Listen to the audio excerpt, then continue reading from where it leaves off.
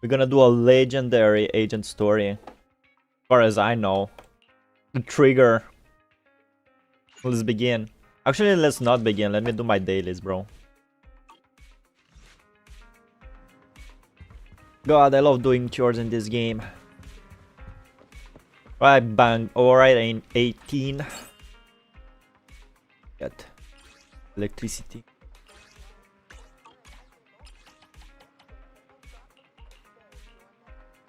Right, I'll do.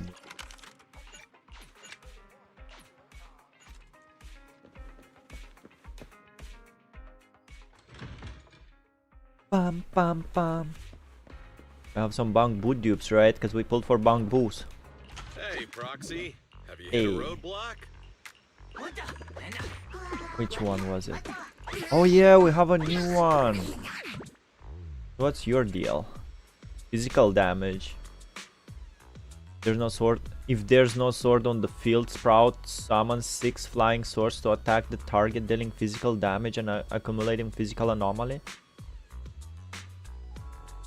If a sword is already on the field, Sprout steps on it and charges up, unleashing a stronger flurry of slashes that deals massive physical damage and accumulates physical anomaly buildup. I guess this bang boo is specifically for the new character, Li Shushang of ZZZ. Can't fool me. I know it's Li Shushang. Got any questions? Come find me anytime. I'll be here. Damn, it's kinda late. Hey, wake up, Howl. Get the fuck up, Samurai. This. Police, bro, just like that? On stream? Oh no. My gamepad is drift. My analog is drift. This gamepad is finally getting old. Well, if it isn't mid-pack lower. It's peak pack. How are you, Rojack? Whenever you feel lost, you can always come back here for a cup of coffee. I got the energy.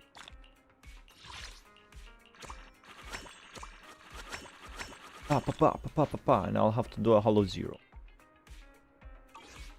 It's not that hard. Hello. Oh. Your service.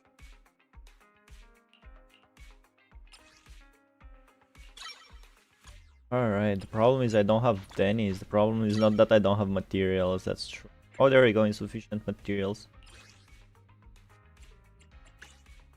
This is gonna be the problem, huh?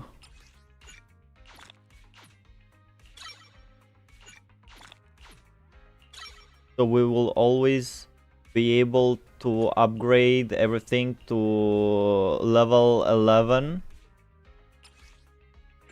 And to get this, we have to like pay Hamster Cage Pass. It's during the events and a new Eredu City Fund. You mean Battle Pass. This is evil, man. Holy shit. There you go, 1. You can get 2 if you pay up. And you need like 5 per character. Wow. You only get 1 per battle pass? For free battle pass?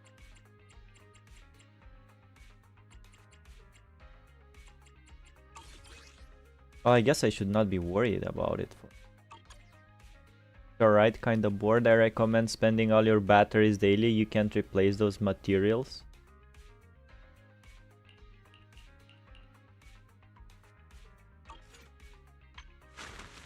What materials? There we go. You can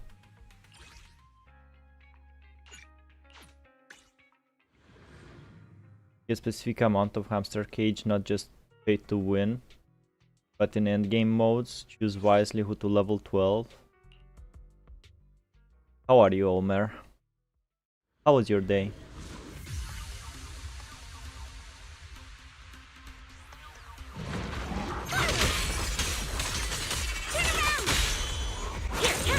Don't need max all skills like 2-3 per character is enough. Little banana card.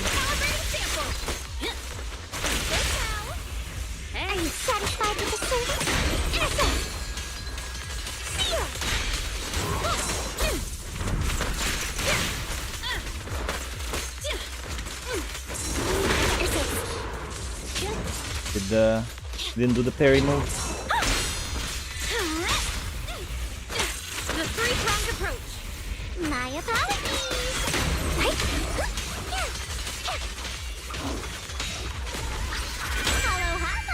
I wanna do this. Men. I just wanna do it because it looks cool. I ain't gonna do shit damage though. Wow.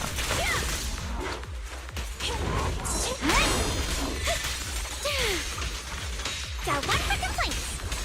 Dial 2 for a chat. The verdict is... Are you familiar with Grace's gameplay?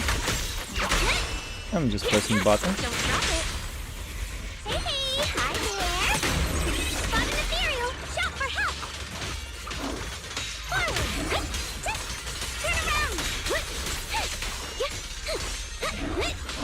Trigger agent story coming soon. Them. I'll back you up. Fracture. This is a shit team I made.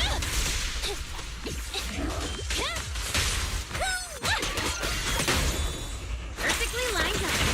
Stand still. Want to be taken apart?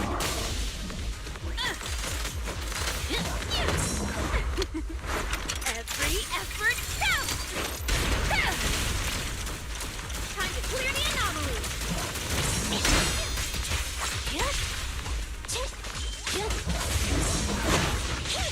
Eliminating target. Not afraid. Hey. Better not get stuck. Calibrating sample.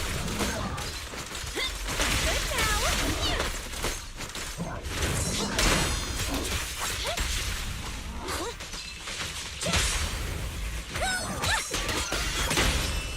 Perfectly lined up. Is it my turn? Yep. Seal. I don't remember how I come up to do this thing. Like when you farm for materials, the enemies are always random, right? And for you. I max all the skills. The three-pronged approach. My apologies.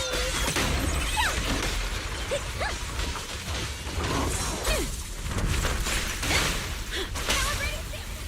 Can't do that here. Oh, this little one is so cute. I'll just explode.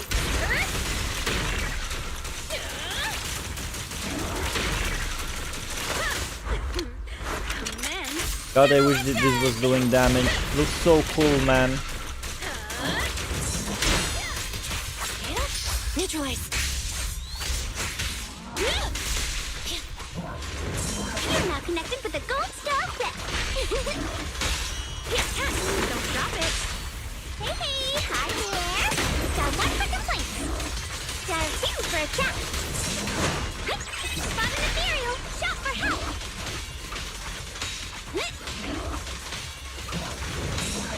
He's not fucking dying. Check it in for This game sometime, man. Just looking at that magic pixel. It's like no one's normal attack does damage. You see, you figured out the bloom damage. I max all the skills, what the fuck else is to do? I know, right? Now I make bananas max all your skills, what? Oh, the outpost gameplay. The enemy was suffering either anomaly. The bloom damage is 700%. This number goes down. Is suffering, you mean? Those damage is tricky and not easy. Looks meh, but oh well. Looks pretty cool. Funny watching a new player clearing these dailies. On a leveled up account, this takes like 10 seconds. Yeah, I did something wrong. Hello. Hello. 2493 at your service. Upgrading Grace, right? Which is not even level 55. Efficient items. You mean funds.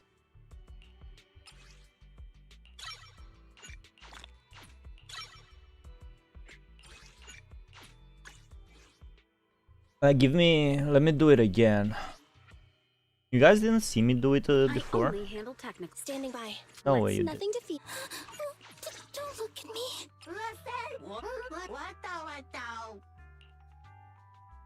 I'm a Grace hater, can you blame me? We all hate Grace.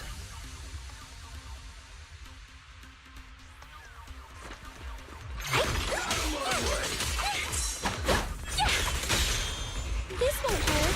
A group effort. Switching to business. Got me. Dial 1 for complaints. Dial 2 for attack.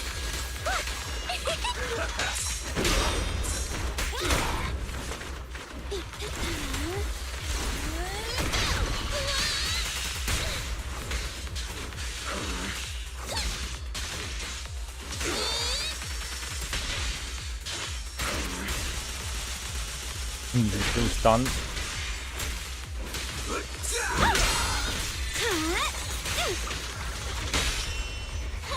Behave now. Now's my chance. Stronger enemies.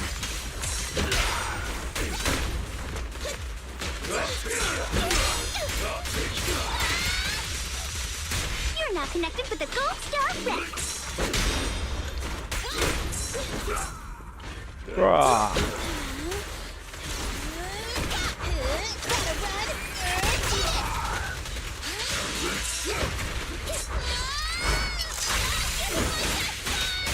That's pretty feisty.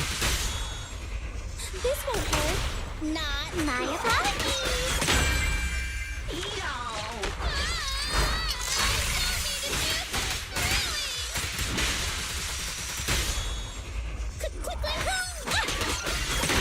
Hello? This is the end for you.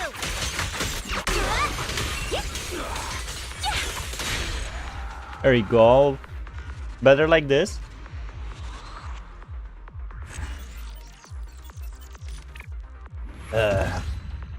Good coffee. Alright, time to go do the trigger. About pairing the agents. Do you have any anomaly agents to match Grace? Dial-in method does. Damn, that means burnice a bloom is the best. What? A bloom works specifically with either? So I need to always pair Grace with Nicole. Do they even have the smiley emojis when they do that?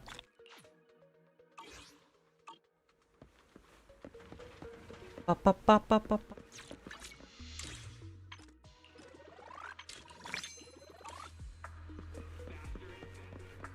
Alright, it's time. Daily's done.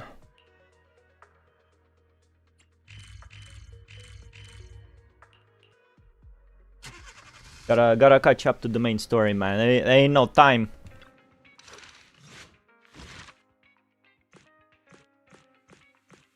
Done.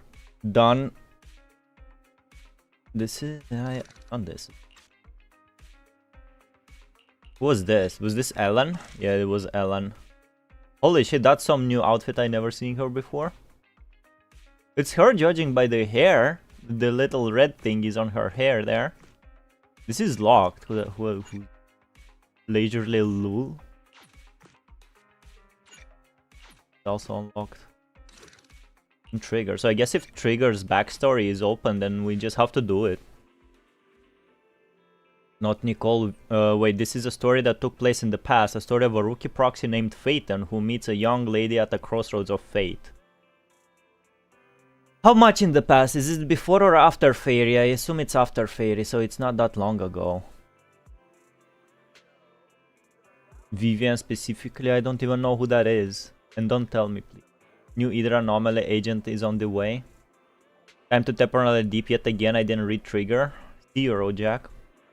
Well, we've been on 6th Street for a while now. How many internat commissions have we taken this past few days? I haven't received many, so I guess it's before Fairy.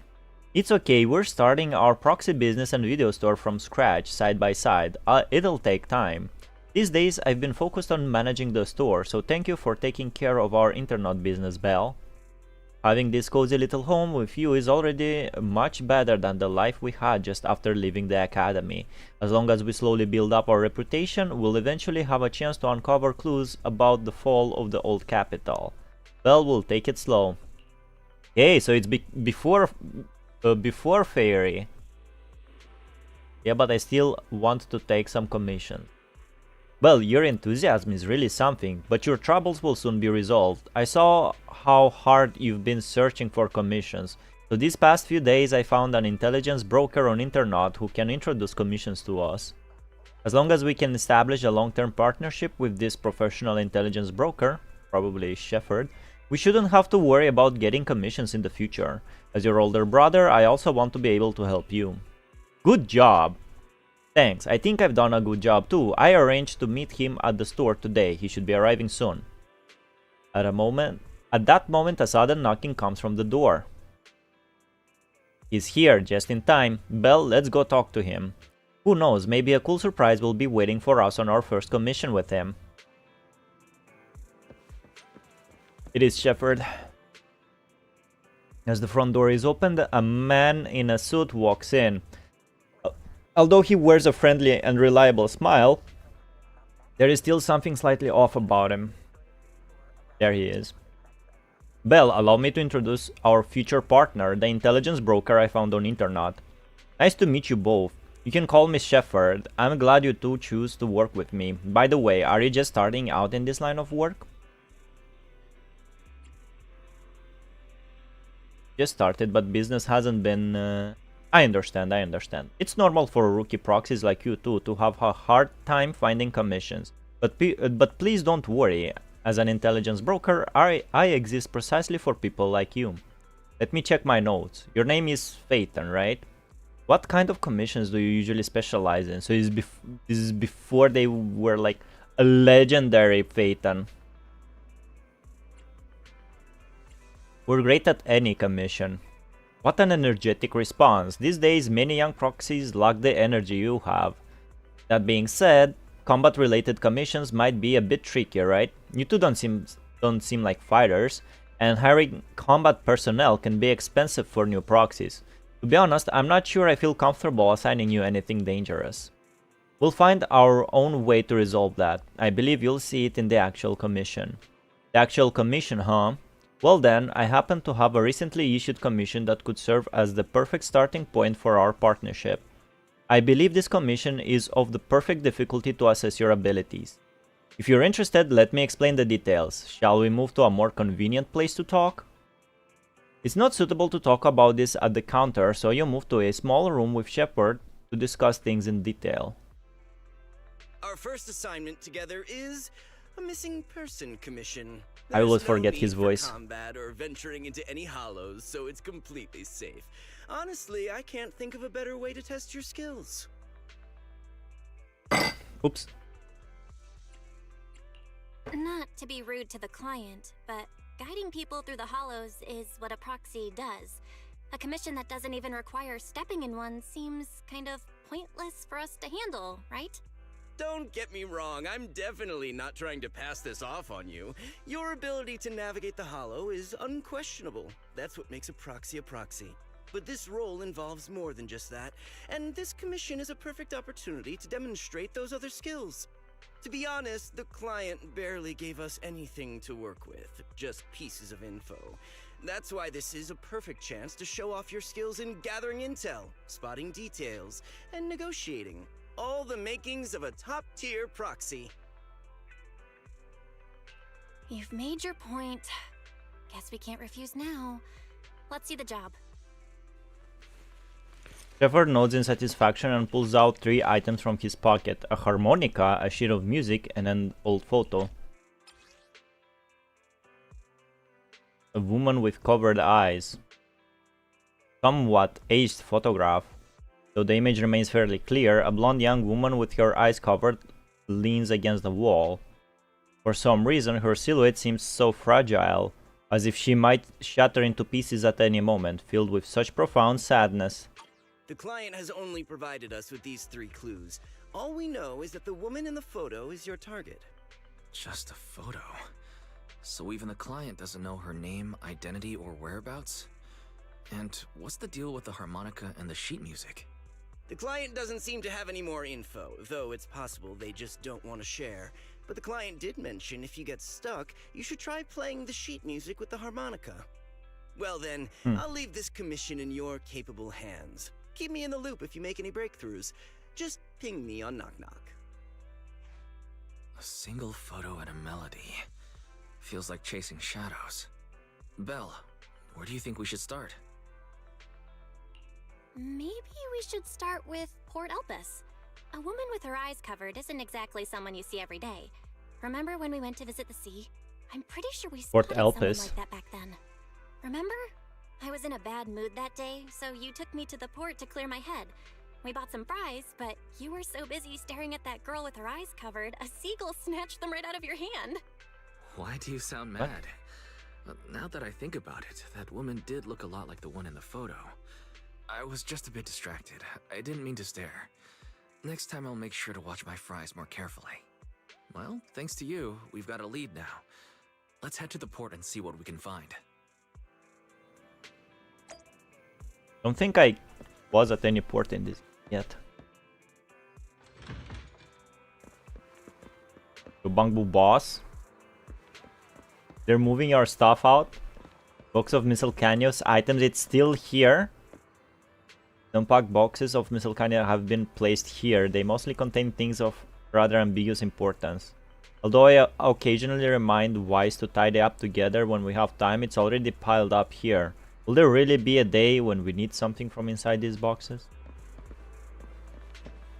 How long did that box stood there? Inventory check complete. Perfect. All the boxes have been moved. We're all done. Boss, this stuff is so heavy. I'm exhausted. Can I charge my either battery for a while? Boss, I'd really love a drink of bamboo coolant. We don't earn enough Denny's for stuff like that. Forget it. I know a broken bamboo charging station where we can get free energy. You all look tired, so I'll make an exception and take you there. Criminals, bro. Business car. I was never here. What the hell? Where is this? Port Elpis, Ballet Tower Twins? Belle, we've arrived. Time to find our missing person. However, it was a week ago when we saw that lady, and we can't be sure if she's the person we're looking for. Even if she is, it's uncertain whether she's still around here. Let's look around for clues first. Right, since we don't have any other leads right now, let's try our luck here. I'll attempt to hack in the cameras to check if she's been around recently. As for you, Belle, take the photo and ask the locals and passerbys around here. Whoa, water. Probably smells of salt. And this tuk-tuk car.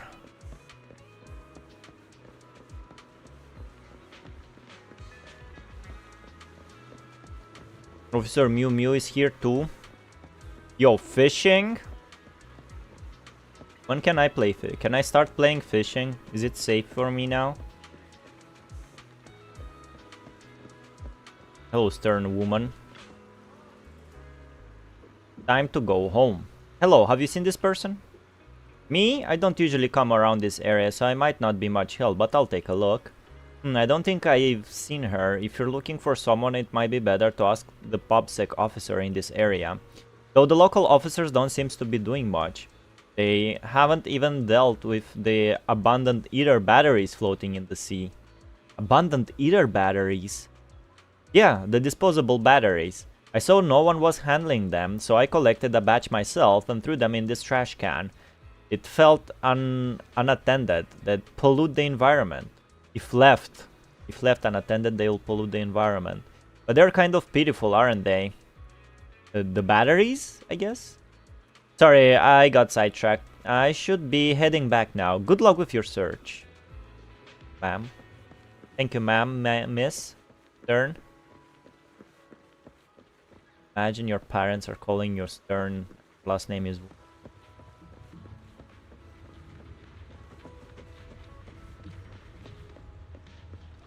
You jump and jump.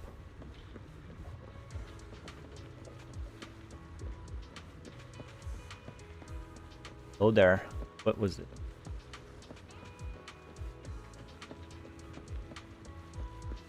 Hello, strange woman. Hello, strange woman. Answer me. Hello has no feelings. How about the investigative association? Don't make nonsense connections. What does the association have to do with anything? Get lost, don't bother me. Bro! Hello has no feelings. Is it really not possible without insurance? Great, it seems you're the contact sent by the headquarters. I'll already place the item in the hollow closest to here. Make sure to pick it up. Have you seen this person? Have you seen this person? What photo? Let me have a look. I've never seen her before. Is she one of the targets for this job? Or is she some kind of witness? Someone who saw the scene before? No, looking at her eyes, it's unlikely she's the latter. Cough.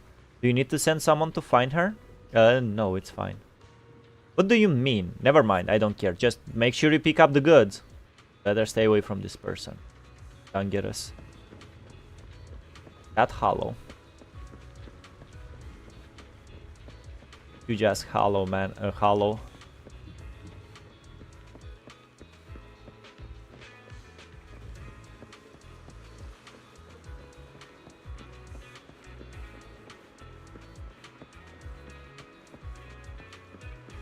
Hello, fisherman. I knew his name is Fisherman.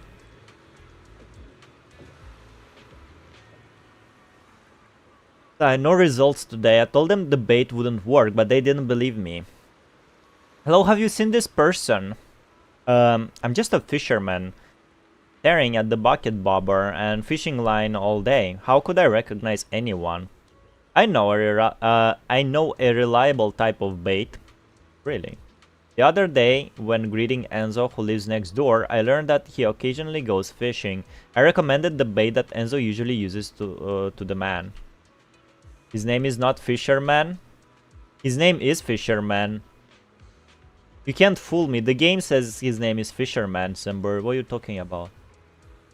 You don't look like someone who's been fishing. Are you sure about this? Whatever. I'll give it a try next time. Let me see the photo of the person you're looking for. I think I remember this girl. I'm here fishing every day, and she was here some time ago, walking along this wooden walkway. Do you know where she lives? Do you know who she is? I know his real name. His real name is Mr. Fisherman. How would I know? Most of the time my mind is focused on fishing. It was just that day. That day I got tired of fishing, so I got up to take a walk and happened to see her. I've only seen her that one time. If you need, I can help keep an eye out, but for now, I really don't know any more about this girl. Alright, keep an eye out, Mr. Fisherman. I've asked a few people, but none of the clues seems particularly useful. I should head back and discuss our progress with Wise. Damn. Can't ask all the people?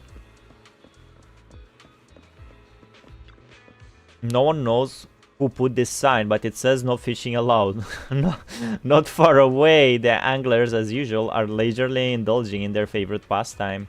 Taking another look at the sign. Bold in large letters, a clear and firm command. Time to grab a fishing rod. Yeah, this is... Oh, it's the little story they had. I hate seagulls. Bro, one time I was eating like a kebab or something outside. Then there's this band, like a gang of pigeons dropped by near me. They were all looking at me like menacingly. And I'm eating and I'm eating and I'm eating. Then one of the motherfuckers started flying in the air close to my kebab, wanting to snatch it, bro. First time that ever happened to me. I got shooked, man. I had to run away and eat my kebab somewhere else.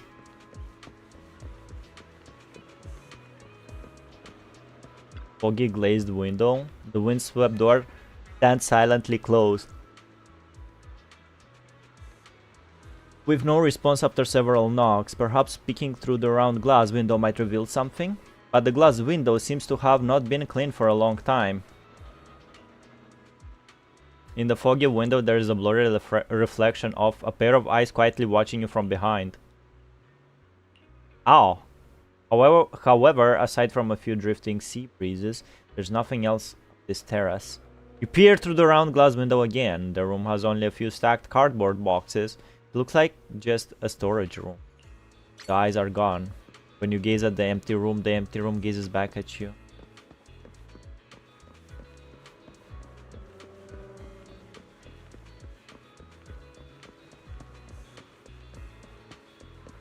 Alright, the wise.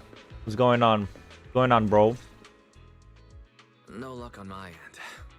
Belle, did you find anything? It was wishful thinking to assume that a quick stroll through the port would solve this. But since we're here, might as well give the harmonica a try. Whether it works or not, you owe me some fries before we head back. I'll do whatever you say, but Belle, would you mind giving the harmonica a try instead? I'm curious to how it sounds. Wow, you sure know how to set me up. I'm telling you now though, I can't promise what it'll sound like.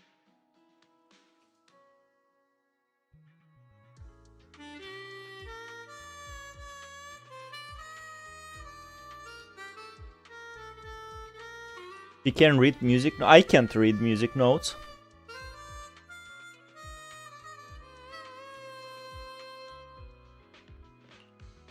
It was pretty accurate. Whatever you think, it sounded good at least. The music continues for a half a minute.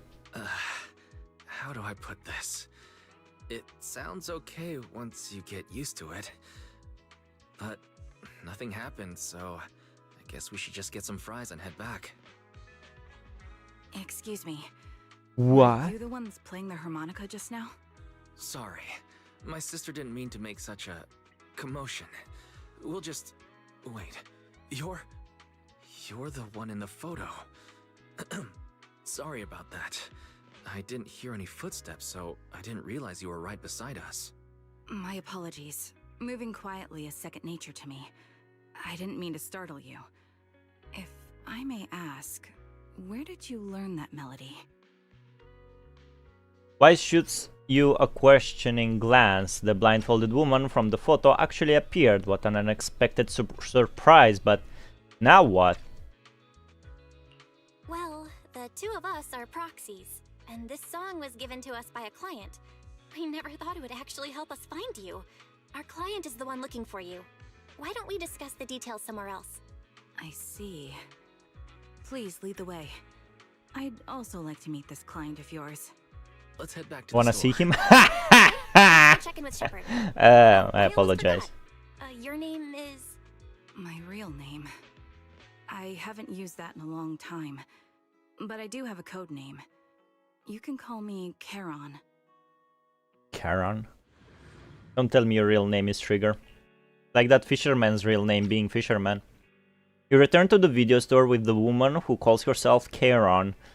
Karen? Along the way, you introduce yourselves and share a bit about your fledgling proxy business. Fledgling. Miss Charon, I just reached out to the information broker who posted the commission. He should be here shortly, and you'll be able to meet the client soon. Please take a seat on the couch. I'll get you something to drink. Thank you, but please, don't mind me. By the way, the second row from the top on your TV wall, third unit from the left, it has a connection issue. You might want to check it out when you have time.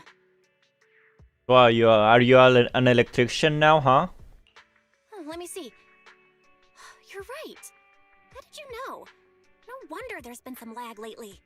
I rely on my hearing. I lost most of my vision in an accident. Most of her I can just about make out the outlines of my surroundings. To move around like an average citizen, I've trained my other senses to be extremely sharp. I heard a faint buzzing sound. By moving around the room and noticing the change in sound, I was able to pinpoint the location of the faulty TV. Sorry. I hope my question didn't seem rude. No need to apologize. Vision isn't the only way to perceive the world. As proxies, you too should know that better than most.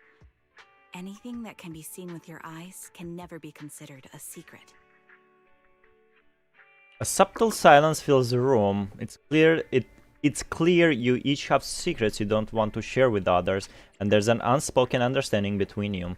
As the silence is on the brink of becoming awkward, a knock sounds at the door from outside the shop. It's me again. It's him. You found the target already? Wow, Faithin, you guys are incredible. If you're always Very this cool, fast, you huh? can take on anything. I'm glad you're impressed. But why do I get the feeling you aren't very happy? You look a little uneasy. Where to start? It's great that you were able to find the woman in the photo, but there's a new problem. I can't get in touch with the client anymore. There's been no reply from his Knock Knock account since yesterday. I brushed it off at first, but there's still no reply today. Just when I thought he might have skipped town, his account suddenly sent me a location, the edge of a hollow.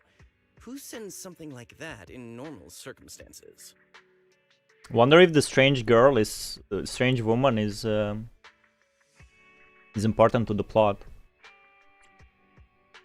Based on what you've said, there's a good chance the client encountered some trouble involving the hollow. Still, it's too early to say for sure. Either way, I'll keep trying to reach the client. I hope he's alright. Let's stay in touch for now. We won't be wrapping up this commission for a while. Sorry, but I overheard your conversation. Could you share that location with me? If I investigate the hollow, I might pick up some clues. You're Miss Charon? No offense, but the hollow isn't somewhere just anyone can waltz into. Without a carrot or combat personnel, it's a death trap. You should wait. I'm a soldier. I served with the Eridu Defense Force under the Chrysoberyl Division.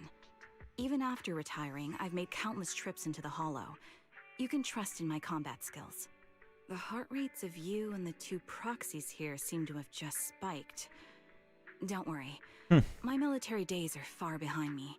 I have no current ties with them.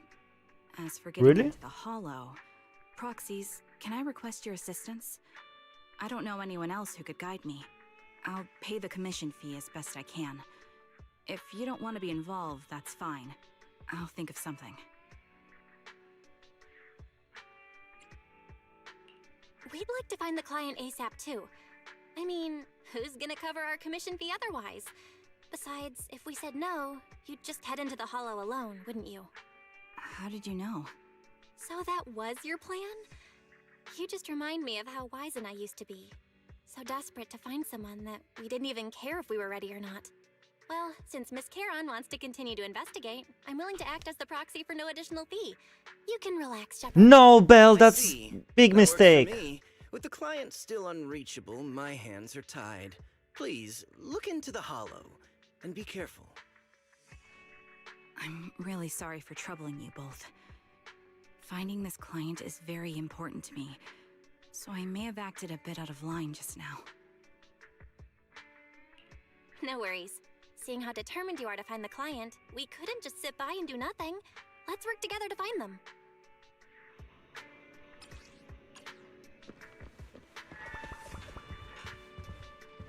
What you gonna say, bro? Belle, the vibe Karen gives off is bringing up memories of our own past. Really? I feel the same way? Huh? What? What? Did I miss something? Maybe this is fate. Let's help her fulfill her wish to find that person. Yeah, we can't just leave her be. Mean their teacher? Proxy, may I call you that? Of course. Thank you, Proxy, for accepting my request. This is probably your first time taking on a commission in the Hollow that might involve combat. I'll do my best to protect you. I'll use my bamboo to enter the Hollow. Huh? You mean you can attach your consciousness to a bamboo? That's what I guess. How did you guess it so easy? Such impressive technology. I've never heard of anyone being able to do something like this before. But even if you're bamboo, I will protect you. You responded to my request, so this is my duty. And protect the bamboo, bro. What the fuck? The hell, Belle? Blind Pursuit, bro. They actually named it I need at least 3 agents. Okay, so she's electrician. I am the Eye of Obel. She's an eye of Obel, bro. Let's start. What is I've she? got your back. She's a stunner. Ready for combat. Let's start the standing. I only handle technical matters. You didn't attack her, right? Stand. Let's start the experiment. I am. I promise. Try like this. I'm gonna try playing Trigger mostly.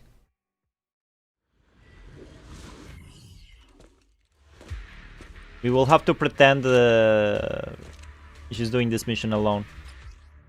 Hold basic attack to enter sniper stance. So she's Shigure Kira, I see how it is. Allowing Trigger to fire consecutive sniper shots forward. When the skill hits an enemy, Trigger gains 25 purge points. With purge points, when other active characters in the team hit enemies with attacks, they can trigger various aftershock attacks from Trigger. It is Shigure Kira. When any aftershock hits enemy, it increases the target stun damage multiplier effect, which remains effective even when the target is not stunned.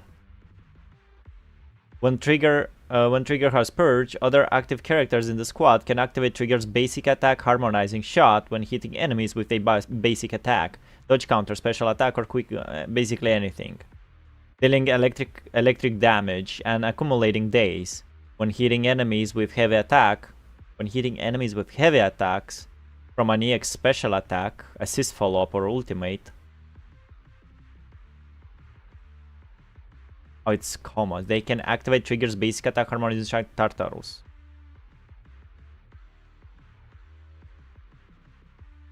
So is she like Pulchra? Dealing electric damage and accumulating a large amount of days. Trigger has Purge. Other active characters in the squad can activate when hitting an enemy with basic. Hitting enemies with heavy attacks from an EX special attack. Whatever. When hitting enemies with an EX special attack or ultimate, Trigger will enter coordinated support. While in coordinated support, other active characters in the squad can trigger basic attack harmonizing shot whenever they hit enemies with any attack without consuming Purge. No cooldown restriction. Trigger buffs aftershock mainly if you don't have seed. If you don't have seed or upgraded Abin, don't pull for Trigger. Hello Chocobo, how are you? Is the upgrade to Pulchra released right after her? You have Purge. I need some time to calculate the hollow route. Alright. Please wait a moment. Please wait a moment. Adjusting for wind. I guess the Purge is the little like bar Leave this to me, Proxy. below her. Actually, I've been to this hollow before for reasons. I still remember the way forward clear as day.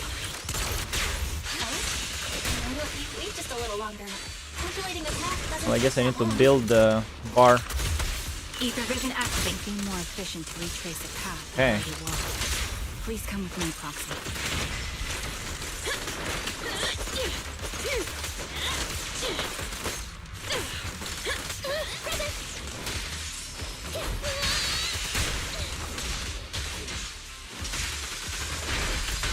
She's gonna attack like all the time.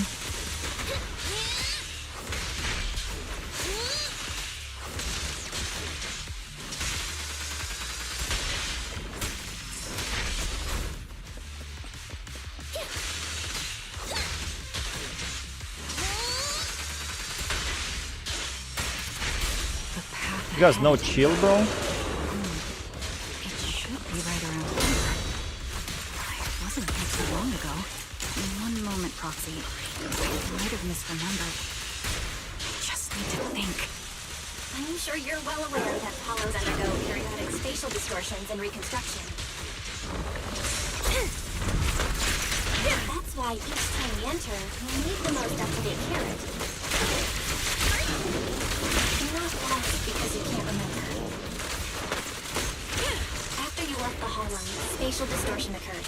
That's why.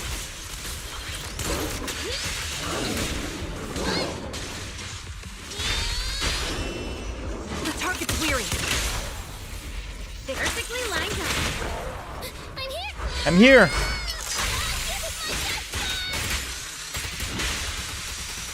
Show no mercy.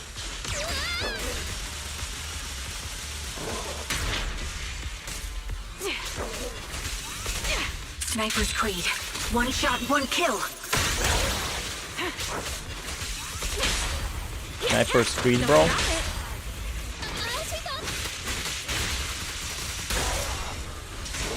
Supporting position. In the ass. Sorry for being so presumptuous, Proxy. I got ahead of myself and made things difficult for you. It's no trouble. There's a fissure nearby. We can use it to get back on the right path.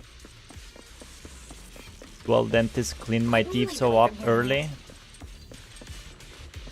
Too early, only 3 hours sleep and stayed up not to sleep past the time.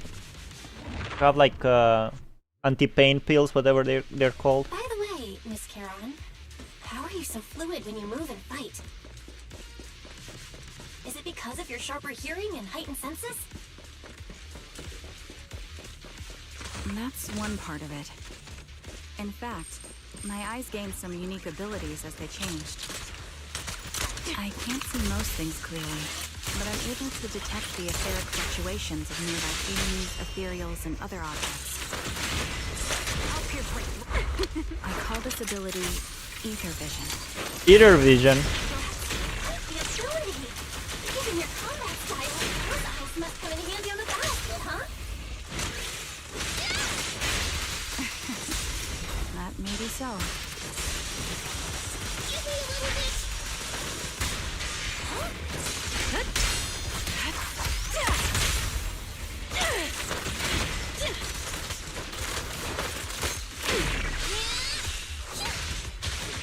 I got some fireworks.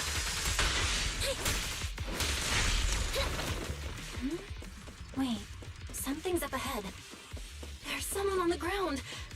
Ugh, it smells like blood. How can you smell that? By the way, can somebody remind me, during Soldier 11's agent story, we got assistance from Trigger. Why did the Phaetons did not recognize her? A man and a woman lie collapsed on the ground with the unmistakable smell of blood emanating from them. Following the source of the scent, you see bullet holes on their bodies. Uh-oh. Check their conditions. Alright, I guess we'll do that. Ignore the bullet holes. No signs of breathing, really. Their heartbeats and pulses are completely gone. These two are dead. Cause of death appears to be severe blood loss from the long-range gunshot wounds. Time of death, probably within the last 1 to 2 hours just before we entered the hollow. Which means this isn't just a case of losing contact with your client. Someone's been killing people in this hollow. Though I don't sense the killer nearby right now, there's still a chance they're active somewhere in the hollow. Proxy, don't stray from my side. I'll keep you safe. Those two. I really want to take their bodies out of the hollow, but without knowing the killer's whereabouts, moving them would be too risky. Proxy, mark these coordinates. Once we confirm the area is safe, we'll come back to retrieve their body. I'm sorry, the ground must be cold. May you rest in peace. Okay, that's pretty honorable. Who did this? Given the depth of the wound and the caliber of the bullet, the killer was a sniper, just like me. Proxy, stay vigilant and get behind me. The killer may still be nearby. They seem to have no qualms when it comes to killing. Let's press onward. I feel there may be more victims, and I hope nothing's happened to the client. We never saw Trigger. We were communicating with her. I know we didn't sell her because she was like backing us up, but we were on the phone. I was just getting the regular 6 months checkup. I didn't need no pills.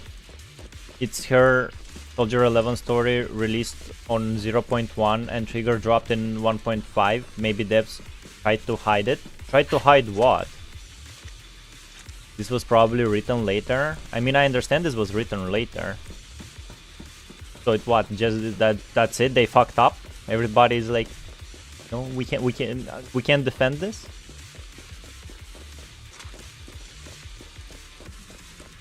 The surrounding ether levels kept significantly increase. What's going on?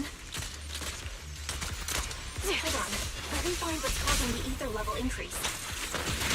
Up ahead, there are multiple devices leaking ether non-stop.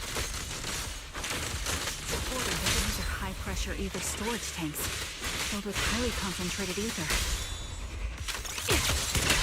As soon as the valve is open, the ether will flow out at a fixed rate. Such high ether concentrations will make the nearby ethereals more active and cause more to show up.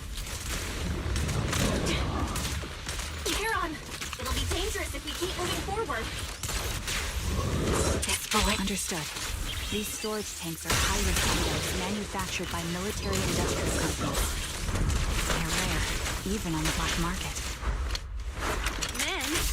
Several of these storage tanks appearing in the hollow is a clear sign that our opposition has malicious intentions. Let's find a suitable sniping position and disable those ether storage tanks along any mission-critical paths. My ether vision ability is perfect for dealing with such ether-laden objects. Let's take care of these leaking tanks to lessen the threat of ethereals on our path. Then we can proceed. Increase firepower. Yes. Ether vision activate.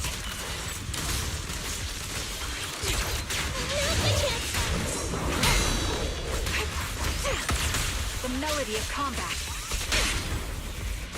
The three-pronged approach. Hit the core. Okay, so it's gonna be 3.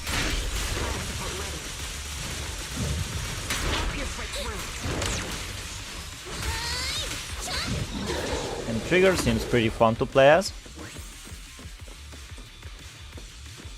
They hide who Trigger was and hyped us on 1.5, think it like we will reveal later surprise. There is 2 other members of the team, but you don't see them here. Not because they forgot, but they rely on surprise for fans. This surprise makes fans pull the agent, basically. They fucked up the story. I don't care about any surprises, man. We'll see. I'll give them benefit of the doubt and let me finish this agent story, and we see how hard they fucked up. I don't tolerate shit like this. It's the same like situation as with when the fuck Chingy became good friends with Fairy. Technically you don't play Trigger, what? Oh, you mean because she's like Pulchra. Press R2 for single shot. When a blue flash appears on the muzzle, you can perform another single shot, otherwise rapid fire will be triggered. Each single shot consumes 1 bullet. Hold R2 for rapid fire. A special sequence or something. Rapid fire has a higher fire rate but deals lower damage. Each rapid fire shot consumes 1 bullet. Press L2 to target distant ether containers. Each aimed shot will consume 5 bullets. Hit all ether containers to remove the spray. Bam. Oh, why not?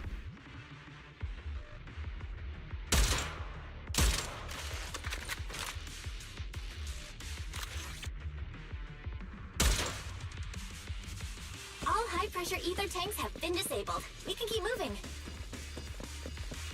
You tolerate it because you didn't uninstall yet? I'm detecting 4 life forms up ahead. Let's go take a look. Life forms. Proxy, there are 4 people over here. They're all still alive. I'm not detecting any ether fluctuations from any other life forms nearby. Great, that's a relief. Charon, can you confirm their condition? Confirmed. 1 is seriously injured. A bullet pierced their lung. The other 3? No internal injuries, just a few minor wounds. They're all unconscious.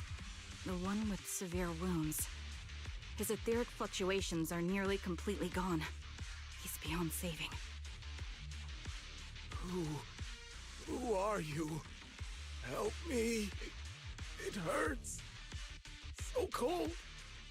I don't want to die. There must must be something we can do. I'll contact the hospital, and we can get him out of the hollow. His internal organs are ruptured. He'll bleed out long before we can get him out.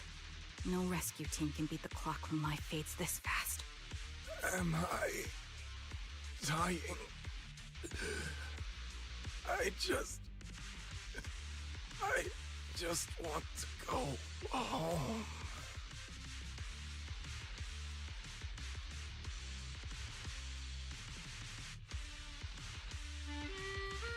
Karen doesn't respond. She sits beside the dying man, pulls out a harmonica and begins to play a soft familiar melody.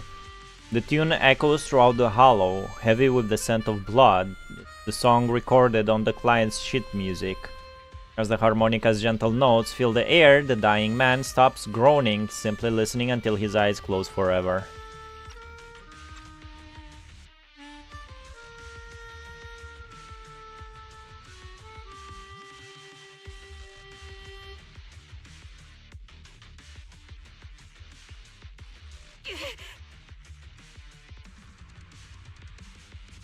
Karen, what's wrong? It looks like you're in pain. I'm fine, don't worry about me. As I mentioned before, these eyes of mine have their uses, but they bring just as much inconvenience. The rejection reaction you saw just now is one of them. Staring into death. It's not something I handle well. Aw. My head. Where am I? Who are you people?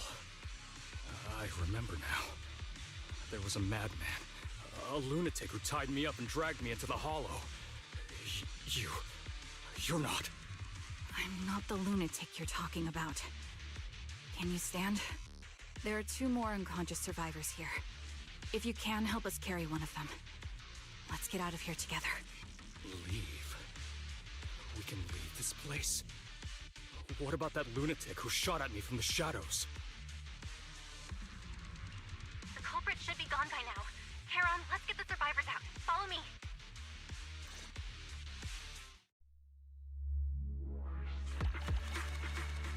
Use your mouse for this, it's easier for the sniping. If you remember, first story of ZZZ starts with mostly comic pages and barely animations. It was pretty good. You can say Hoyo is billionaire company, but I believe they kept the budget low for 1.0.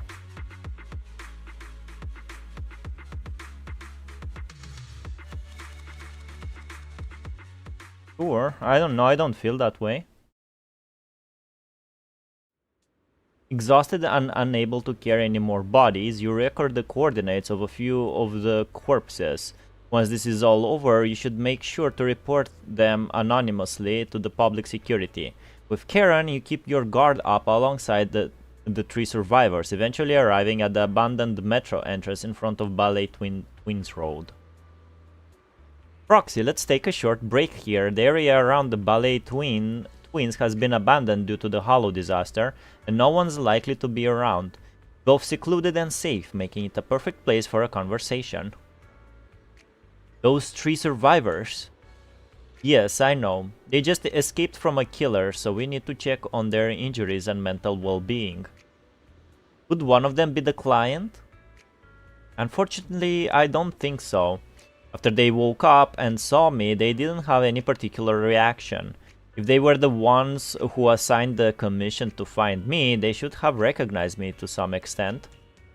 Proxy, I'll keep watch around here and be on the lookout for the perpetrator trying to track us or attempting to ambush us.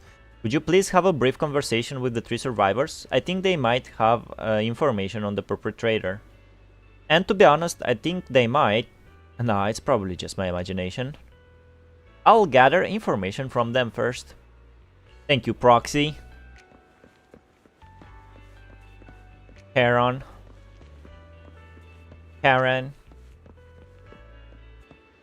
Introverted woman.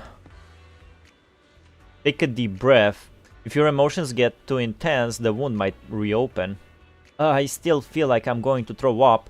The fear that someone's still trying to shoot me, it just won't go away. Are you guys okay? I'm okay. Did you save us? I'm just about holding up.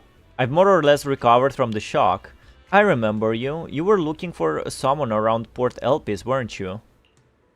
Yeah, we talked to her. Yeah, I think I've seen you before. How embarrassing. I never thought we'd meet again like this. What are your names? My name is Zoe.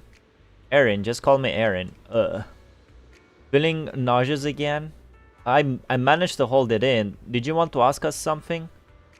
I have some questions for you. No problem, we'll answer what we can.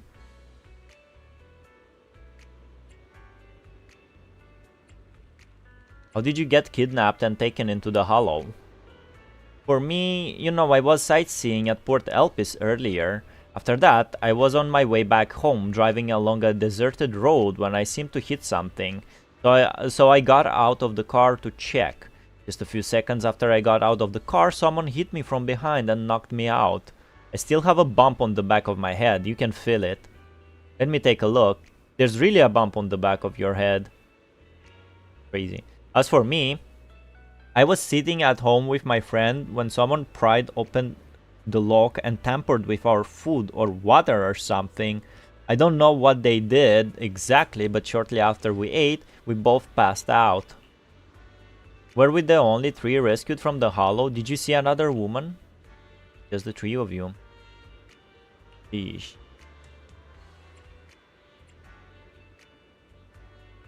Got some more questions. What happened to you in the Hollow? Do you really have to talk about it? If possible, I'd rather not relieve it. I'll go first. After I woke up, I found myself tied up, lying alone in a corner of the Hollow with ethereals wandering nearby. If I didn't make an escape then and there, I'd be doomed. So I found something sharp and cut through the rope. After freeing myself, I was about to run when a bullet grazed the top of my head from above. That's when I realized someone had been watching me all along.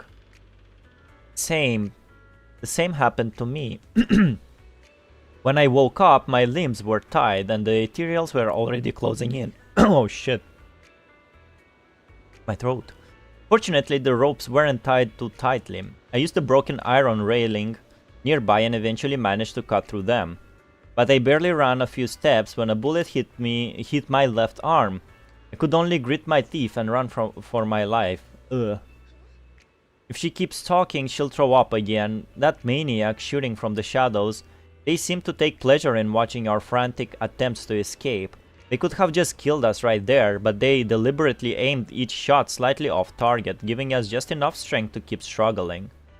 Under the threat of the ethereals chasing me and the sniper's fire, I don't even know how long I ran.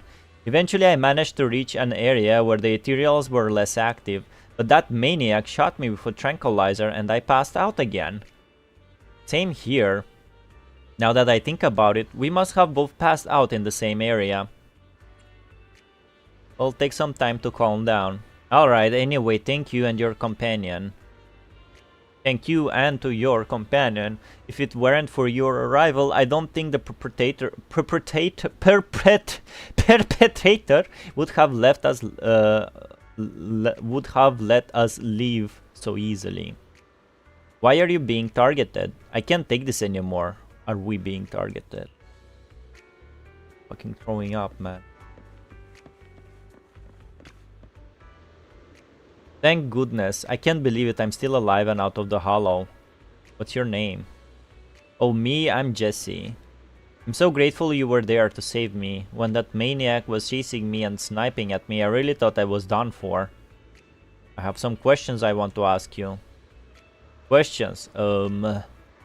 Go ahead and ask. Although I really don't want to remember what just happened, you did save my life. How were you kidnapped and brought to the Hollow?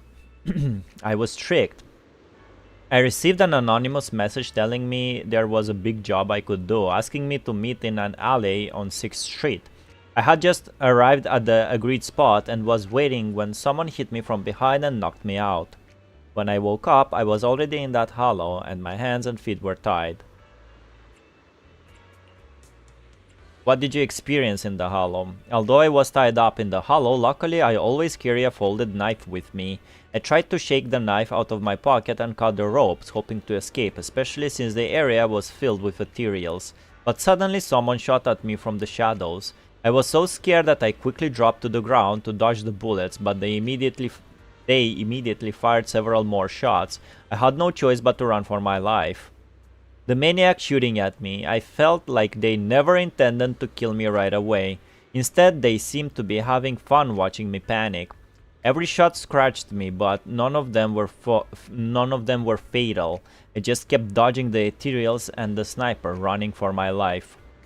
In the end, I finally managed to hide in a place with fewer ethereals, but that maniac shot a tranquilizer into my thigh. I quickly passed out again. After that, I woke up for the second time to you all around me. Don't have any more questions. Is that all you wanted to ask? Well, anyway, thank you all.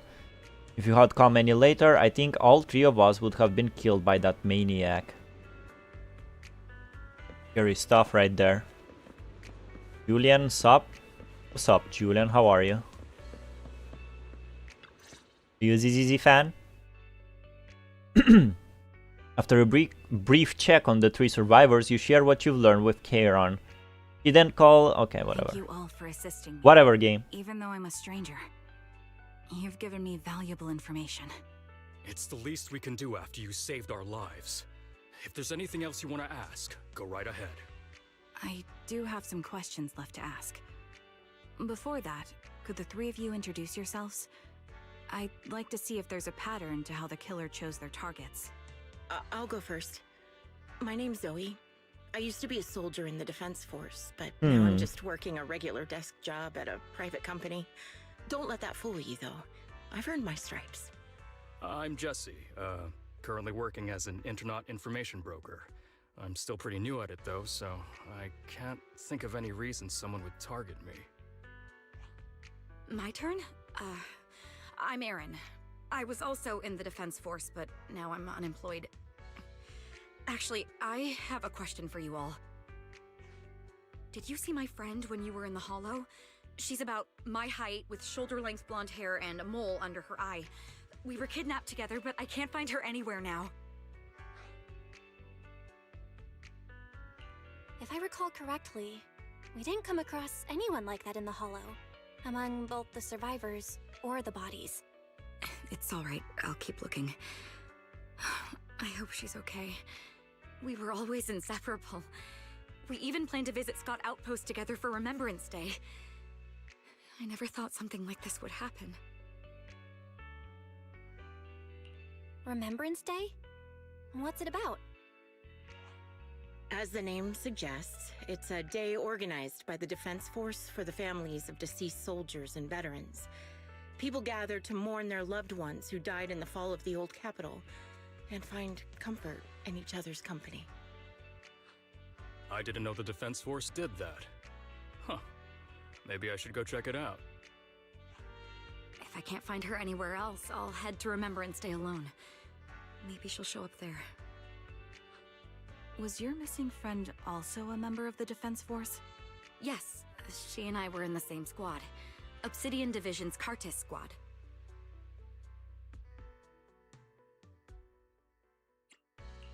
This sounds like a series of murders targeting the Defense Force. But Jesse wasn't with the Defense Force. No, you're probably not far off. Jesse claims to have been up front, but he neglected to mention he was once part of the Defense Force. Right, Jesse? Well, that's... I just don't like bringing up my past in the Defense Force. It's not like I'm trying to hide it. They're just memories from my time there that I'd rather forget. I was part of Obsidian Division's Noct Squad. That's the absolute truth. I was also in the Obsidian Division, Impura Squad. I don't know who those who died in the Hollow were, but it seems the killer really is targeting members of the Defense Force. Hates military. Wait a second. If I remember correctly, during the fall of the old capital, didn't our three squads work together on a mission outside Hollow Zero? We did? I don't really remember. I have a vague memory of it, but there were so many people on the mission, I don't remember your faces. Thank you all for the information. I'm starting to see a pattern in the killer's choice of targets. But there's something else I need to ask. I came to this hollow because someone I'm searching for sent me its location. And that person was likely being held by the killer as well. Maybe it is the killer. Anyone else? 3 survivors exchange confused glances before shaking their heads at Karen. You're not giving us much to go on. At least tell us what kind of person you're looking for. Male or female, what they look like. Can't offer much help without that. Sorry, I don't have much else to share. Even so, if any of you remember anything else that may be useful, please let me know. This is very important to me. You don't even know who they are, yet you're so determined to find them. Is it really going to be an issue if you can't find this person? Maybe. I've been searching for someone for a long time. They might be the key to achieving my goal. I see. Alright, I see the parallels. Whatever happens, I hope you find them. If there's anything I can do to help, just let me know. Thank you. But please, prioritize your own safety. If the killer is targeting former Defense Force members, there's a good chance they'll come after you again. Stay vigilant. Of course. Once I've checked out Remembrance Day, I'm locking myself in my room and throwing away the key. You return to the random play with Karen. Does the light under her eyes like meant to symbolize her emotions or something? Julia, not really, but I still play ZZ. But only because of Ellen Joe. She got me to play this game because I like sharks. But I still watch ZZZ. I don't have Ellen Joe. But we did her agent story, it was pretty nice. Wise. Even after questioning those 3 survivors, the clues we have so far are still insufficient. Our goal is to find the missing client. Right now, we only know that he was likely kidnapped by the perpetrator. But we have no idea who the perpetrator is or where they went. Karen, do you have any ideas? I think the other proxy is right. The information the 3 survivors provided is limited. With our current information, it's hard to deduce where we should go next to find the client. Our clues have run dry. But we still got something out of it. At least we now know some characteristics of the perpetrator. A sadistic sniper with a grudge against the Defense Force. They're meticulous in planning, avoid open confrontations, and are obsessed with committing crimes in the Hollow. With these characteristics and the Hollow coordinates, we might be able to deduce the general area where the perpetrator operates, as well as potential base where they might have placed the kidnapped victims. But that would take quite a lot of time. Yes, and while we're narrowing down the search, the perpetrator might continue committing more crimes. Karen seems somewhat agitated. The lack of clues plunges you all into silence. Just as you are about to accept reality and start organizing the current clues to narrow down the search, the door to the video store suddenly opens. Someone's here. Belle, I think it's Shepherd. He's at the counter. Yeah, I can see him, Vi. I'm looking right at him. I'm looking at him, Wise. Thank you for your help, Wise. The intelligence broker might have something important to tell us. Proxy, let's talk to him first. Alright. Hello, Shepherd. You look tired. You bring Shepherd to a room where you can talk. ZZZ, a certified gunner game? No, I'm pretty sure Nike, goddess of fight Nike is. Oh, Cranny. Oh, you're a new guy. Hello, Cranny. How are you? Did you run all the way here? Do you need a moment? Trigger, I see. But unfortunately, we haven't found the client yet. I'm fine. Did you find any clues there? There are traces left behind. Signs of a kidnapping. It's very likely the client was involved. Yeah, it seems the client was kidnapped, brought to the Hollow, and later moved again. We are still looking for clues. But why did you rush over to the store? Did you find anything? Well, just take a look for yourself. Shepherd shows you his phone. About 10 minutes ago, the missing client sent him another location on the knock-knock. There were no other messages. Killer is the client. I checked a map of New Eridu. This spot, it's another hollow entrance. We've been chasing dead ends with absolutely no clues, and now one just appears out of nowhere? Something smells fishy here. You're sure it's just disappearance for now and nothing more serious has happened, right? If that's the case, the situation is still manageable. No matter how shaky the clue is, let's keep investigating. Just be careful. Any casualties and this will become something beyond our control. At that point, stop the commission and contact me. I'll bring in some professional hollow experts to deal with the situation. I'm the professional hollow expert. Will be. Shepard hurries out again. You turn to Charon, who seems unsettled.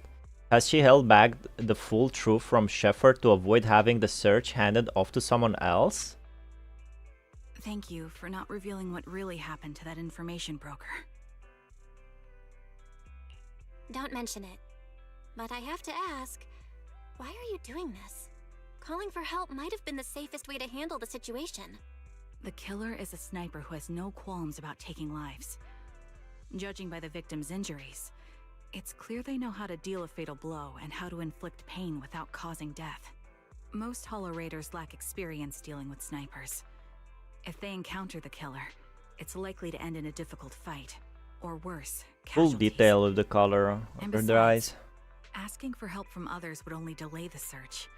The client is at risk right now, so I think we should follow the clues and enter the Hollow as soon as possible to ensure their safety. I helped you keep this from Shepard, but I have to admit, it's just too dangerous. What if this lead is a trap? Who even knows who's really behind the client's messages anymore? I understand, I really do. But what if we're late and something happens to the client? Why is the client so important to you, Charon? It's very Would important. you be willing to tell us?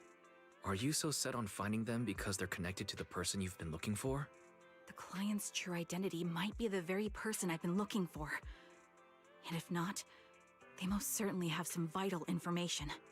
Since leaving the military, I've spent years searching for my missing teammates. They were more than just comrades who trusted me with their lives. To me, someone raised as an orphan, they were family. I've scoured countless hollows and every corner of New Eridu to find them, but I've never found a single lead.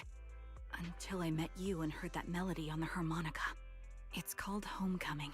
My squad leader composed it. Only our squad knew it. And yet that client of yours not only knows the song, but also gave you the sheet music. Please, Proxy. This client is the only lead I have left. I'm certain my teammates are still alive. If this trail goes cold, I don't know when I'll get another chance to reunite with them. They're still alive. Could there really be no trace of them after all these years? Wise's gaze towards you seems to convey such a question. But then, thinking about how you're also searching for your teacher, it doesn't seem all that hard to understand. I get how anxious you must feel. Let's face this together. But this time, we really need to be extra careful. Thank you, Proxy. I feel much better knowing I have your support. You can trust me. I'll protect you if the killer is really waiting for us in the Hollow. We'll make it out in You one protect. piece. Why is she wearing VR goggles? Check Simbird's a joke above you, bro. She's blind. Well, although we promised Karen to investigate the Hollow, I still feel that the clues appearing at this moment are indeed somewhat suspicious. I'll be careful. And I hope nothing bad happens. Something bad will happen.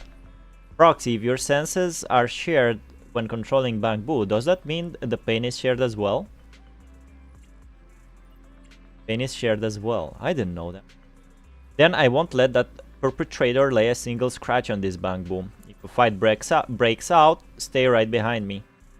Okay. Go. Deep search, deep hollow. Invitation to kill. I've got your back. Need something? My services are expensive. Nothing to fear. The cunning. Let's start the experiment. Hello, Rep 2493. I need. I'll go this way. I'm sorry. But once again, we will pretend only Trigger is on this mission, okay? We have to use our power, the power of our imagination. I know it's hard. It's immersion breaking, but hey. It's not the first time Hoyo Looks like fucked there's up. something here. Is this a communicator? It's a mysterious communicator. Proxy, look at this. A communicator left right at the hollow's entrance. Why is there a communicator here? It doesn't look like it was randomly left behind. There's hardly any dust on its surface, which means it was only placed here recently. It looks like someone wants us to use it. Ah, such decisiveness. Following random location info without even thinking twice. I'm glad, Sniper of Liar Squad. Liar Squad. Who are you? And by Sniper of Liar Squad, are you referring to Charon? Sniper. Or should I say Charon now? Haven't you shared your past with our dear Proxy?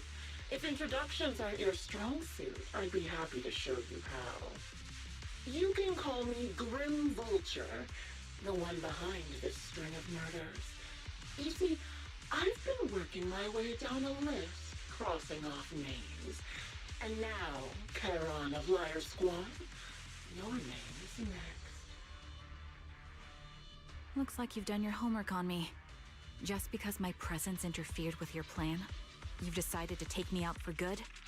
I thought you were just going to be another obstacle in my way. And now, with you in my sights, this must be some kind of destiny.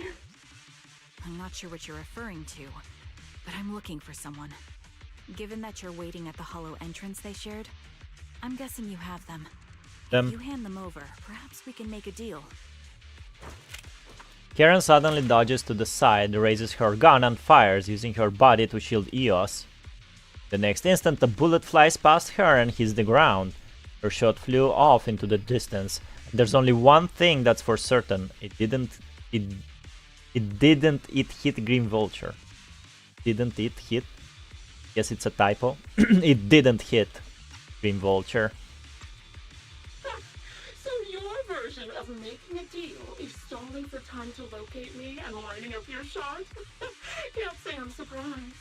After all, that's exactly what I plan to do too. You seem to have rather unique eyes, but you'll never get the chance to hit me. After all, no one's better at counter-sniping than me. Counter-sniping? Seems talking won't resolve this, but I'm not averse to using force. Now that's the spirit! If you're looking for someone, why not search the hollow for clues? Providing you can survive both my attacks and those of the ethereals, of course. Oh, and I've prepared a little gift for all your trouble. I hope you still have that determined look on your face after seeing it.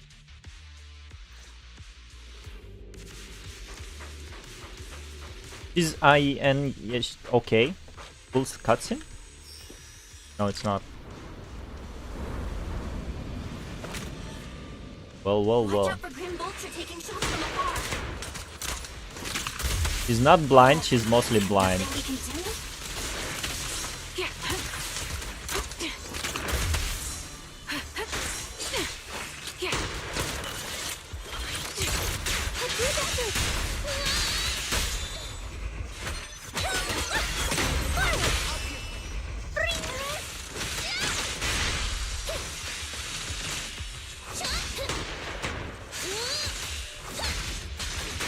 How do you balance main story and agent stories?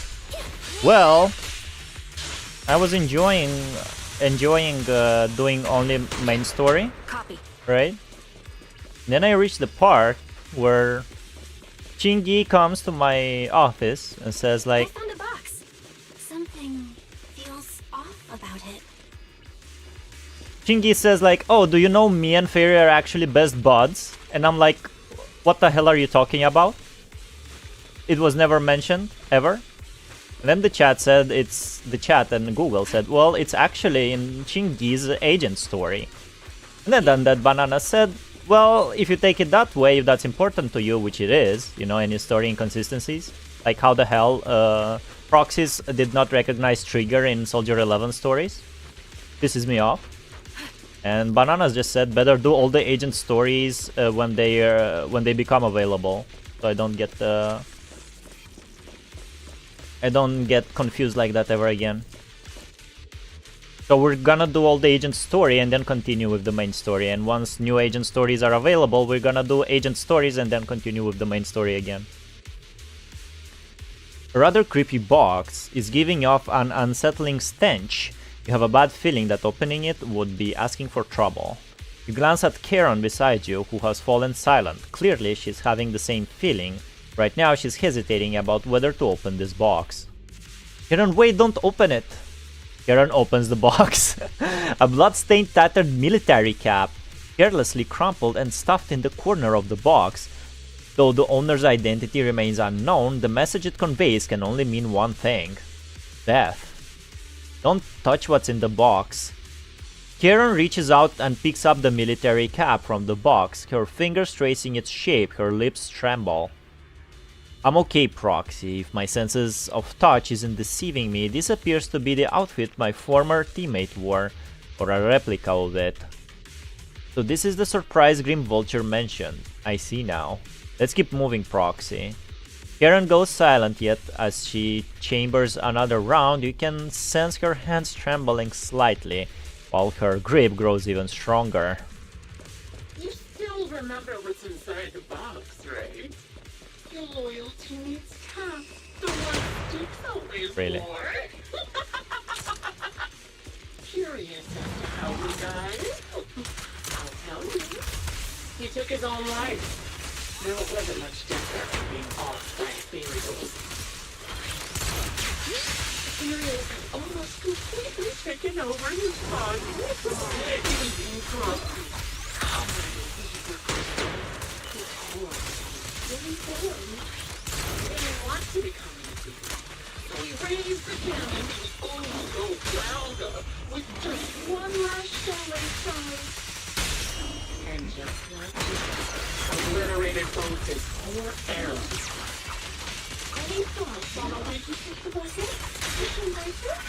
Do you think I made the whole thing up? Or did you really doubt it? Up here, shut up. I don't know who you are, but you'll pay for insulting him. Oh, will he kill me? Then come to my next surprise spot. This is a bit fucked up, isn't it? You're in my sight. Target locked.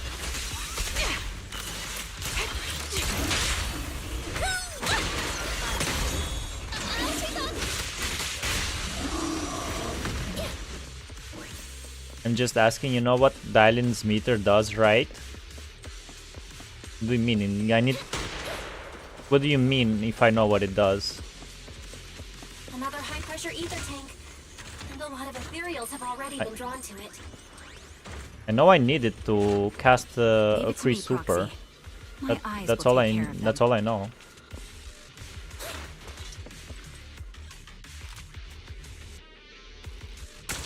Bang. I can do it with the analog. We did it, Proxy. Let's keep moving. I want to catch that murderer as soon as possible. That's a serial killer right there. Story got very fucked up very quick. The second box emanates an ominous aura.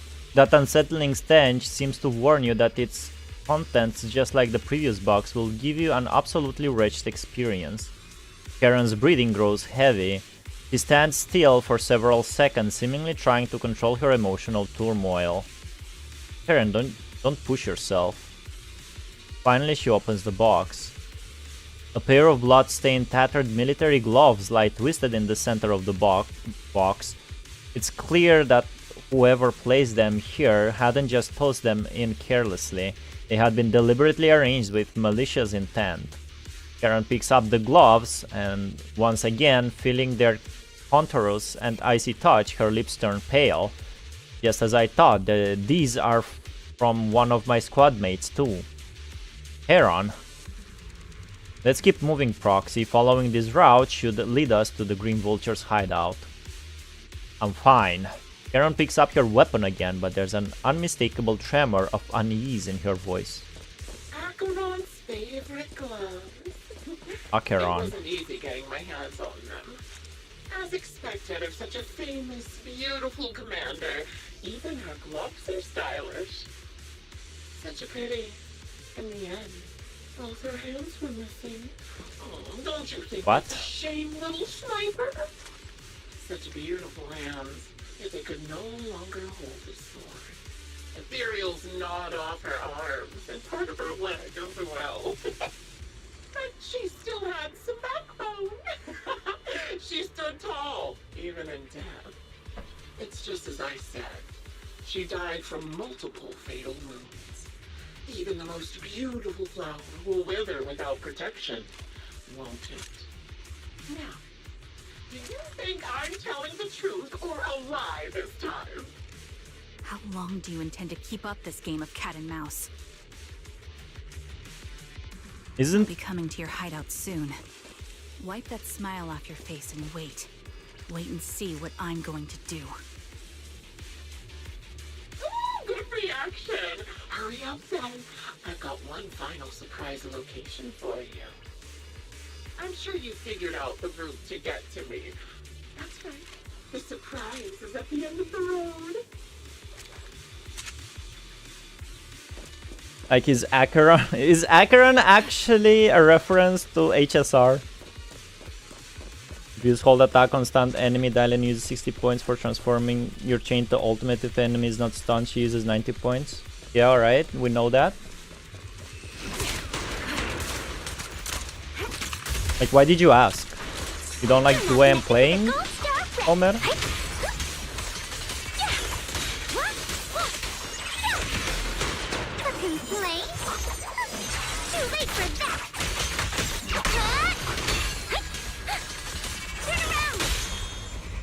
The target's weary. Bring.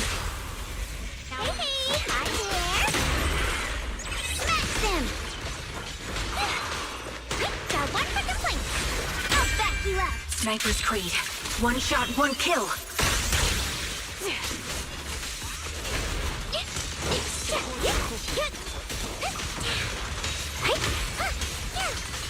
Ominous echoes.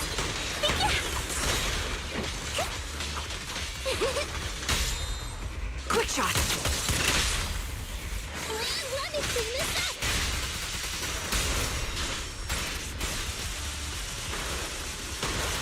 I'll take point. Ether vision activate.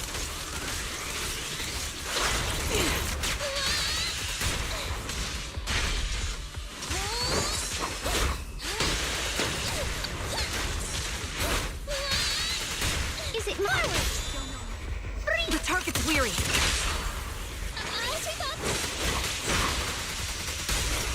Not enough.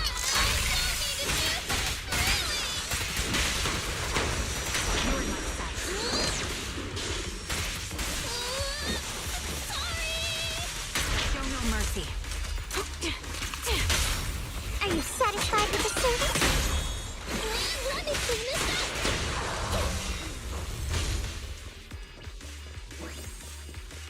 All right.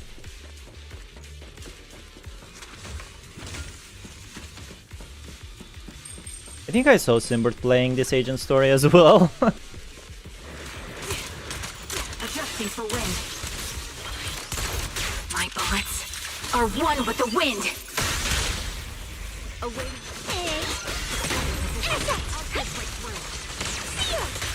Watch out for hidden threats!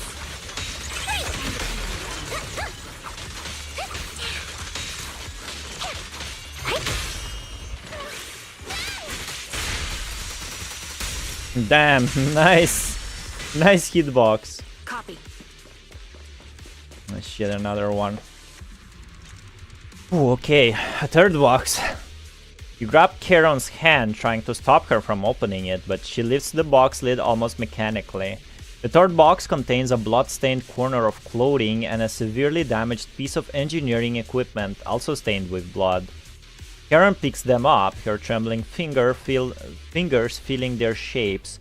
She doesn't speak neither about the plans for pursuing Grim Vulture nor about which of her companions these items belonged to, until the communicator in our hands rings again with Grim Vulture's voice. Congratulations! You found the third box. Inside is... Who was it again? Oh, right. A piece of bloodied fabric from Cocytus's clothes and some damaged engineering gear stained with Leafy's blood. There weren't enough boxes, so I had to cram them together. They're just a medic and an engineer, not exactly combat material, right? Surely you're not mad, are you? Karen's face turns deathly pale. She silently picks up the bloodied items from the box, her spirit visibly shaken by the weight of these ominous relics.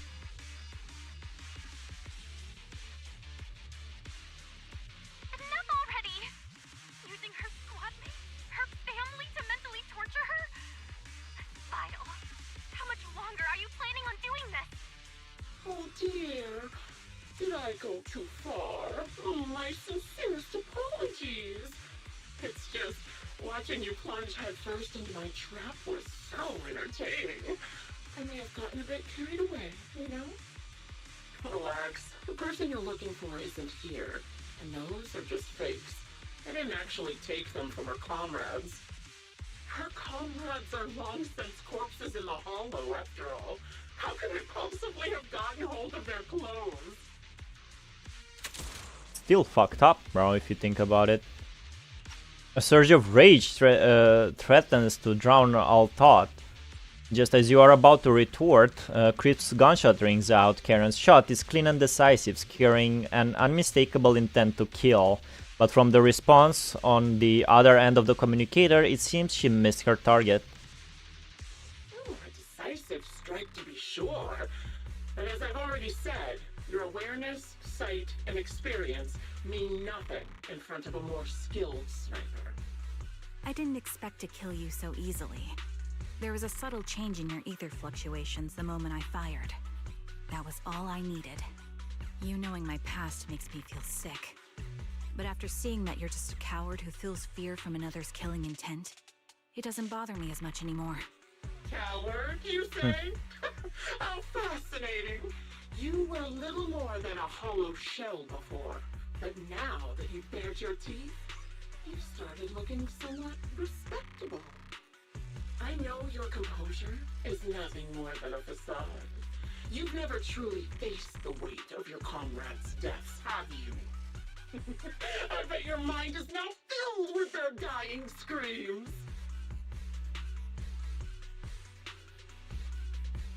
Karen and I both believe her squad is still alive. You can drop the act. Why are you so fixated on Karen? Just because she used to be in the defense force? She has nothing to do with your target. Nothing to do with it. Then why don't you go ask her about it? What surprises me more is you actually believe her teammates are still alive.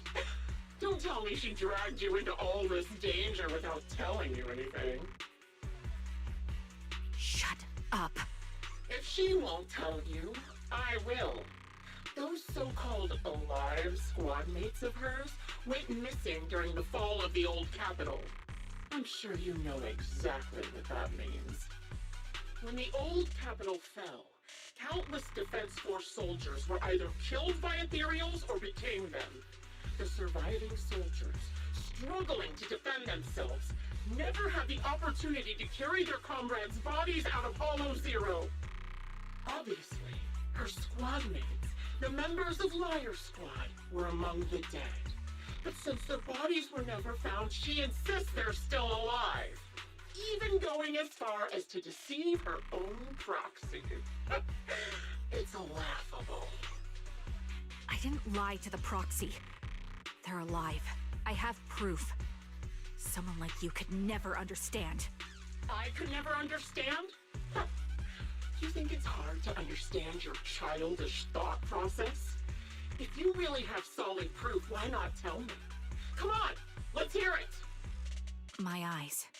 I lost nearly 90% of my vision during the fall of the old capital. But in return, I gained the ability to see what others can't. Every second of every day for years, I've seen my squad mates. Not as fleeting shadows, but vivid and lifelike. They've never disappeared. What? They're alive, waiting for me to find them. Why else would I have been given these eyes? That's your proof? Did you hear that? Proxy hiding in the bamboo. She spent years chasing after people who couldn't possibly exist, all because of some ghostly visions. You'd rather believe those visions of your teammates are real-time projections than accept that they're dead. What if I told you the way I described their deaths before was the absolute truth? Will you finally face reality? Or will you keep fooling yourself, believing in ghosts? I guess you'll keep deceiving yourself. Because that's how you survive. I'm not lying to myself. I really want to find your squad mates who have been missing for years and were officially declared dead? You couldn't protect them when the old capital fell, and now you're just making up stories to fool yourself. To give yourself some so-called reason to go on, to latch on to any stupid excuse. You're just a selfish, naive coward who did nothing and couldn't do anything when your comrades were dying. Karen stands there, speechless. Grim Vulture's relentless verbal assault has clearly struck home. The little color that had briefly returned to her face drains away, leaving her visibly shaken, unable to muster a single word in rebuttal. Giving up already? At least you've got a shred of dignity left. Nothing disgusts me more than a useless hypocrite. Enough of this. Time to die, coward. Charon is not a coward. Someone who'd enter perilous hollows just to find what they seek. Someone who'd play music to console a dying soul, despite the pain in their eyes, is anything but a coward. At the very least, she's far braver than a criminal like you, who hides in the shadows, enjoys torturing others, and is constantly in fear of being caught. Proxy, Your proxy sure has a way with words. I won't waste any more of my breath. Just die already. I've completed analysis of the surrounding fissures. Charon, snap out of it. We can use that fissure to escape. Fissures? When did you... Still trying to play tricks. With no hope of a counterattack, you practically drag Karen, turning to run toward the fissure that had escaped Green Vulture's notice. Just as the bullet is about to strike, you manage to escape through the fissure. Was pretty good. How can you forget Trigger after this? You escape from the hollow and return to the video store, bringing along Karen, who's lost all will to fight. She seems more traumatized than you imagined, repeatedly touching your eyes, silent and distant. Karen, do you want some hot cocoa? I'm sure you're exhausted after such a tough fight. You should get some rest. thanks, but I'm fine. Hi, White Needle. Don't let Green Vulture get to you. Don't listen to Grim Vulture. They'd say anything to get under your skin. Once we start doubting the truth, we've fallen into their trap. No, Proxy. I think Grim Vulture has a point. Maybe it's all just in my head. The things Grim Vulture left. When I touched them, I was reminded of the day the old capital fell. I felt the same sensation when I touched an injured comrade. I tried to shake off that feeling, but the truth is, I can't stop thinking about the possibility that all my squad mates are dead. Would you be willing to share more? What really happened to you and Liar Squad on the day the old capital fell? That day, in the first hour Hollow Zero started expanding, Defense Force HQ thought it was just a normal Hollow disaster, and thought they could suppress it with the standard amount of troops. Liar Squad was among the first troops sent there. Before we left, our superiors promised reinforcements would be on the way to support us in combat, so we didn't need to worry too much about facing the Ethereals. But soon after we began the mission, we realized things weren't going to go like we thought. The ethereals came at us like an endless tide. The hollow expanded beyond control. And more importantly, the reinforcements never came. The Defense Force troops outside the hollow soon realized this was no ordinary disaster. Hollow Zero was devouring Eridu at horrifying speed. The reinforcement plan was called off, and the promised troops retreated. Honestly, even if they had come to help, it wouldn't have changed anything. I watched as members of the advanced force around me died one after another, or were corrupted into ethereals. Our squad slowly lost the strength to maintain formation. I was a weak point in our formation. An ether shot fired by an ethereal hit my eyes, corrupting them. Because of that and several other wounds, I shortly lost consciousness. I'm not sure how long I was out, but just before losing my vision, I briefly regained consciousness. The last thing my eyes saw was my squad mate standing in front of me, looking back. When I woke up again, I was already back at base. The higher-ups detonated the Shiryu pillars, and finally managed to bring Hollow Zero under control. I don't know who rescued me from the Hollow, but none of my squad mates had made it out. For some reason, the image of my squad mates being the last thing I saw has stayed in my mind. It must be some kind of sign. A sign that they're still alive. Don't you think? They must have continued fighting after I fell unconscious, eventually getting lost in some hollow and losing contact with the main force, left to wander between the various hollows of New Eridu. That must have been what happened, right? The Defense Force? Civilians? No one believes me. So I decided to find them myself. The reason behind these eyes. It's got to be to guide me to finding them still alive. Am I He's wrong, delusional. Proxy? Are these eyes pointless? I knew that's what you thought.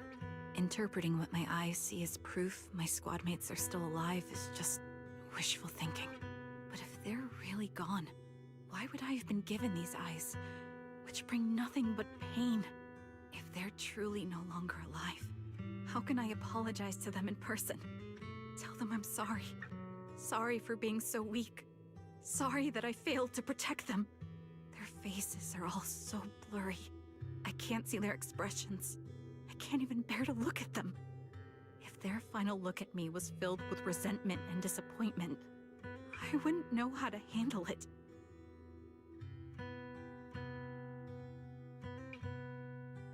Charon, listen to me. Even if everyone else thinks you're wrong, Wise and I will never dismiss your determination to find your squad mates. You don't need to make any justifications, because someone close to us is missing too, and we desperately hope she's still alive. Even if the whole world doesn't understand, we will never give up. But I also think being consumed by this obsession, unable to move forward, that's not what those who matter to us would want. Belle is right. Listen, Charon, you're such a kind person. Maybe that's why you feel responsible for protecting everyone and blame yourself when you can't do enough. But you don't have to carry it all on your own.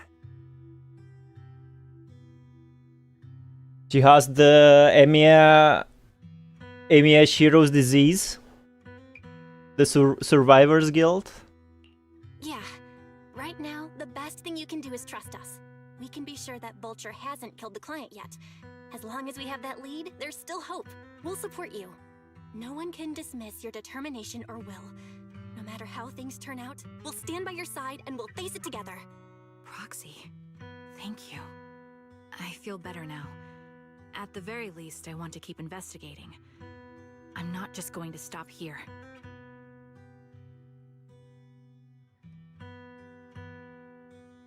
With the tension easing, it's time to discuss the plan going forward. Just then, the phone rang.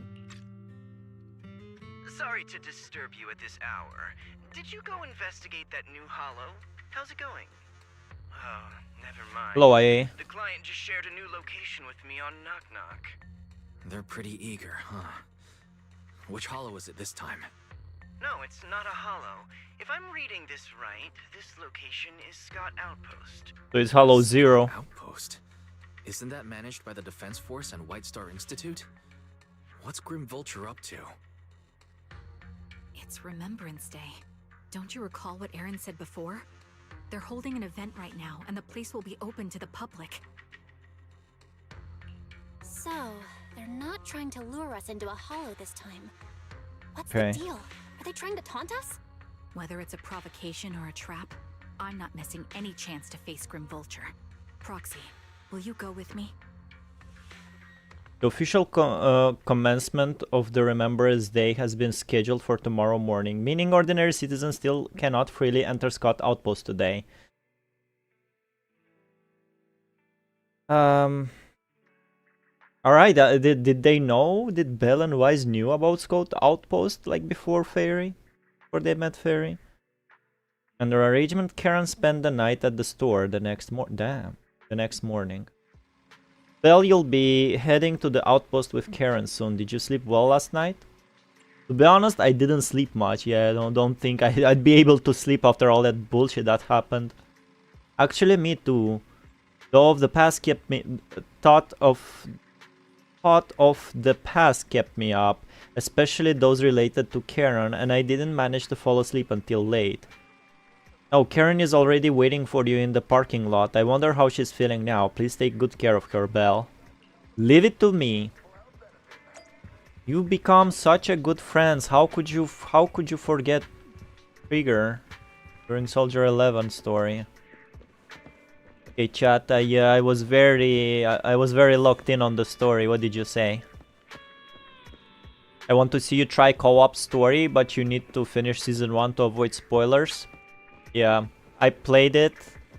I hope it's gonna be a permanent event or something. I don't know. I skipped through everything to play co-op with Bird and Mako. So I don't know what will happen when I'll reach it like in the story. Maybe I'll have to rewatch it on YouTube or something. Booga Booga ZZZ. ZZZ streamer can't be here, so we'll check the VOD. Alright. Need to do a thing or two. Looks like you started 2 hours ago. Oh my god. Warhammer 40k Siege mode took us 2 hours to complete 25 waves. Hey, as long as you're having fun, right? I need a moment. Hold on, give me a moment, guys. Sheesh, this story is a bit pressuring. I need to open the window.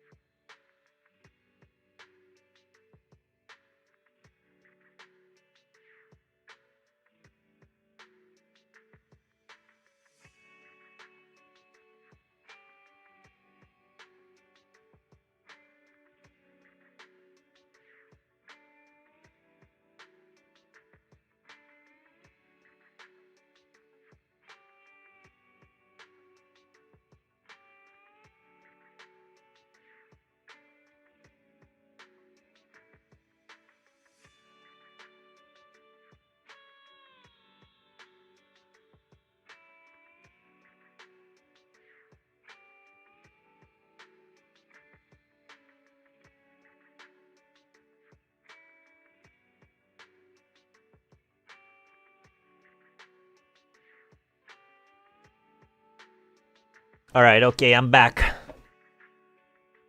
It was hella ton of fun. Me and my friend eliminated all enemies of humanity. 4k enemies. Glad to know we are safe now thanks to UIA. Alright.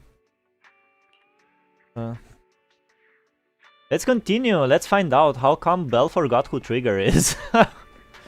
Good morning, Proxy. Did you sleep well last night? Yes, I did. Sorry, Proxy, for losing my composure in front of you yesterday. I think I've gotten my mood back in order now. I'm staring at her intensely. She doesn't know what to say. Seems I can't handle it from you. I can't hide it from you, Proxy. I'm sorry. I think I'm still struggling to process this sadness and unease. I'm not sure where I should go from here. Let's find a way forward together. How could you fucking forget trigger bell? Yeah, you're right. Instead of continuing to suffer, it's better to reach out and grasp all the hope we can find around us. Maybe things will eventually change. Let's go, Proxy. Today we're attending Remembrance Day as ordinary citizens, so we can't carry any weapons. I suppose Grim Vulture wouldn't be foolish enough to make a move inside a military stronghold. Let's keep an eye out while we're there. I believe we should be able to find new clues. You arrive at Scout Outpost with Karen. Many citizens have come to a Remembrance Day. They must be the relatives of those who gave their lives during the fall of the old capital. For some reason, after coming here, Karen has been acting a bit strange. Where is my Neko girl? I love Nekomata. Nekomata is pretty cool. I mean, we already did her agent story and possibly did everything we had to do with her story-wise. So we'll see. I can ask her on a date or something. Proxy, can we explore this place together? What's wrong? No, it's nothing. I'm staring at her intensely. How does she realize I'm staring at her? Alright, I'll say it. It seems like there are some familiar faces here. Wouldn't it be nice to meet them? I don't think I can face them. If I'm not mistaken, they should be the family members of my teammates.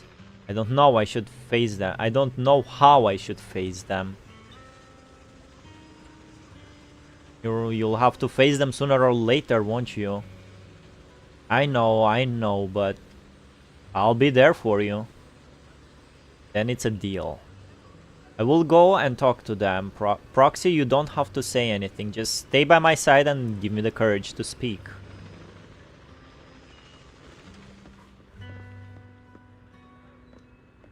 Valics Nekomata better than Corin, but he's not using her.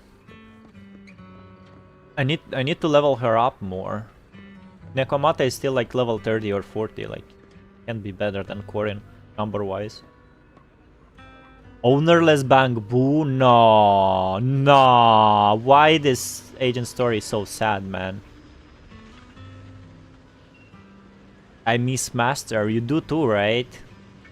Don't worry, Master just went somewhere far away with the other soldiers. I'll take good care of you while Master's away and take you on walks every day. Come on, man. I can't.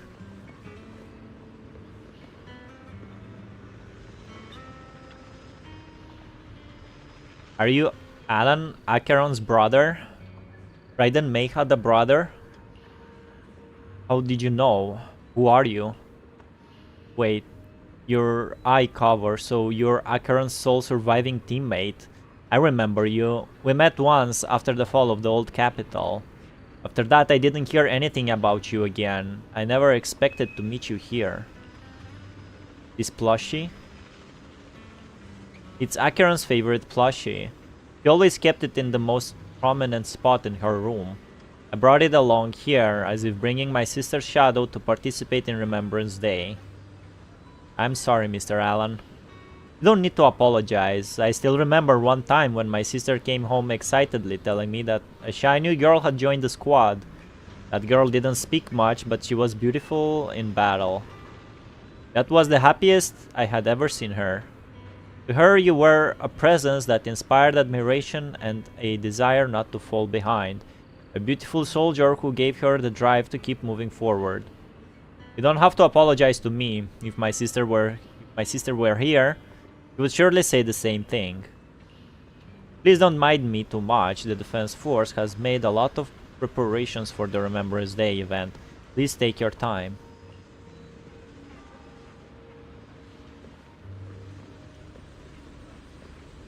Did anyone here ever get a double 5-star? Double 5-star? Never? Like 10 dupes? You never get it, Simbert? Not even with Billy? Zita and Sally.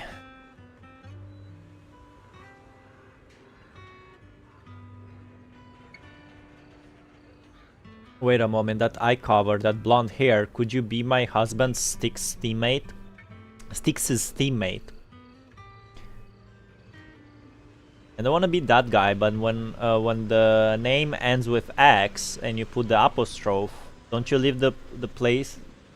Don't you like don't have to write down the S as well? It's just like Stix's apostrophe and nothing. Because how do I read it? Stix's or Stix's? It means two S ranks in one pool. Maybe in other gachas I did, but not here. Got a double 5-star once, but for a character I didn't even want. Free stuff, bro. Take it. Are you Mrs. Sally Stix's wife? Yes, my daughter and I came to attend Remembrance Day. The last time I saw you was right after the fall of the old capital. I never expected to see you again here. Again here today. Your daughter, is this your daughter Zita? Mom, who is she? Zita, this is your dad's comrade from the defense force. Every time he went to the battlefield, she would be there to protect him. Protect him? A comrade? That's so. Why didn't you protect my dad during the fall of the old capital? Why did you let him die and make him unable to come back to me? Zita? I'm sorry, I couldn't protect him. I'm sorry. Don't listen to what Zita is saying. She doesn't understand. We've never blamed you. Please don't say that. Zita, you can't say such hurtful things. Apologize right now. Why should I apologize? He survived, but Dad didn't. Isn't that the truth? If it weren't for her abandoning him, Dad could have come back safely. Enough. You don't know what happened back then. Mrs. Sally, I don't think she's wrong. Please don't think that way. I'll make sure to bring her to apologize to you later. I need to explain to her what really happened. I'm really sorry. Please don't let us keep you. Go and explore the Remembrance Day event for now. Please remember, all your comrades, including my husband, would want you to see the hope they left behind.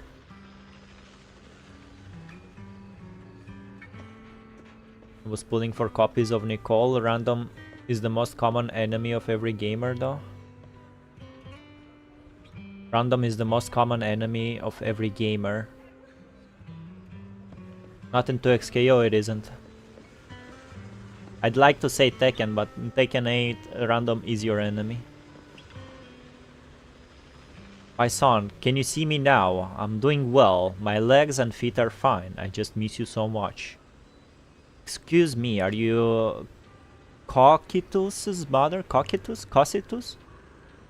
Ethel? Oh, you are...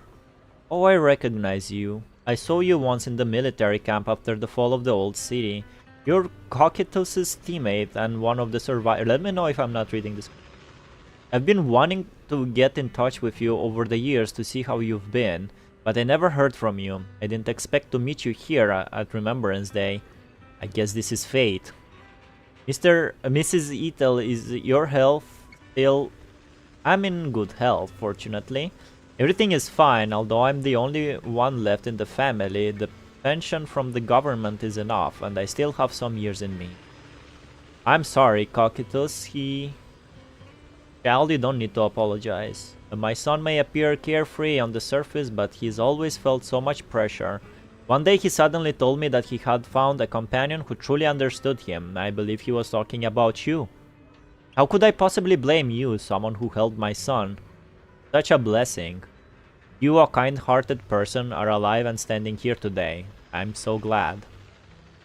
Mrs. Ethel, Child, don't worry about me since you're here for Remembrance Day. Take your time to walk around and look around. I hope you find something meaningful. Amares is Mrs., right? I'm not very familiar with like the difference between Miss, Mrs, and Mademoiselle or something. I know it like depends if the woman is like in marriage or not. I'm sorry for being mean to you before. Mom told me you were protecting Dad until the very last moment before you passed out. I shouldn't have said you left him to die. I'm really sorry. Zita was really young when it happened, so she was too little to understand, and I haven't really talked about it. I hope she didn't upset you.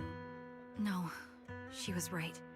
If only I'd been strong enough to take down most of the ethereals. Maybe they wouldn't have ended up in that situation. Oh, that's not fair. The old capital was falling. No single person's strength could ever be the deciding factor in the face of a disaster like that. In spite of it all, you survived. If they were still here, I'm sure they'd see that as something to celebrate. I've always known the truth. I failed to protect them. A weakling like me survived, and the rest of them disappeared without a trace. This isn't solace. It's the worst possible outcome. That's something I can't face. I've never had the courage to tell you I couldn't protect your loved ones. All I can do is wander New Eridu, hoping to find some trace of them. Even after all this time, I still haven't accomplished anything. I'm sorry. You really don't know us at all. This isn't the worst possible outcome by any means.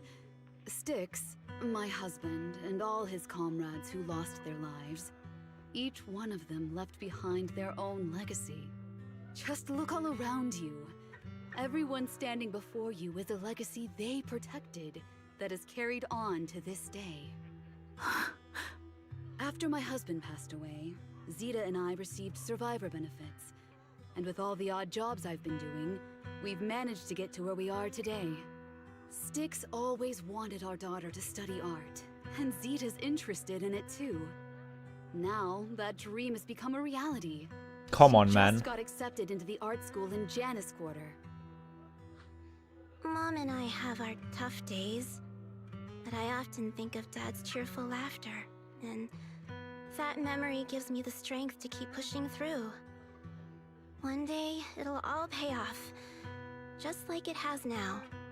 Thank you for always being by my husband's side, even at the very end. Well, I suppose you must have heard about my condition from my son? Ethel, Kakaitis used to tell me about you. He often took leave or skipped work to earn extra money by part-timing, or to care for you when you were sick in bed. Yes, that's true, but I bet he never told you my illness became so bad that I needed major surgery, and he worked his tail off to raise the money. Who would have thought he would pass before me? I used the benefits from his death for the surgery. Bro! And that's the only reason I'm here today. In a way, his passing allowed my life to continue. Every time I think about it, I feel like I need to keep my body healthy and live a few more years. The sights I see, I believe he can sense them from somewhere far away. When I was too weak to take care of him, it was you and your comrades who stayed by his side. Thank you for everything that you've done for him. As for me, well, I'm currently working as a fashion designer. A fashion designer? Is that because of Acheron? It is. I'm sure you remember how much she loved beautiful things. She was always into fashion, so I decided to become part of that world. That way, she can always be with me. I admit I had no idea how fun fashion design could be until I actually gave it a shot. I wish I'd figured that out sooner. We would have had so much more to talk about. Anyway, I'm planning to start my own fashion brand next year. She used to say that after retiring from the army, she wanted to pursue fashion design. I really want to carry on her dream. It feels like my life's purpose. You know, she used to talk about you when she came home for the holidays. How your rivalry pushed her to keep improving. So, thank you. I'm proud of my sister, and I'm proud of you, too. As you can see, all of us have made it to this day, carrying the will of those we loved. So please don't say they left nothing behind. They've always been a part of every pain and joy we've experienced over the years. Please remember, everything and everyone in New Eridu is only here today because you all risked your lives in battle. Thank you. Thank you, everyone. It's been wonderful to hear about how you're all doing and to listen to these words. I'm so glad I decided to come here on Remembrance Day. Speaking of which, I wasn't expecting to see any of you. What brings you here today? I could ask you the same thing, Ethel. Last time I asked, you said you weren't coming. I only came because I suddenly got a DM from Nathan. He said he really wanted me to be here. Uh-oh. I'm here because of Nathan's message, too. He was pretty insistent, so I thought he'd be here. But I've been looking around for a while now. I still haven't seen him. So it's the same for all of us. I responded to his message, but he never wrote back. Isn't that strange? Sorry, but who's this Nathan you're talking about? Nathan is Lethe's younger brother. Frankly, out of all of us, he's probably the one who wants to see you the most. He used to be part of the defense force himself, and... The day the old capital fell, his squad was responsible for supporting the forces that had already entered the Hollow, which included all of you. He's told us that story so many times. When they saw how bad things were in that Hollow, some of the reinforcements called off their plans and pulled back. He tried to stop them, but there was nothing he could do. He always blamed himself and wanted to find you to apologize. But the truth is, the reinforcements retreating was inevitable. Shortly after their retreat, headquarters issued the official order. We all lost someone in that disaster. And for a while, we resented the reinforcements for their decision. But over time, we came to understand it, and we eventually let it go. There was no avoiding casualties in that battle. In hindsight, it wasn't wrong for headquarters to prioritize saving their strength. May I ask what the name of Nathan's squad was when he was in the defense force? The Impera squad of the Obsidian Division. Is something wrong? Nothing. It's just... I He's think red. I might have stumbled upon the answer I was looking for. After 4 family members paid their respects and left, they continued touring on Remembrance Day. Karen stood there in a daze, seemingly having understood something. At that moment, a sound came from the open space in front of the outpost.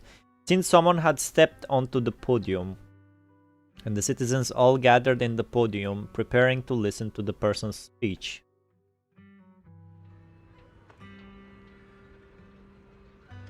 My friend simp on Trigger, but I'm not a fan of her, but I bet he only liked her because of one reason.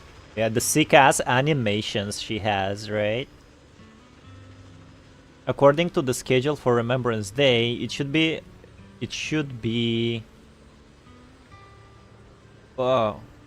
time for a representative of retired Defense Force veterans to give a speech. It looks like the speech is about to begin.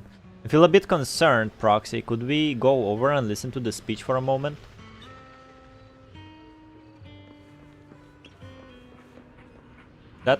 That Rena? Is that Zoe on Zoe, the not podium? Rena. Wait, was it Zoe? What was the other girl's name? Wasn't Rena. Is she here to speak for the soldiers? That seems fitting. She's cut medals after all. But I don't see Jesse or Aaron anywhere.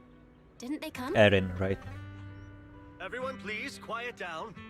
Zoe of Nemesis Squad, a representative of the veterans, Nemesis. will now deliver the Remembrance Day speech. Hello, everyone. I'm honored to stand here and speak on behalf of all of the soldiers of the Defense Force. Today, we gather to commemorate Remembrance Day, a day born from the tragedy of the old capital's fall. Many of us lost relatives or friends in the disaster, and I am no exception. Every member of my squad perished in that battle, leaving me as the only survivor. Losing the friends you cherish to the Hollow is a pain that never fades. It's a sorrow that will stay with us, now and forever. However, to the families of the fallen soldiers, Hold your heads high with pride for your loved ones who gave their lives. They fought to the very last moment when the old capital fell. Death isn't the end, nor dishonor. And Hollow Zero is like right there behind her. They gave their lives facing an unstoppable disaster, exchanging their sacrifice for the world we have today. In doing so, they fulfilled their duties as soldiers to perfection. Without the blood they spilled, Eridu would not have endured, and new Eridu would never have risen from the ashes. In honor of the wishes of the departed, look ahead, people of New Eridu. Our thoughts and remembrance of those who passed will be carried in every flicker of candlelight and in every bouquet of flowers. Zoe's speech is met with a wave of prolonged applause, yet almost amidst the claps, she drops her head. Her expression is darkening. She stays silent, waiting for the applause to fade before lifting her gaze and scanning the crowd. Her eyes pause briefly on Karen, carrying a chilling aura. Oh, is it her? Do you see that shit, Karen?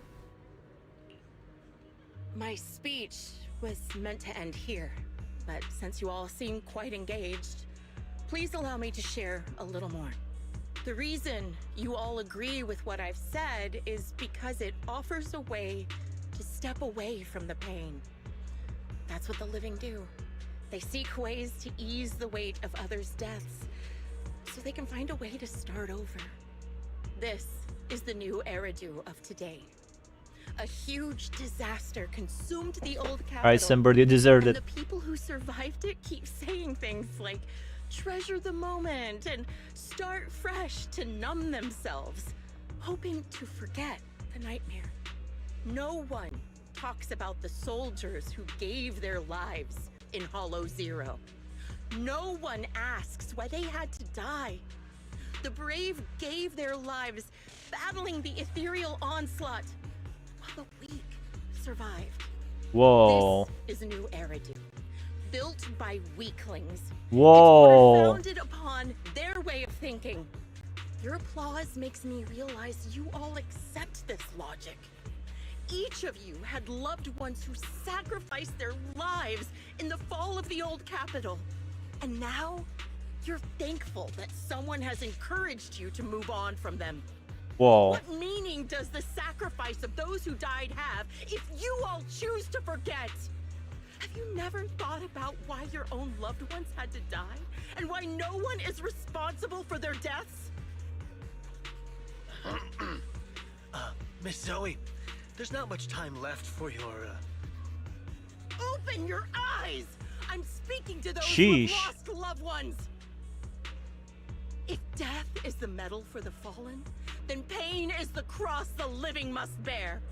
If you fear its weight and run from the suffering, the soldiers will never find peace in their eternal rest.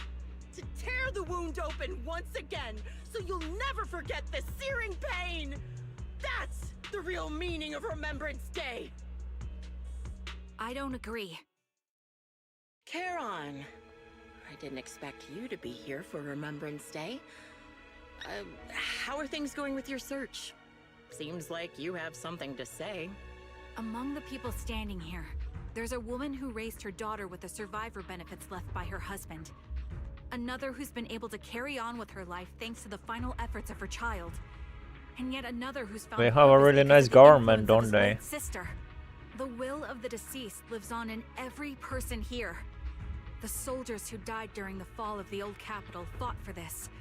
The future that their loved ones are making for themselves now.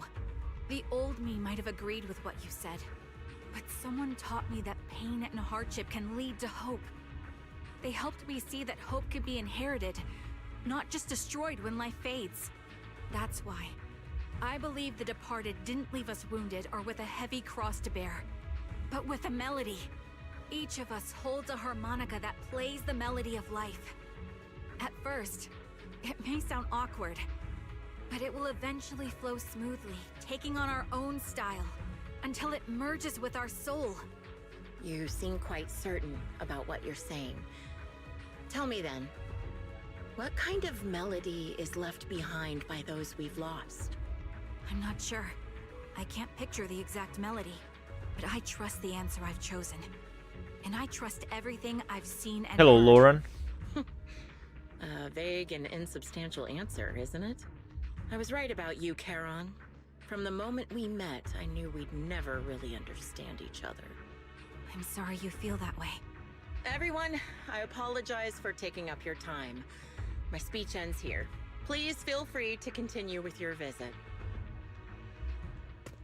Zoe exits the venue without sparing a single...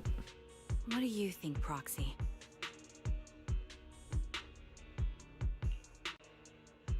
Menu, please.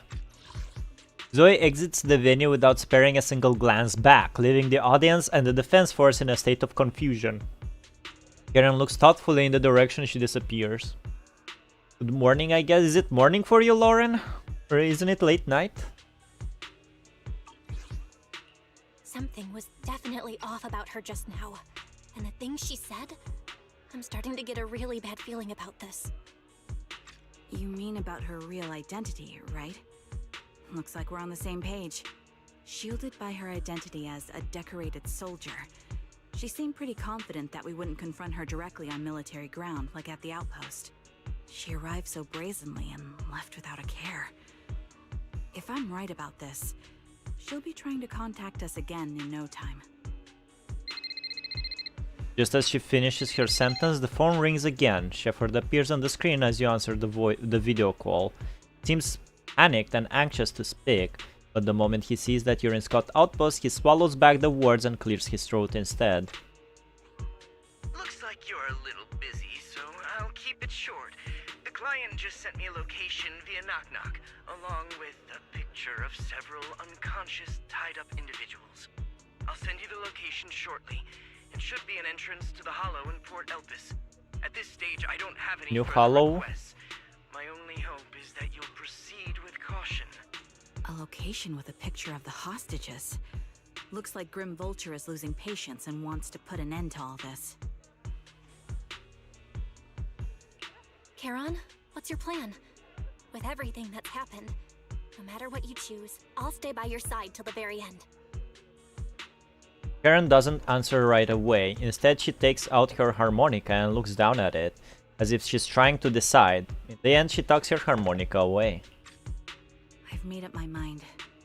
Proxy, please accept my official commission.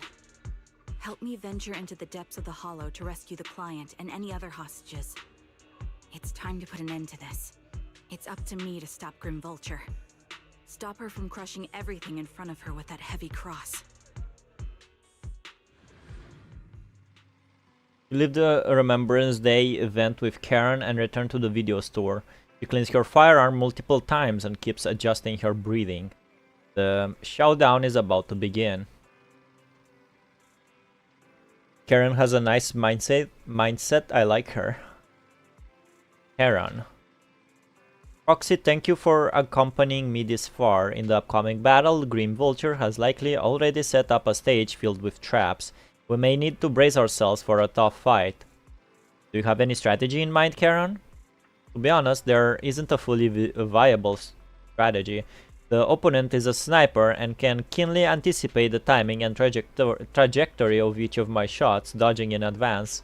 Entering the battlefield pre-prepared by such a formidable enemy alone, it's foreseeable that she will continuously occupy elevated sniper positions, relentlessly targeting us, while we will have very few opportunities to land a hit on her. Wouldn't that mean we'd be easy prey? Theoretically speaking, that's right. In a sniper duel, the one who fails to secure the best vantage point or exposes their position is always the loser, but I believe there's still a chance. In our previous fight, I could sense the pride and impatience of Grim Vulture as a sniper. I'm not sure where that impatience comes from, but that pride is definitely something we can turn against her. I believe she would never accept the idea of me surpassing her in sniping skills. If I can outmatch her at a critical moment, she will lose her composure.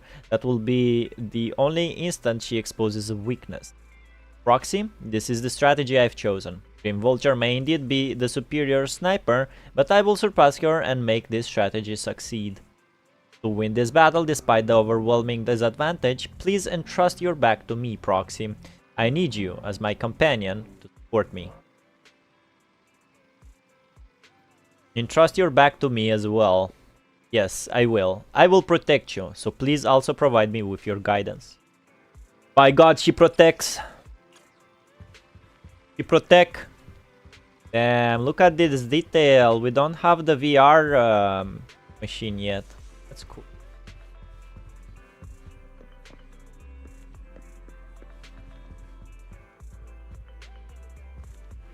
Very cool. Can I go out? Can I explore the 6th street like before we met the fairy? Really? There's Howl. There's this guy. General Chop.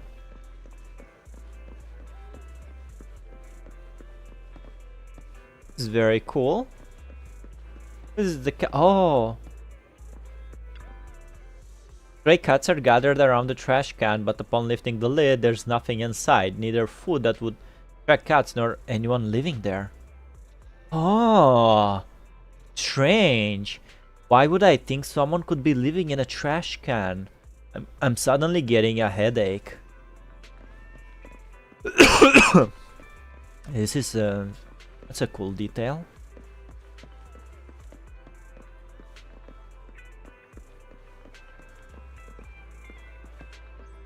Play doll. Is it a different doll? I think it is. It is a different doll, right? A once popular video game character. I once ordered the full set of figurines. Why haven't they sent it yet?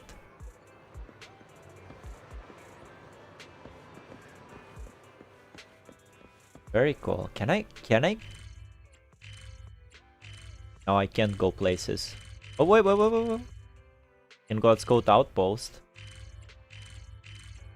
And I ballet Twin Towers makes sense, and a Port Elpis. Parking lot. Oh yeah, it's my parking lot. Alright. Pretty cool.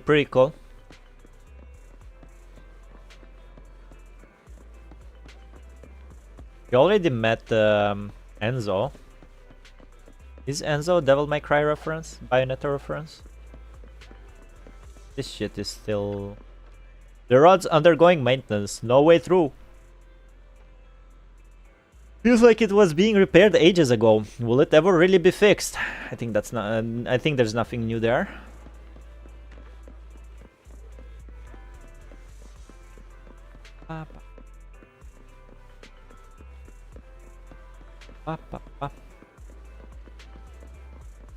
Right, the big showdown. It's a pretty long agent story. I think this is the longest agent story I've ever played so far.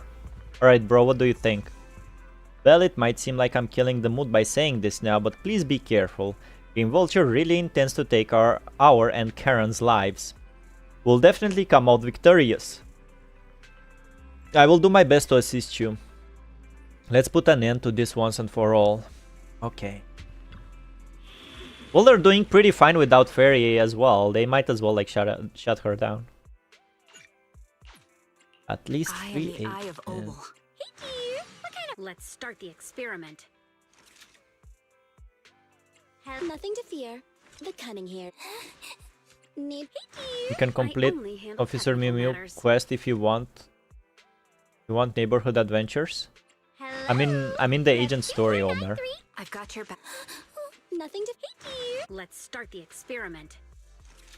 Hello, Rep 2 need my lord. If you need, come on, I can become. My Nekomata is level 30, Simbird. I am the. I'll pick this and this. Don't look at me. I promise, I'll spare no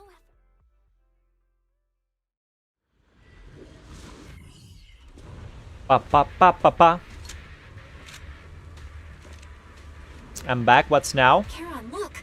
The big showdown between snipers. Damn, this is a new area. Holy shit, looks pretty sick. I think we played on. I think we played here in co-op. Another communicator. It's a bad habit for a sniper to be so talkative. Oh, really? I think it's rather good for my mental health to witness in real time Mental health. how my target becomes desperate and gives up their struggle. Do you really still need to disguise your voice? I thought you didn't want to hide anymore, Zoe. Yeah, it was pretty obvious, Zoe. You're right. Seems there's no need for secrecy anymore. I, Zoe, the sniper known as Grim Vulture of Nemesis Squad, send you my regards. Zoe. No. Grim Vulture. You, like me, were one of the advanced troops deployed to suppress Hollow Zero right after the fall of the old capital, right? Noct, Cartes, and Impera squad. So far, all the victims have been members of these squads. They were initially supposed to enter the Hollow to reinforce the advanced troops. Nemesis, your squad lacking reinforcements, lost everyone except you in the fall of the old capital. We're not so different, you and I. Absence of reinforcements and sought revenge on them. That's my conclusion. Just like me, the fall of the old capital left you entirely alone. A sniper, the sole survivor, a mere pawn abandoned by the military. Don't you think we're very much alike? The Impera squad member, Nathan, the one you're searching for, he pleaded with me to let him go when I was about to kill him. What? Saying he had to see you no matter what. That's how you caught my attention. I let him live to get all sorts of information on you. I was so curious about you that I even set a trap, disguising myself as a victim to get closer to you. Yeah, we got that. It turned out we share the same story. We even got the same PTSD symptoms. After all these years, we still see images of our teammates before they died. It's impossible to erase them from our minds. It's just, you use ridiculous fantasies to numb yourself, chasing after illusions of your squad mates. Well, I can't afford to be as naive as you. One night, when I was overwhelmed with the unbearable images of my comrades' deaths, vomiting and crying, I finally realized the meaning behind their appearance before me. They were pleading with me, pleading for vengeance against those who abandoned us, begging me to destroy the repulsive, hypocritical new order of New Eridu. So, I carried on their will. I began kidnapping targets and sniping them in the Hollow, watching as they became corrupted and died in despair. You really think this is what they'd want? What else? Would they want me to be like you, playing at a game of finding my missing squad mates, accepting their deaths when I'm done playing, and then forgiving the very enemy who killed them? What a noble and virtuous gesture. Forgive on behalf of fallen comrades, coexist with New Eridu's order, and live peacefully among cowards. It's precisely because you and I are so similar that this hypocritical and cruel attitude makes it even harder for me to forgive you. After our first conversation, I was certain I must end your life myself to prove I'm right. Sheesh. That's exactly what I wanted to say to you, too. Because we've suffered the same hardships, I can't accept the path of destruction you've chosen. Jesse, Aaron, Nathan, the client I've been searching for, and any other targets of revenge you've set your sights on. They all feel regret and struggle over the choices they made back then. But you can't see any of that. You didn't target the higher-ups who misjudged the situation, the dangerous ethereals who killed your comrades, or the ones responsible for the fall of the old capital. Instead, you went after the easiest targets. Grim Vulture, as a sniper of the Eridu Defense Force, you have failed in your duty. To preserve the will and hope left by my comrades, I'm going to put an end to your actions right here. That suits me just fine. A sniper should let the gun do the talking. Make it to the deepest part of the Hollow alive, and I'll meet you with nothing but raw malice. Damn. They're like Chun-Li and Juri Han, man. Was it Chun-Li who told Yuri, like, how can we be so different if we had the same story? Don't know. Noct, Cartus, Impura, and many other squads. Did you know the reinforcements that were meant to back us up ended up deciding to retreat? I know that. Relying on a show of hands to vote. Isn't that ridiculous? Our lives were discarded in such an absurd way, like a kindergarten election for class monitor. So, when I killed them, I employed the same method. I made the dozen or so people I captured vote on who I should kill first. What? Wouldn't believe how funny it was.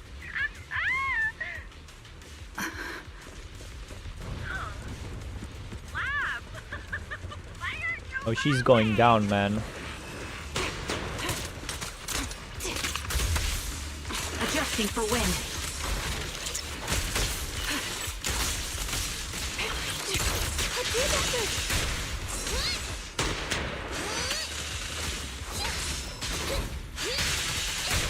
Like one of these motherfuckers shot Trigger in the eye, and her eyes became corrupted.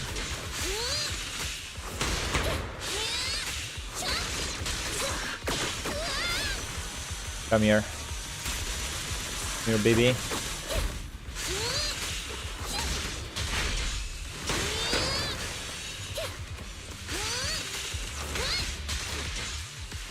I hate to say Grace and Piper doesn't pair well. Need another anomaly to match Grace. Copy. And who is it?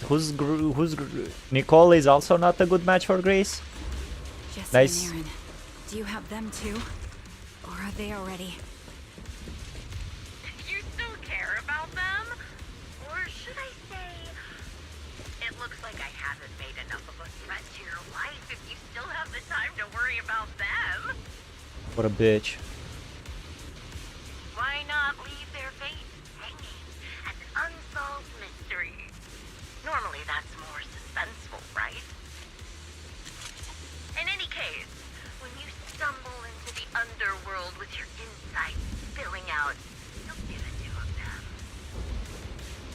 Wouldn't it be more exciting to wait until then to reveal the answer? Those two morons are so stupid. Oh, it's hilarious. I just pretended to fit in a little, and they treated me as one of their own. They had their guard up, but they never thought much out for me. It's no surprise they retreated back then. Bunch of good-for-nothing idiots.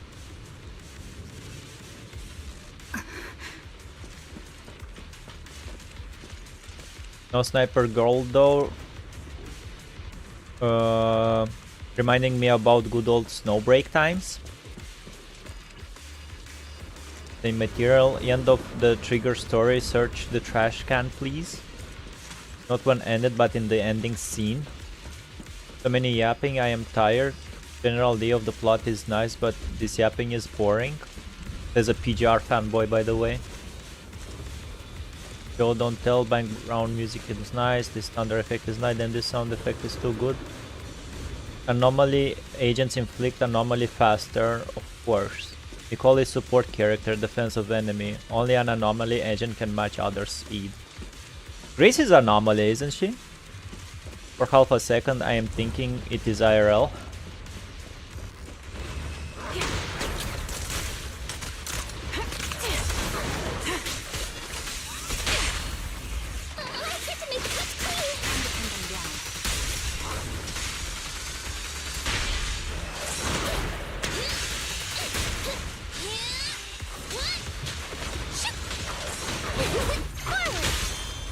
The target's weary.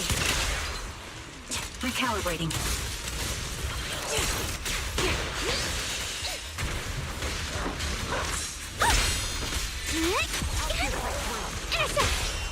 Nice, that was nice.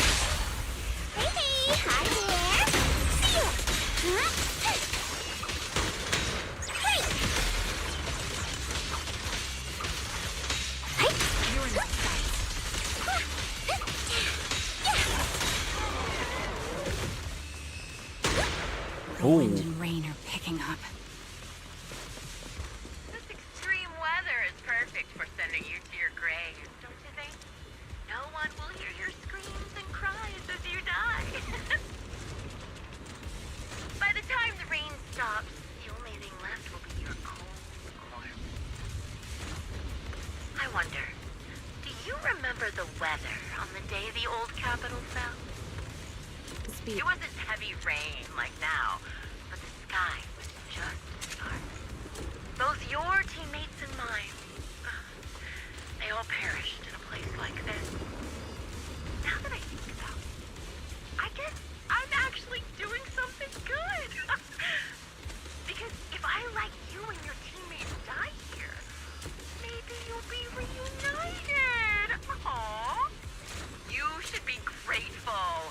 I'll make sure you die just as painfully as your teammates did. Grim Vulture, are you in pain? Don't you get it? I'm the one in charge of this conversation. I haven't given you permission to ask questions.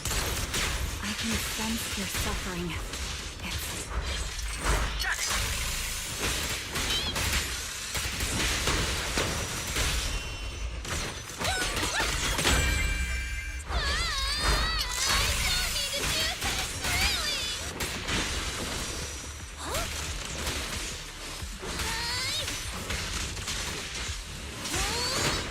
Get behind me! Hey! Got one for complaints! Yeah! Got two for a chat!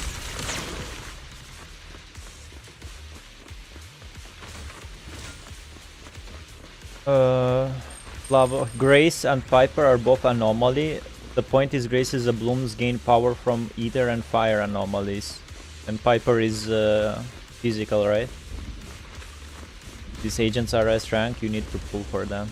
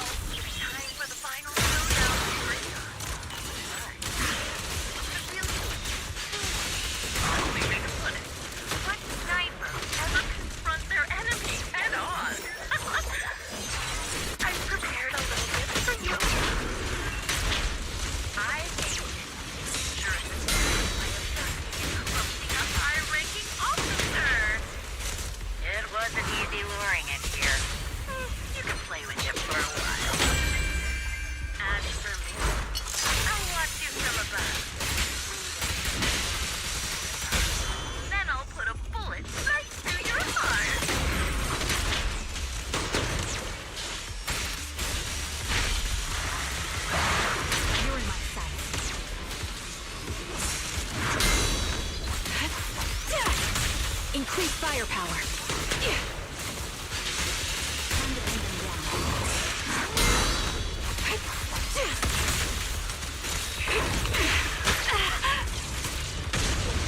Ether vision activate.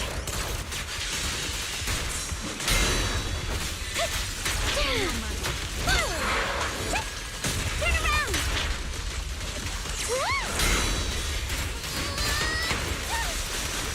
You're in my sight. Oops. Oops. Are you satisfied with the service?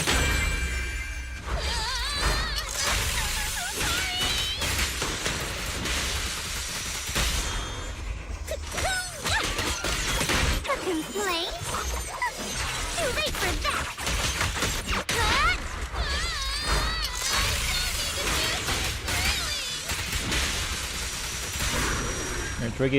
Trigger is a stunner, right? Bullets are one with the wind.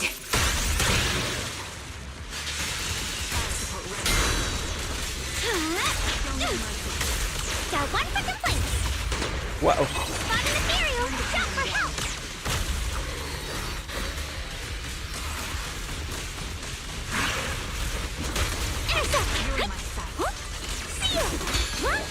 Oh, you can see her.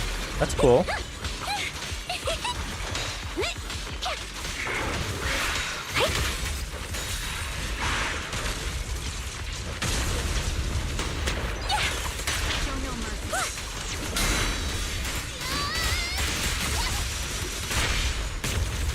intensity of combat. Recalibrating. That was easy.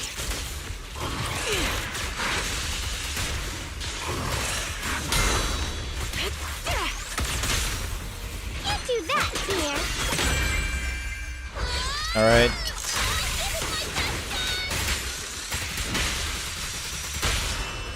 Hey. All right, cool cutscene.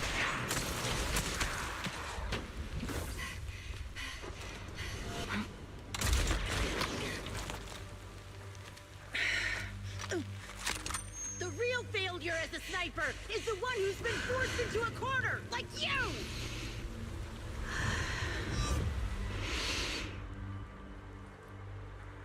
Oh, I see. The wind. That was pretty cool detail. Shifting.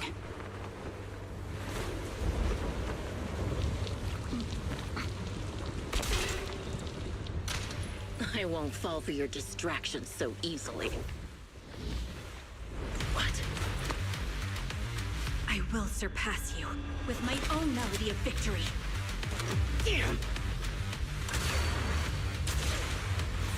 And let the wind be the opening notes.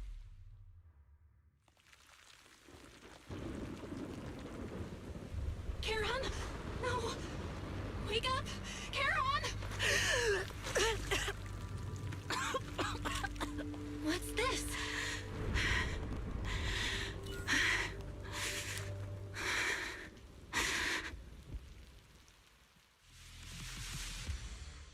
After the gunshot, the hollow falls silent once more, leaving only the countless biting raindrops attempting over and over to wash away the scent of blood that oozed from the wounds of the defeated, only to fail time and time again.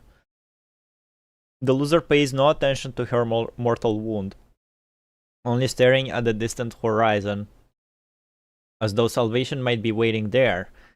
Sometime later, the victor has climbed the steel and stands in front of her.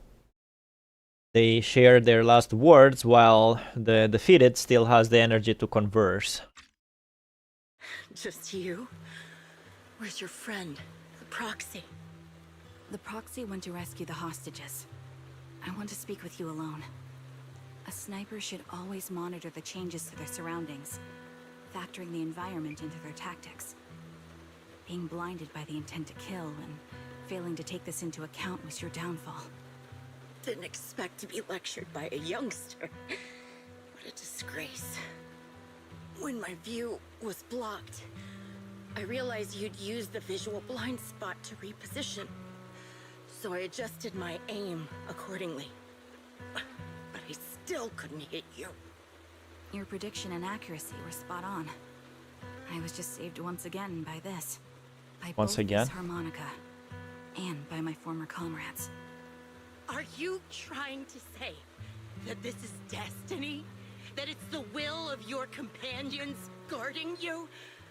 I lost to the wave of ethereals, to the military's betrayal. And now I lose to your reckless actions, driven by some ridiculous fantasy? Your fantasy, your attitude, your very existence, and the outcome of this battle. They are the greatest denial and insult to my revenge. Yet you're emitting a much calmer ether energy now. Almost as if you found relief. My vision is fading. I can't see my comrades on the brink of death anymore. My wounds are fatal, but I don't feel any pain. Relief. It's not such a bad thing. Did you intend for me to kill you from the start? Let me answer that question with a story. The first time I saw you was actually during the fall of the old capital. My comrades were all dead, and the reinforcements the higher-ups promised before the mission never came. I can't even remember how long the fight went on. Ultimately, I had no choice but to retreat, failing to bring back my squad mates' bodies. I made my way through one battle line after another. The advanced troops were nearly wiped out. But when I reached a certain front, a small squad of survivors called out to me. Few people can still stand after such severe corruption and injury, but all 5 of them were still fighting. They were protecting a girl who had lost her sight and fallen unconscious while searching for a way out of the hollow. They told me they were beyond saving, and if I planned to retreat, I must take the girl with me. I couldn't turn down the last request of a group of heroic soldiers about to die in battle. Your comrades entrusted your life to me. I was the one who brought you out of the hollow. You already know what happened afterward. It didn't take long for you to leave the Defense Force after you came to. Just like me. I developed PTSD so intense that sometimes I couldn't even hold a normal conversation. But for me, the hardest blow was the death of my squad. To an orphan like me, they were family. If the reinforcements had kept their word and provided support, they wouldn't have died for nothing. Don't you ever have that thought? To say I don't would be a lie. But I think deep down you know. From the moment we stepped into the hollow, there was no way we were getting saved. Given how quickly the hollow was spreading, and the ever-increasing number of ethereals, it would take the sacrifice of countless Defense Force troops to suppress it. It wasn't something that could have been accomplished in such a short time. The reinforcements would have only been a drop in the bucket. More sacrifices without results. Canceling the reinforcements, sending the advanced troops to rescue as many civilians as possible to minimize casualties. I think most commanders would have made the same decision. Objective and cold logic. I understand it, of course. But when you see members of the reinforcements living happy lives years later, can you still keep your composure? I couldn't. Even if the chance was minuscule, I wanted my squad mates to survive. But they turned that chance to 0, and still have the nerve to embrace a peaceful future. I can't help but resent them. By the time I realized what I'd done, I had already taken several lives. Nathan. When I tied him up and was about to kill him, he begged me to spare him, saying he had something to give you, no matter what. That was when you re-entered my line of sight. I think I've said this before. We're very similar, yet we have completely opposite beliefs. After meeting you, I became even more certain. In the face of suffering, I chose destruction, while you were destined to choose to protect. But you're still entangled in your obsession with your squad mates. If this continues, you'll eventually sink into a void of despair. Your hope is like a bubble, ready to burst at any moment. The version of you I want to kill is the complete one, who can firmly reject my answer. If you haven't found your answer yet, then I'll be the one to push you forward. I kill you, or you end me. Either way works. But after seeing your growth, maybe I'd prefer you to step over my body. That's the final answer. Why? Emptiness and doubt. No matter how many targets of my revenge I took down, nothing changed. Aiming my gun at former comrades, drowning in hate and rage, all it left was a hollow emptiness. But you're different. You've gained unconditional trust from the proxy. You have the courage to fight through my trap. And eventually, you'll have a melody that's uniquely yours. My belief has faltered. I finally remember. My squad mates were fools, just like you. You're right. They would never want me to become this way. I talk about carrying their cross. But in truth, I never carried their will. So be it. Take the hostage and go. The villain stained with the blood of others deserves nothing but a miserable end. I'm looking forward to how long you'll be able to protect those in front of your eyes.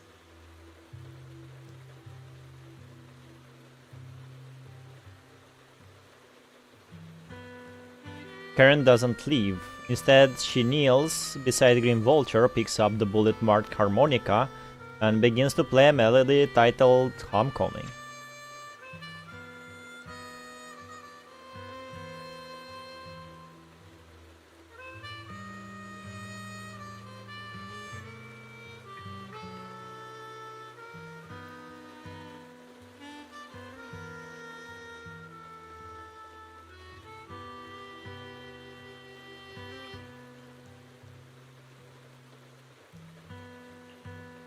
The melody briefly takes over the roaring downpour.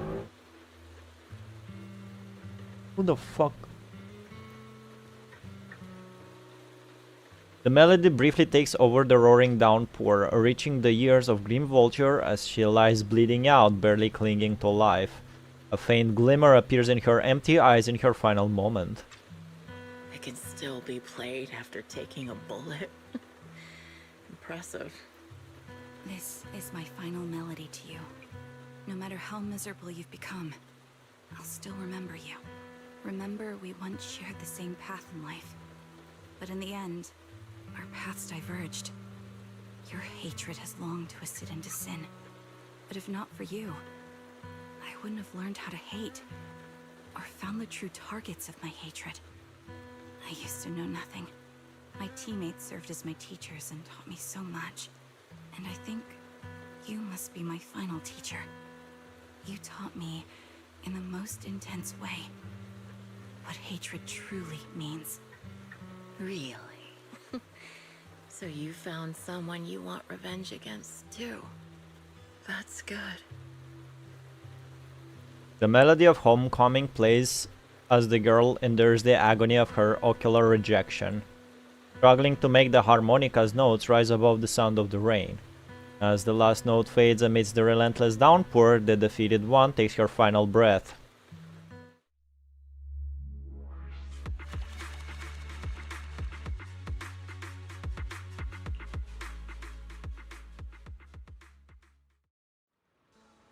You rescue the kidnapped people, leave the hollow, anonymously report things to public security, and update the shepherd on the situation. This series of tasks that need to be done after such an intense battle leaves you dizzy. After requesting to meet the client with Shepherd, you receive his message calling you to Port Elpis. Proxy, we've arrived at the port. According to Shepherd, he, the client, and the rescued Jesse and Aaron should all be here. Go talk to them. Something bothering you? Oh, Proxy, you noticed. Even though we defeated Grim Vulture, I still can't seem to let it go. Just as I thought, when the wind changed and the falling banner blocked her vision, she could have retreated. Waited for her side to clear and then resumed sniping. If she had done that, I would have had no choice of winning. That's true, I thought about that. But her pride wouldn't allow her to take an action that implicitly admitted her tactics were inferior. She still chose to engage in a shootout with me despite the blind spot. Doesn't this just prove your strategy was successful? But after realizing that she actually wanted to die, I started to wonder, was my course of action something she deliberately led me into? I would find a way to break her trap and create an opportunity for a reversal, and she was waiting for that moment, ready to test whether I had truly surpassed her through a direct confrontation. I believe that was her intention.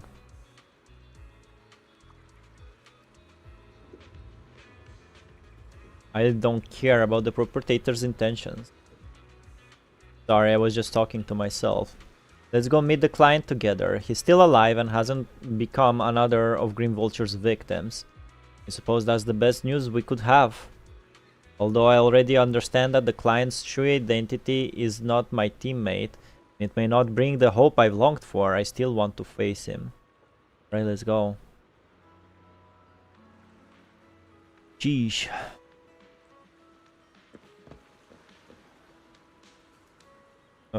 Grace and Piper.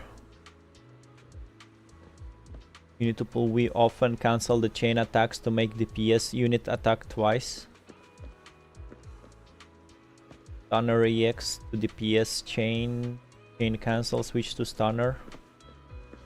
And stunner will do chain again. Yap slop, damn. You only hate it because they were not talking world building, IA. Snow break. There's the trash can.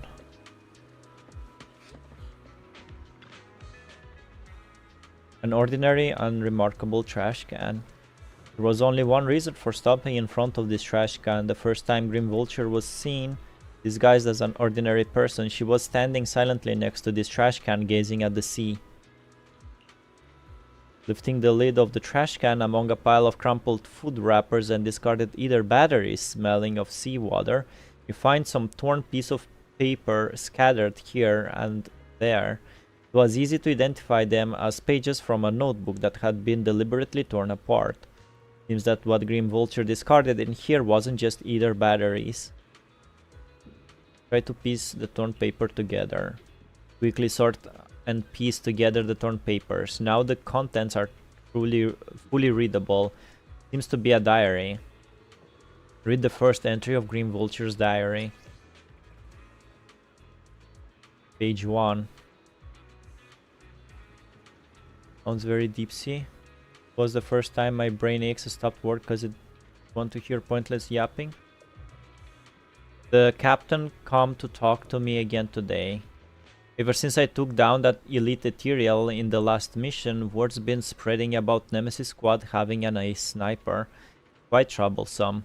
A bunch of rookies went to the captain saying they wanted my guidance to improve their sniping skills. Are they underestimating what it means to be a sniper? Do they really think sniping is something you can just pick up whenever you feel like it? I've dedicated every working moment of my life to training, all to become a sniper capable of taking down any target. Without the resolve to take another's life, you'll never become a proper sniper. The codename Grim Vulture represents the weight and bloodshed behind sniping. Like a vulture feeding on corpses, I hunt for death, wrapping myself in its scent. I was going to turn the captain down, but Peregrine told me I've been too tense lately and should try accepting the captain's proposal. It would give me the chance to socialize and mingle. Well, I guess I'll think about how to teach these juniors. Though honestly, I feel like snipers should just let their guns do the talking. With the second entry. Got a serious talking to from the captain. He asked me why my method of teaching juniors involved taking them into the hollow for live free combat training. What if something happened to them? How could I take responsibility? And what if they don't have either aptitude, huh? Our captain's being too naive. If they choose to join the defense force, how can they protect Eridu without being prepared to put their lives on the line? Many techniques and tactics can only be awakened and understood when faced with death's door. I was just teaching them through the most effective way I could think of. Besides, if they get hurt in this kind of real combat, doesn't that just prove they weren't cut out for it? To learn my skills, you need the talent to back it up. In the end, the captain called off the training, just when I was starting to enjoy teaching, just when I was beginning to think, might not be so bad to pass my sniper skills down to some capable junior. Peregrine tried to comfort me, saying I'll have another chance to take on students someday, but who knows how long I'll have to wait, or if that student will even have what it takes. When I get to teach again, I'm definitely going to develop this training method further. I'll throw them into the hollow, make them survive my sniper fire, force them to use the environment and psychological warfare to counter me. As long as they're not too unlucky and manage to survive, they'll definitely learn everything I've got. When that time comes, Eridu will have another guardian. Hey, I'm actually looking forward to it. Come to think of it, Peregrine's been acting pretty suspiciously lately. Was that guy plotting? Okay. After our mission, our captain and the squad called me to the dorm. When I opened the door, I saw balloons everywhere and a huge birthday cake. Turns out it was my birthday. They'd been secretly preparing this celebration for a while. Our captain apologized about the new recruit training incident from before and gave me a stunningly beautiful outfit. Everyone was chattering excitedly while sharing cake and stuffing gift boxes of all sizes into my hands. And then, Peregrine got down on one knee and proposed to me with a ring. Though I'd agreed to date him before, I never really understood all this romance stuff and stayed pretty distant with him. But he said that's exactly what he loves about me. How I'm all about sniping and a bit clumsy in everyday life. He even thinks my codename, Green Vulture, which sounds scary to most, is cute. That idiot, he really didn't need to add that last part. Though I didn't show it then, I was actually overjoyed. With him there, with everyone from the squad, this must be the happiest moment of my life so far. Why did I have to be so shy then? To the point where I couldn't even give him an answer, saying something like, "Let me think about it. You should find the right moment to say yes." Yeah, that's what I'll do. After we return from our next mission, I definitely want to wear that beautiful outfit and tell everyone. The old diary filled with memories of the past comes to an abrupt end here.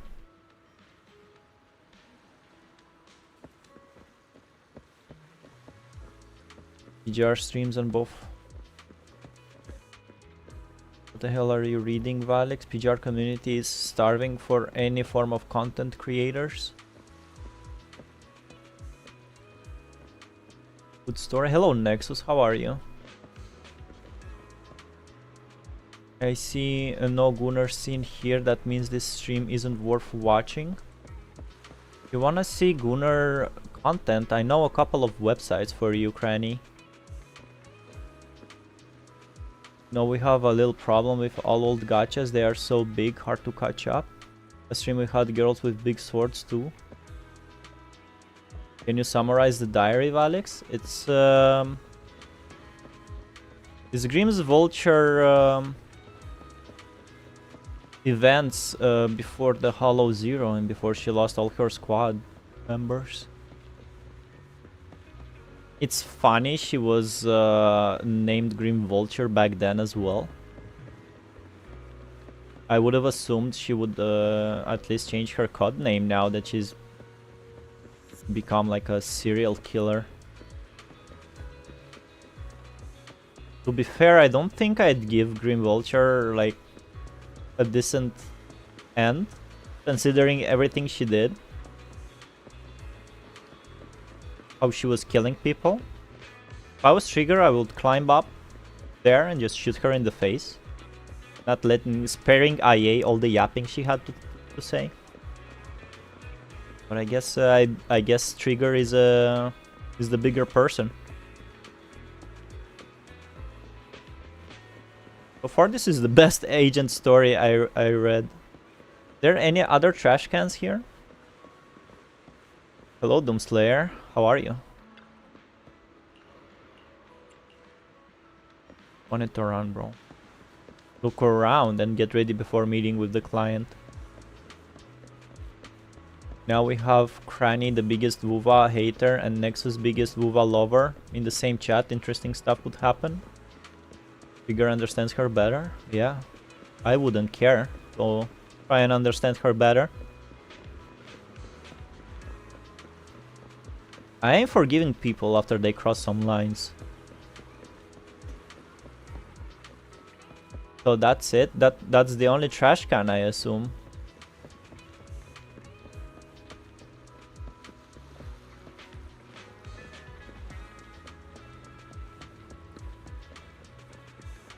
That one? Nope. I mean, it is a trash can. Can't interact with it.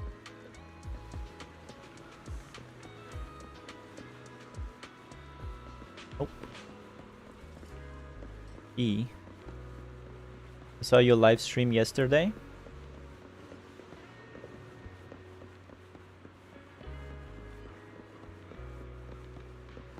Trash can. Damn shame, no drama for Rojak.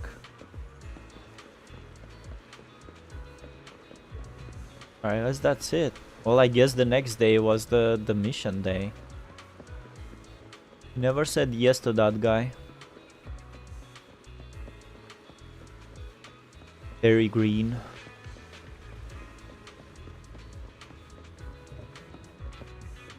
Her. How are you? Thank you for saving me. Thank you for finding a soldier who could take down Zoe. Are you okay? My ribs are fractured. I'm here today barely holding on just to thank you in person. I was too foolish. I never even considered the possibility that Zoe was the perpetrator. On the way home from the ballet twins, we walked together. She easily knocked me unconscious from behind and brought me to the hollow again. If I had known earlier that she was the perpetrator, I would have killed her right then and there. That friend of yours. Zoe tied me up in a room in the Port Ellipse Hollow, told me her reasons for killing, and was about to shoot me, but all I could think about was that she had kidnapped my friend. I kept questioning her. Back then, outside the hollow, my friend and I were both part of the reinforcement troops. I indeed felt the situation was dire and voted to retreat, but my friend, she voted to go in. Why did you go after her? If you want revenge, you should have just killed me. Where is she now? I didn't even care about the gun pointed at my throat, just repeating these few sentences over and over. Until she admitted that she had killed my friend. I will never forgive her. Even if choosing to retreat was my mistake, even if she carried the pain of losing her companions, I had only one thought, to take her down with me. But you survived. But you did survive. I shouldn't say that reference right now. Yes, I couldn't break free from the ropes. Couldn't threaten her. All I could do was insult her over and over, begging her to kill me, but she didn't. She pinned me to the ground and beat me half to death, but stopped just before pulling the trigger. I glared at her with hatred, only to find her returning the gaze with even greater hatred, her face streaked with tears. Why would scum like you even care about their companions? Kicked me twice with all her strength, and then left with those words. Huh. How many innocent lives has she taken so far? How many families have been torn apart because of her? And she still dares to call me scum. But now that she's dead, there's no point in saying anything more. My friend will never come back, and I can never forget the fall of the old capital, nor the series of nightmares that have followed recently. If I can meet her again in hell after I die, then I'll settle the score with her. Until that time comes, I'll make sure to survive. Anyway, thank you. Yeah, I'm more of a Erin type of guy. He was the introverted girl, by the way. That's how introverted people think, by the way. Shepard and Jesse seem to be exchanging tips about working in the Internaut intelligence trade. When he notices you want to talk to Jesse, Shepard cuts the conversation short and moves to a spot a bit further away. We meet again. How should I put it? You saved my life again. I really don't know how to thank you enough. Are you okay? Physically, I wasn't hurt much, but my mood is complicated. Being kidnapped by the same person twice, maybe my intellect isn't really suited for being an information broker. I'm already considering a career change. Looking back now, someone who truly wanted to kill me then and there wouldn't have deliberately knocked me out again and left me to be rescued by you. But at the time, I was just relieved to have survived and never even suspected Zoe. When she suddenly showed up at my door claiming to have important information, I was completely unprepared. That's how I ended up being tied up in the hollow for the second time. And what happened next? She no longer hid and played the hunting game with me, but instead stood directly in front of me, pointing her gun at me, and revealed the true reason why she wanted to kill me. The events of the fall of the old capital are something I really don't want to remember. I know I'm a coward, At the most critical moment, I choose to retreat along with the rest of the troops. But if you had seen that rapidly expanding Hollow Zero in person, you would have been terrified too. The moment you stepped inside, death was certain. Every soldier present knew that. My actions during the fall of the old capital are a stain on my career in the defense force. When I learned Zoe's true identity, I thought that being killed by her here would be nothing less than what I deserved. But she didn't kill you. Yeah. No matter how resigned I was, when I was about to be killed, I was still terrified, so I desperately begged her for mercy, but she didn't pull the trigger. I mustered the courage to meet her gaze, only to find her eyes empty, looking at me as if I were an insect. She raised her gun, emptied the bullets into the ceiling, and walked away. It's meaningless. Those were the last words she said to me. Tell me, back then, outside Hollow Zero, when we judged that our current forces couldn't stop the disaster and choose to retreat, did we really make the wrong choice? I don't know. What's the point of asking you anyway? What answer was I hoping to hear from you? Anyway, thank you. At the very least, because of this incident, I'm afraid I will never forget the nightmare of the old capital's fall, nor the moment Zoe looked at me with those hollow eyes. What do you think? Peyton, I'll remember the two of you. Are you angry? How can I not be angry? I clearly told you that if someone dies, you must inform me immediately, and I would bring in experienced Hollow Raiders to handle the situation. Yet you hid it from me and went on with the adventure. Two inexperienced proxies with only one combatant to help, and you still challenged a bloodthirsty former soldier who's killed so many. If I had known what you were planning to do, I would never have shared those location details with you. I came here seeking a win-win, not to see rookies charge off into danger and get themselves killed. Sorry. Sorry? Sorry for what? Being able to defeat such a cunning killer and possessing the unique technique of controlling Bamboo. You've shown me incredible strength and exclusive tech like this, Phaeton. How can I ever regard other proxies the same way after witnessing what you can do? From now on, I, Shepard, will only handle your commissions. I'm betting on you, and I can already foresee the day you'll reign supreme on Internaut. Our career is finally on the rise. It's me who should be thanking you. No matter how famous information brokers get, their influence is limited, but if one day Phaeton becomes a legendary proxy, Shepard will also become renowned on the Internaut. But don't do anything so risky again. I don't want something to happen to the treasure I've bet on.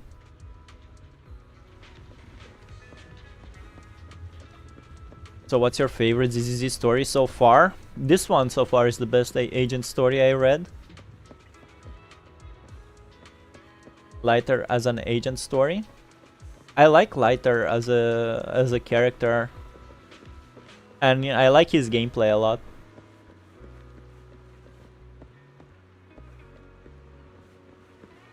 I thought that IA was exaggerated, but damn, that was Yap City. This is the PGR fanboy number 2, by the way. Not at all. All previous stories were well paced, nice and funny. But this one is just endless, pointless, annoying yapping. I stated my point about your opinion. Figure was released after TV mode was removed, that's why. Looks like this story was created by outsourced company. Very different, very boring, very brain.ex has stopped working. Every line is 4 paragraphs. Holy shit, I'm getting ER04 flashbacks.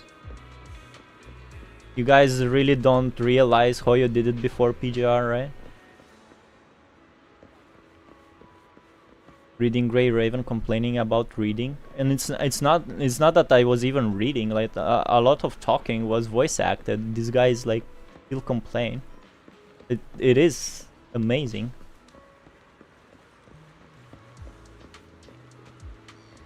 I don't like hear things I don't want to hear.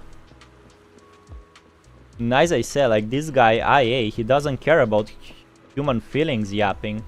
He's interested only in like boring like world building stuff.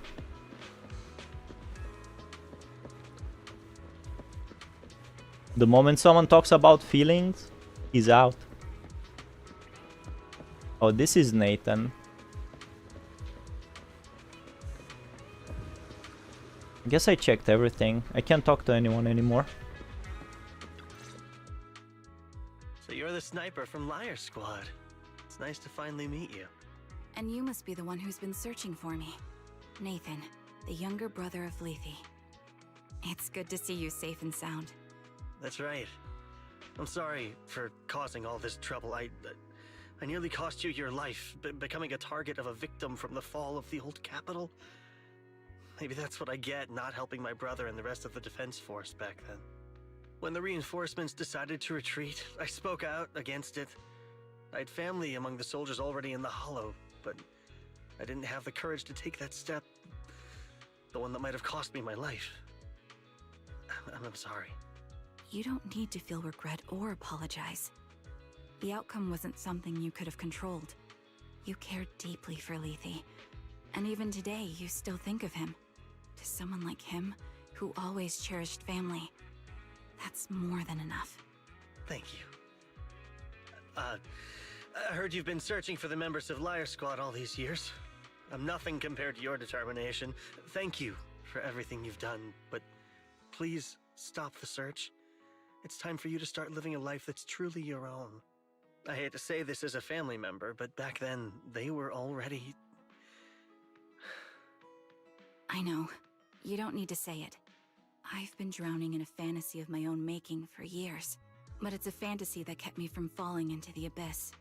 Nathan, Grim Vulture told me you have something you want to give me.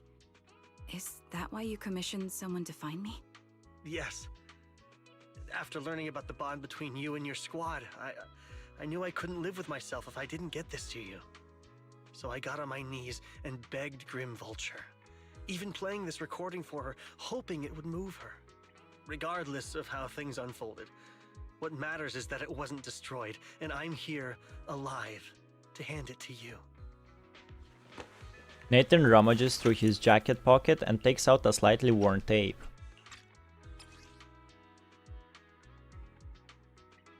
Can I play it?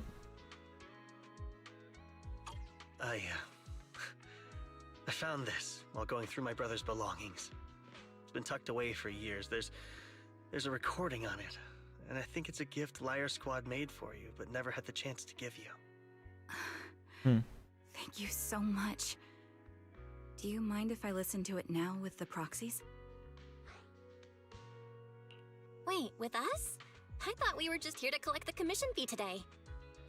Go ahead. As for the commission fee, I'll pay it to you both shortly, so don't worry about that. Nathan takes a step back. Karen looks at you, her lips seemingly to tremble slightly. Gently hold her hand, feeling the warmth and strength in her palm. He presses the play button.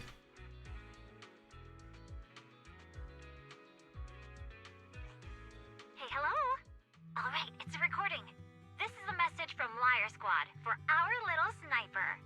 Everyone ready? I'll count down. 3, 2, 1... Congratulations on your 1000th day with Liar Squad! Hey, you guys are totally out of sync. Captain, can we redo this? The anniversary gift has to be perfect. That's our assault specialist, Acheron. She has a strong sense of aesthetics, prioritizing beauty in both combat and her daily life. She taught me a lot about makeup and fashion. Oh, she won't care if we're a little off. Forget the re-record. Let's just get it done and order the cake. We don't want him to sell out. That's our medic, Kakaitis. He's usually lazy and a bit of a smooth talker, but he's actually very capable and kind.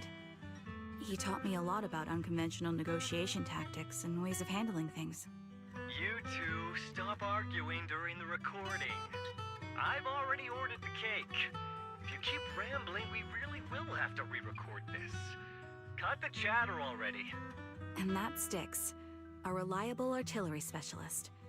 He's the oldest in the squad. He loves sharing photos of his daughter and reminiscing about how he wooed his wife. The way he won her over inspired me a lot. All right, let's all calm down. Wouldn't want to get on the captain's bad side. I mean, Captain, would you like to go first? We can edit or re-record whatever we need to. That's our scout and engineer, Lethe. He's a bit self-conscious because of how his younger brother excels, and he's somewhat introverted. But he's actually very capable. He taught me sharp observation skills, calm execution under pressure, and how to make use of the environment. Okay, thank you all for settling down before I completely lost my cool. It's fine. No need to cut anything or re-record. Let's just keep it as it is. Loud and messy, just like our liar squad. That's our captain, who took me in and taught me how to play the harmonica. And the real Charon. I'll make sure to explain properly to you later, Proxy. As you've heard, this recording is a little gift from the 5 of us. How time flies. When I brought you into the squad about 2.5 years ago, you were just a shy kid who blushed whenever you talked to someone. Over these 1,000 days, you've really worked hard to keep pace with our fighting rhythm. You've done incredibly well. In the last mission, your successful sniper kill of that high-risk ethereal really helped Acheron a lot. I hate to say it, but yeah, I went too far in last time. Thanks for getting me out of that mess. Just this once, I'll admit, your moves were more elegant in that fight. And not just that fight. Ever since you became a quicker shot and learned to adjust for wind speeds on the fly, we've been taking fewer and fewer hits. Makes my job way easier. So, cheers. You often worry about not doing enough. But in these 2.5 years, you've absorbed everything I know about stealth, reconnaissance, and tactical countermeasures. Trust me, you'll become an incredibly skilled sniper. Having you covering us from the rear makes every fight feel safer. But you still have a lot to learn about socializing and romance. When peace finally comes to Eridu, leave us and live your own life. Where did that come from? She's not leaving us. Even if she retires, she'll move into my house and I'll spoil her with loads of beautiful clothes. We can talk about living alone in 10 or 20 years. Sorry, I got carried away. Anyway, you're talented and hardworking. Over these 1,000 days, you've opened your heart to us and even encouraged us in return. Having you as a comrade is a blessing for all 5 of us. But I have to say one thing. You're always so sensitive and kind. Every time you see us get hurt, you look like you're about to break. Has our squad motto, having each other's backs, become too much of a burden for you? I get how you feel. When your squad mates trust you with their backs, your first instinct is to protect them, right? But that's not the way it should be. No one can shoulder everything alone. Don't try to carry everything on your own. Choosing to fight on the battlefield is my resolve. Feel it. Share yours with me. And when it's your turn to watch my back, I'll give my all to honor it too. As long as you fight with all your strength, there's no such thing as failing to protect something, because your will and our will is preserved and carried on in other ways. But don't let that weigh on you. Try to trust in us, just like we trust in you, no matter what. I've struggled with that kind of thinking myself, but I eventually made my way through it. All this talk of camaraderie, of keeping each other safe, it's like a harmonica melody scoring our time together. Even when things change, our tune will go on, and that's enough. Exactly. Honestly, I'm sometimes terrified. Afraid that someday, you'll blame yourself for failing to protect us and fall apart. That's why I wanted to record this message. Please, don't try to bear everything alone. Maybe you can start relying on us more, fully entrusting your vulnerable side to us. Our will has long been intertwined with yours. We're comrades. This is getting way too sentimental. It doesn't feel like me anymore. Anyway, we just want to see you trusting your comrades enough to share your burdens, even if it isn't us. Finally, we'd like to give you the song that's closest to us. If what we've said is hard to understand, just feel it through the music. Please, enjoy my masterpiece, Homecoming.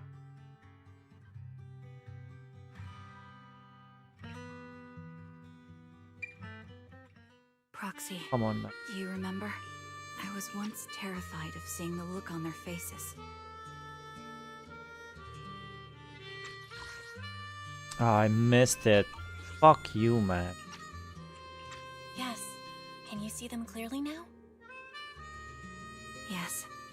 Crystal clear. As if I've returned to the exact moment of parting.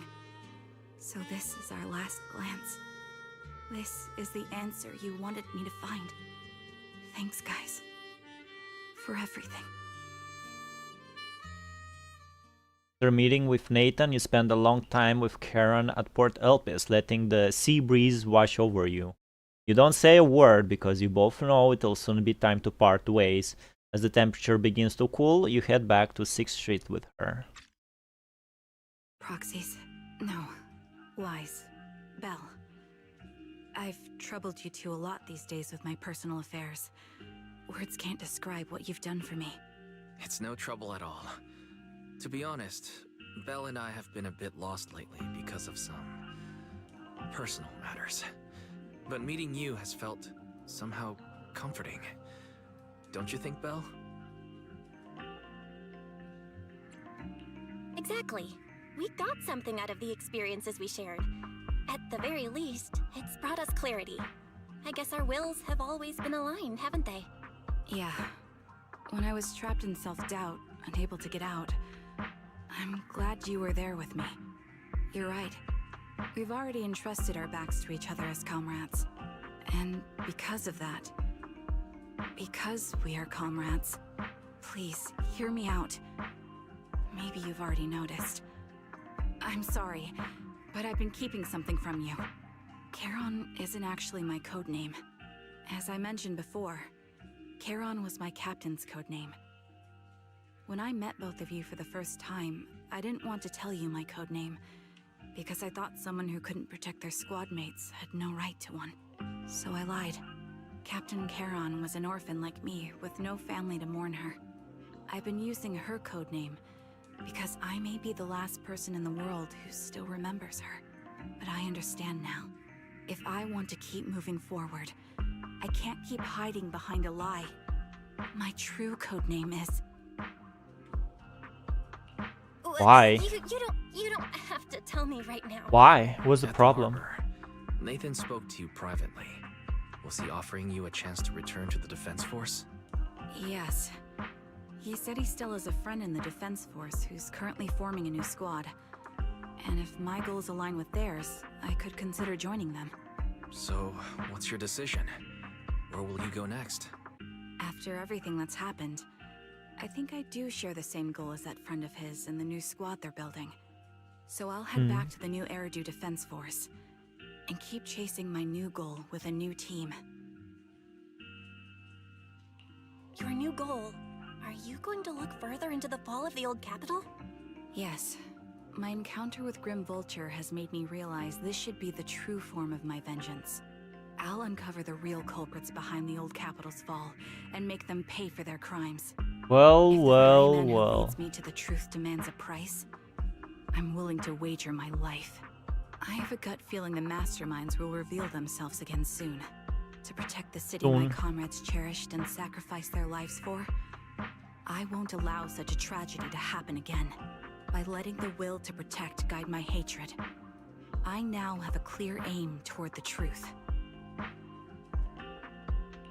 That's what I thought. If that's the case, then for now, we probably shouldn't learn your true codename, or lean on each other too much. Are you saying we're on opposite sides? Okay. No, we might walk different paths. Those paths will lead us to the same destination. It's just that, for now, we can't say any more than that. To be honest, after facing an enemy as ruthless as Grim Vulture, we're reminded of our own powerlessness. Watching you fight back, almost losing your life to a bullet, that feeling. We're nowhere near strong enough to protect you, and we're not strong enough to open up about our pasts either. Sorry. Without a second thought or hesitation, Karen takes hold of each of your hands and brings them together at her chest. If this is your slightly selfish principle, I'll respect it. You were once my proxies, and I'll keep this memory locked away as something I cherish. If, as you say, our destination is the same, then we should continue on our separate paths, striving to grow stronger. The next time we meet, I'll reveal my true codename. I hope we can become true comrades. I want your presence to forever remain in the melody of my life.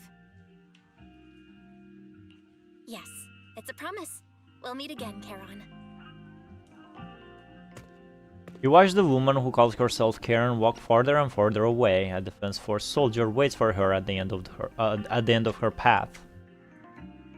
Hello. I'm the sniper from the former Liar Squad of the Chrysoberyl Division, recommended by Captain Nathan, originally of the new Eridu Defense Force's Obsidian Division, Impera Squad. Yeah, I heard about you from my superior. You're the one who dealt with the serial murders targeting the Defense Force, right?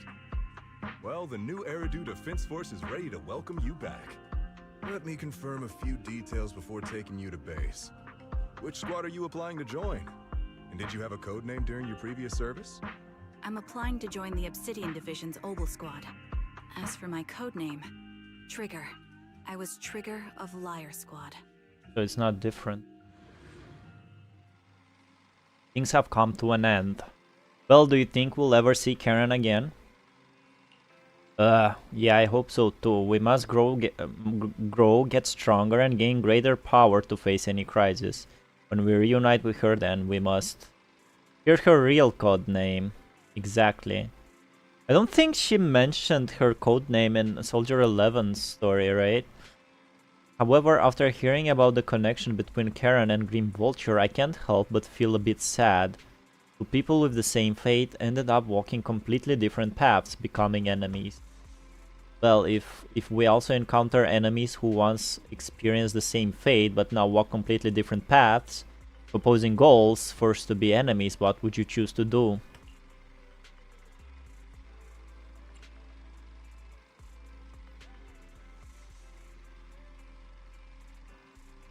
And I guess it's just an illusion of choice answer, but like, what would you do?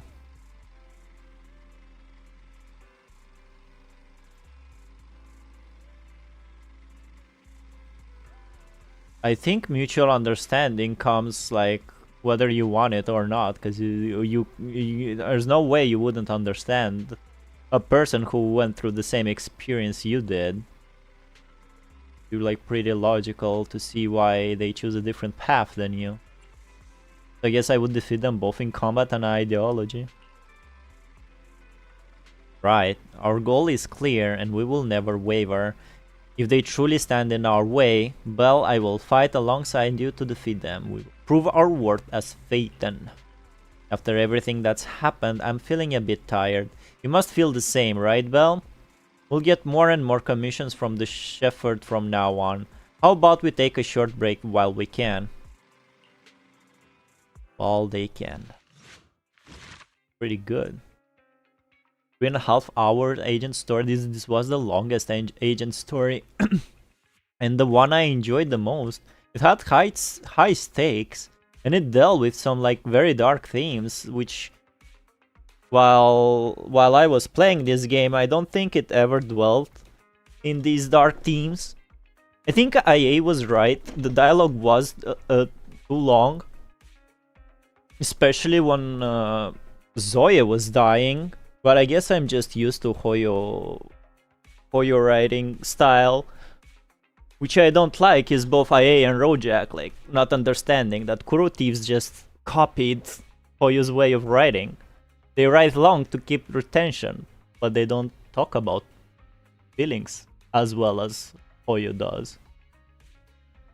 Which will make PGR always be inferior to Hoyo.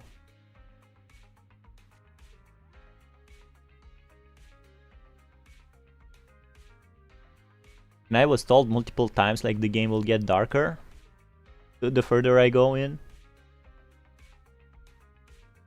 Let's see what the chat says.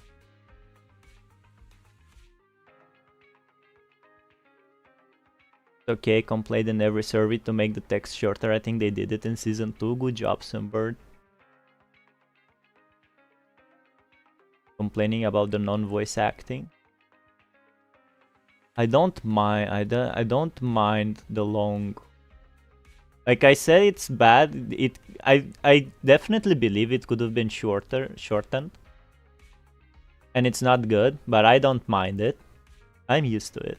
And I don't mind it because they were not like the problem in Honkai Impact with the long dialogues, the long text I had. It was they were talking stupid fucking world building bullshit that AI enjoys a lot and is ready to read it like non-stop, and he wouldn't even mind it if it was voice acted.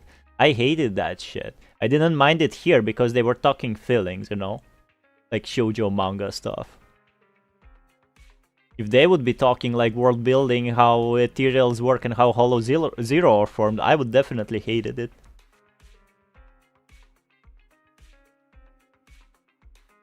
I like such things, labels. Just label someone as label name and it will be simple for you to blame someone. Hell yeah. Mako's favorite was when they were talking with Trigger at the end, right? My favorite song is that one from Rina's story, agent story. I Google translated it. It's called Black Rabbit. Pretty good song. Every time I think it's safe to go back, spoilers happen. There will be only spoilers, Roadjack. Like, I'm sorry. Continuity with Soldier 11's story. I bet they would be in season 2. I'm like, please don't spoil, but I bet in season 2 we will meet like Trigger and they will invent some stupid excuse as to why she didn't say hi to us in Soldier 11's story. Hoyo does that. Not safe for Roger. It never will be. Continue of Soldier 11 story is end of season 1. He needs to continue story. Continue of Soldier 11 story is the end of season 1. You know the game forces you to do Soldier 11's agent story like in the beginning. It's a part of tutorial now. Which I made a video me complaining about it. My pet peeve this story is that she wears her uniform with Obol in big letters on. Exactly. I also wanted to point that out. Good point, Chocobo.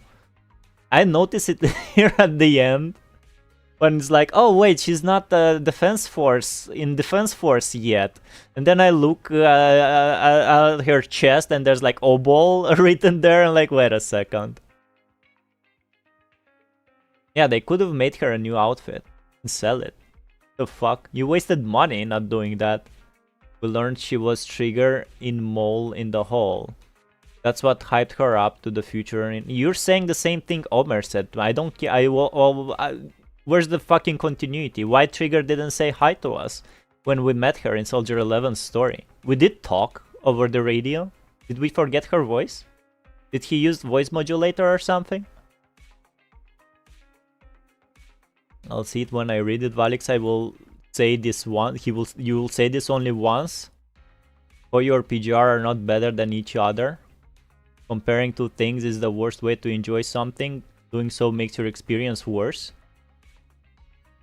I disagree with what you said. Good thing you said it only. You will say this only once. They both have their trash and good, yeah. And it's very fun to compare them. You can't take that away from me. Comparing things, you can compare anything. You can't say, oh, you can't compare that. You can't compare Call of Duty and Battlefield. Hell yeah, you fucking can compare Call of Duty and Battlefield. It's an old counter-argument of game reviewers from like 15 years ago. Oh, you can't compare COD and Battlefield. Yes, you can, and it's fucking fun to do so.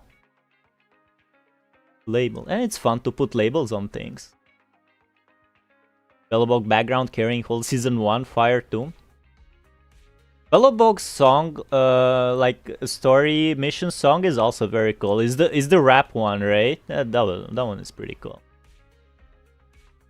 It better than this just reached end of season 1.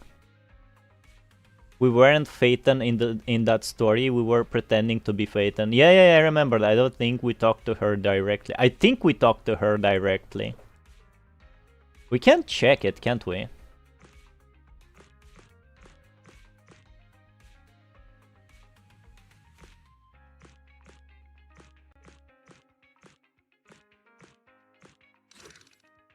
I think it was the third one.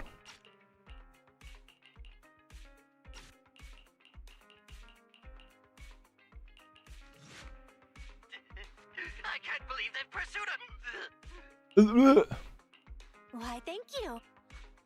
By the Actually, way, won't it Soldier be 11 easier to left a check it message on saying YouTube? they'd Let's check it on YouTube. probably to take in the pri- Sorry, we went ahead earlier. Some of the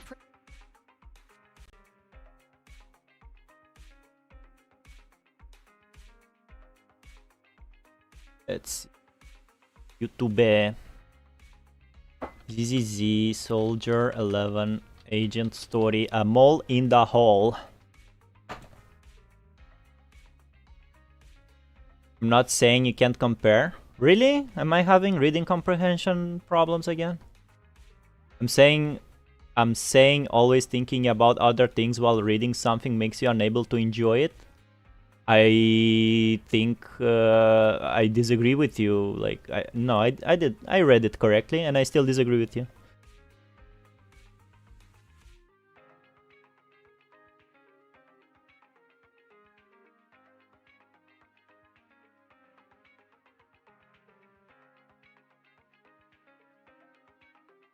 Let's find her.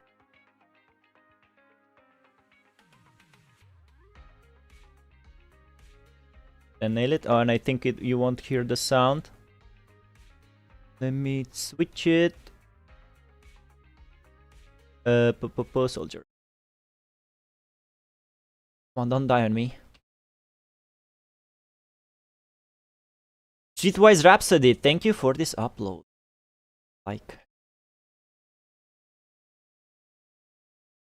Working. Pam pam pam. It was during a TV mode. Holy shit, I have no internet.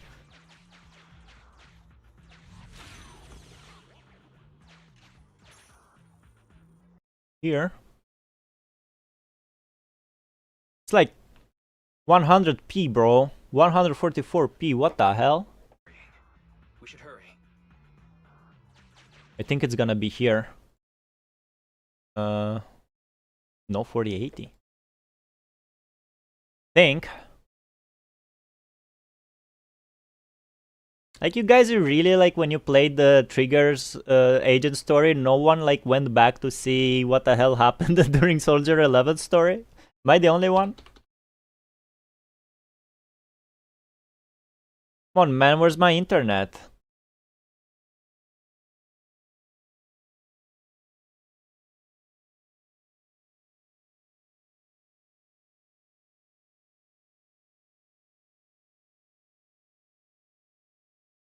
You sure, really? The hell?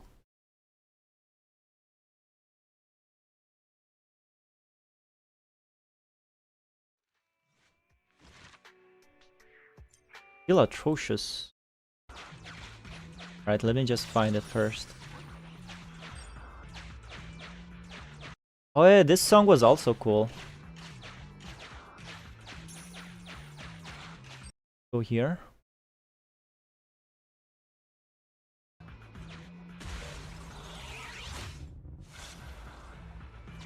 I'll cover your advance. Yeah, that's her. Ain't that her? Looks like Soldier 11 bought here. Hold up. They have... wait a second. When I played it, this icon was Trigger. When was this uploaded? 1 year ago.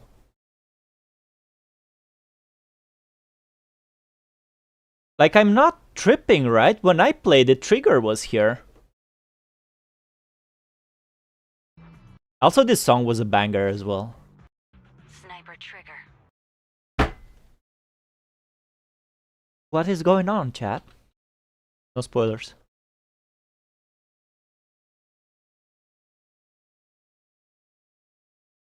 To be honest, by the time we got the Trigger patch, I'd completely forgotten Trigger showed up during story Soldier 11. No way you did. No. Even if the contact station could trial the secret channels at once, there's too much static on the network to receive a signal. I never knew they changed. I hope I'm not like capping, bro. I'm pretty sure I saw Soldiers 11 like goggles on that icon. try to retrieve the defense force We are enemies. data left over from the previous 2 commissions and establish a temporary link. I thought that clear cache button on your screen was just for show, but now it's a real lifesaver. You think that's why? Just please be quick about it. That could make some sense, like considering what they talked about before parting ways. Are tense right now. You can all thank me later. It worked! We got a signal from outside. I see you. You are? There she is, there she is. Don't worry. I work with Soldier 11. Thanks to you, communications have been restored. I am aware of your cooperation. Does the art of writing stories as you go on, then editing them later? Exactly. It's the Star Wars situation all over again. It's the Metal Gear situation all over again. That's why I always prefer after it's very fun doing them chronologically when they're written when they're what I said, my argument, I'm that kind of guy. If I'll start playing Metal Gear, I'll do them by story chronological way. It will be a lot of fun. She never told you her name and you never saw her. I just stopped the video when she said Agent Trigger in position, and I rewinded it back. I think that's why they made a point to not have Trigger reveal her real codename in her agent story. Soldier 11. We will reorganize But she has the same voice. offensive on our own. Please hurry back to support Soldier 11. Going back the way we came is the fastest. So I way guess to she get knows Soldier who we 11. are. But the road is packed with rebels. And we're alone. Don't worry. I'll do my best to cover you. Unfamiliar female voice.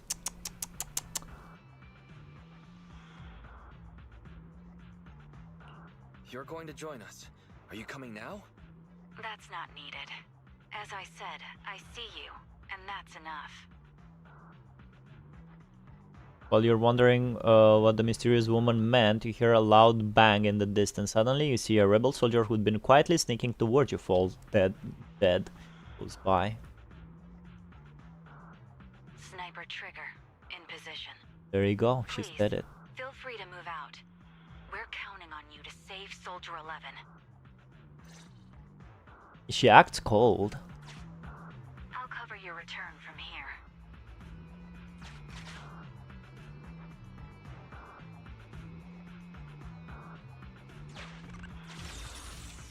Come on, little guy, move. She didn't tell. Yeah, she didn't. You told her you're not ready to know. Yeah, they did. Metal Gear game exists like FNAF games. Chronologic missed from start. FGO is the only gacha that never did that. Bro, Roadjack. FGO is the only gacha that never did that. All right, gacha, but it's Fate, bro. Do you want the short version or the long version? We all seen the Giguk video, right? You don't bring Fate into this argument, bro. You're losing by bringing it in. Fate is a huge franchise. Just play from the exit date order. I'm not that kind of guy. She never told you her name is Trigger. You only yeah. What are you getting at, Simbert? I don't understand. What are you getting at? You keep saying that. I know she didn't, and she explained why. I'll cover your advance. Looks like Soldier 11 bought here. Full baseline. We should hurry. I really liked this moment when I played the game. You cannot pass. Shall not pass. Look how immersive this shit is. We have to press both devices at once. Give me a hand. Yeah, they changed the icon. I'm pretty sure Wise was there. I'm 100% sure they simply didn't have Trigger Agent story prepared to be a prequel at that point.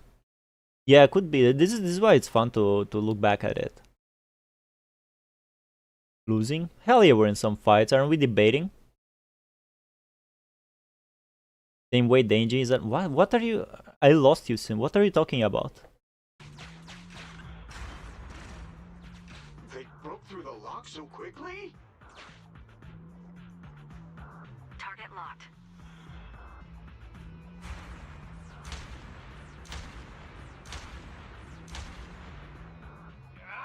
Reinforcements! Hold them off!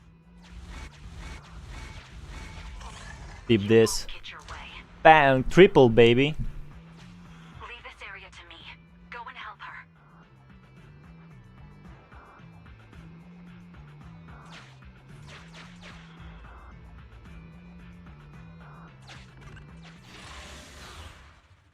And I think that's all we get of Soldier 11. I think she's gonna be in the cutscene. I mean, she is gonna participate in the cutscene.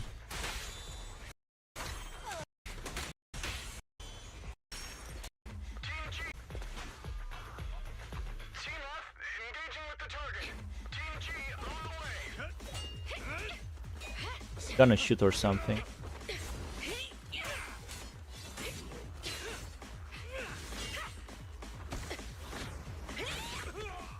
We've been overpowered. Requesting backup.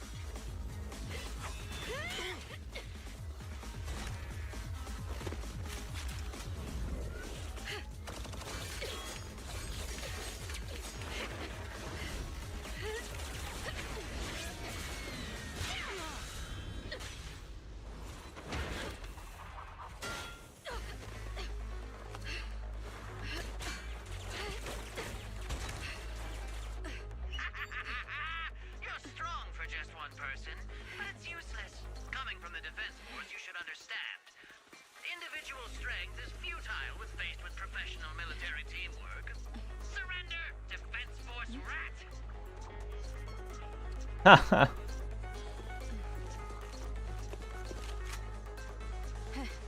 You guys proved pretty tough, but it's useless. What a fool. Do it.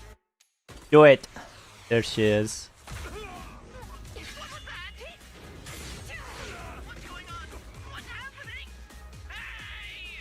Coming from the defense force, you should understand. Your little tricks are futile when faced with professional military teamwork.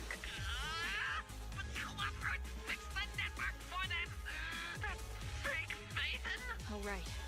You don't get it. Because you're nothing but a despicable traitor.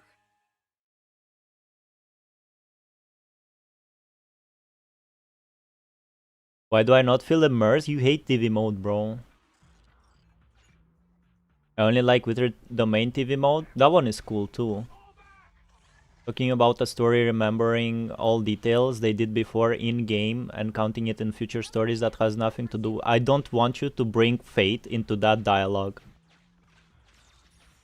Because Fate has prequels, sequels, light novels, animes, bunch of games, a gacha game.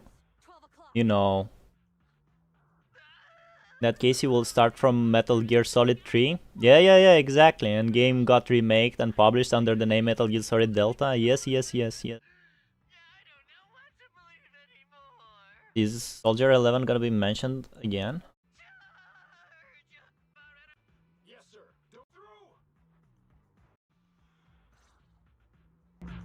Don't let them through!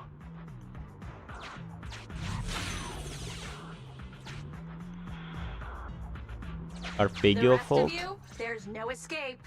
Your weapons are your life. You should be well aware that prisoners of war are taken good care of. Just give me the whereabouts of Mr. Mole, and I'll make sure you get the Mr. Mole. Real title. I guess there's gonna be no more trigger here. Case by the victims. Seems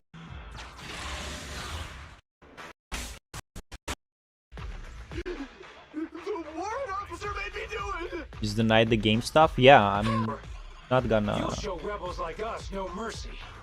It's FGO is the only game that does it. Shut up, man. Mr. Mole. there's a misunderstanding. You was associated with him to negotiate. I mean, of rebels. Did what I must individual on the mole. Get ready. The showdown is near. Have support.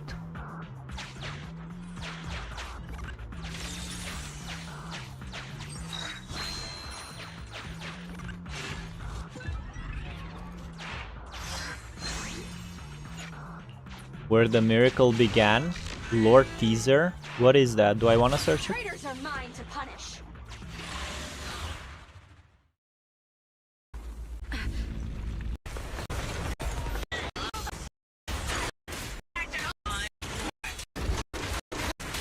And he has Sukaku. Eleven and her now. The truth. I think that's all. We back. Not to mention your skill as a proxy. I guess it fits. She didn't say much. Still think they could have like what you called remembered her voice. But yeah, I guess they tried to cover their asses up with the last dialogue they have. Like, please don't tell us your name, because she's filled with she's the same. She's same as Miyabi, right? She's filled with a desire to revenge the people responsible for causing Hollow Zero, and the siblings. What did they say? They say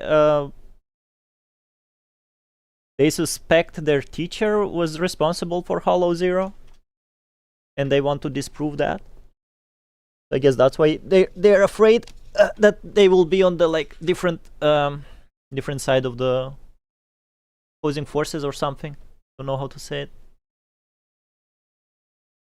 It's a ZZZ video published before game ever released. It will contain some lore drops. We will watch all the videos after I catch up with the story. We will watch all the EPs, all the lore stuff, and all the side content. All the not in-game story-related content. Can get spoiled if video is older than the game. Alright, I'm gonna go on a break. I'll be right. I have a day off tomorrow. Locked. Just another day at the video store. This is gonna be the next one. Oh no, it's just this? What? Alright, BRB anyway.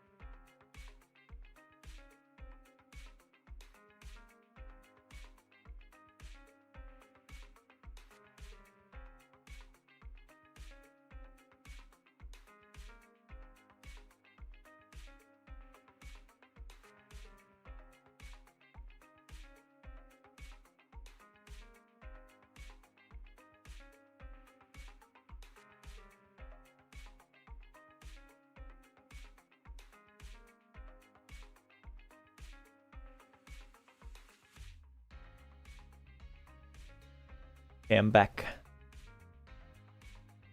what is this? Another dead video store. Sounds intriguing. And Mullen, this is the last one.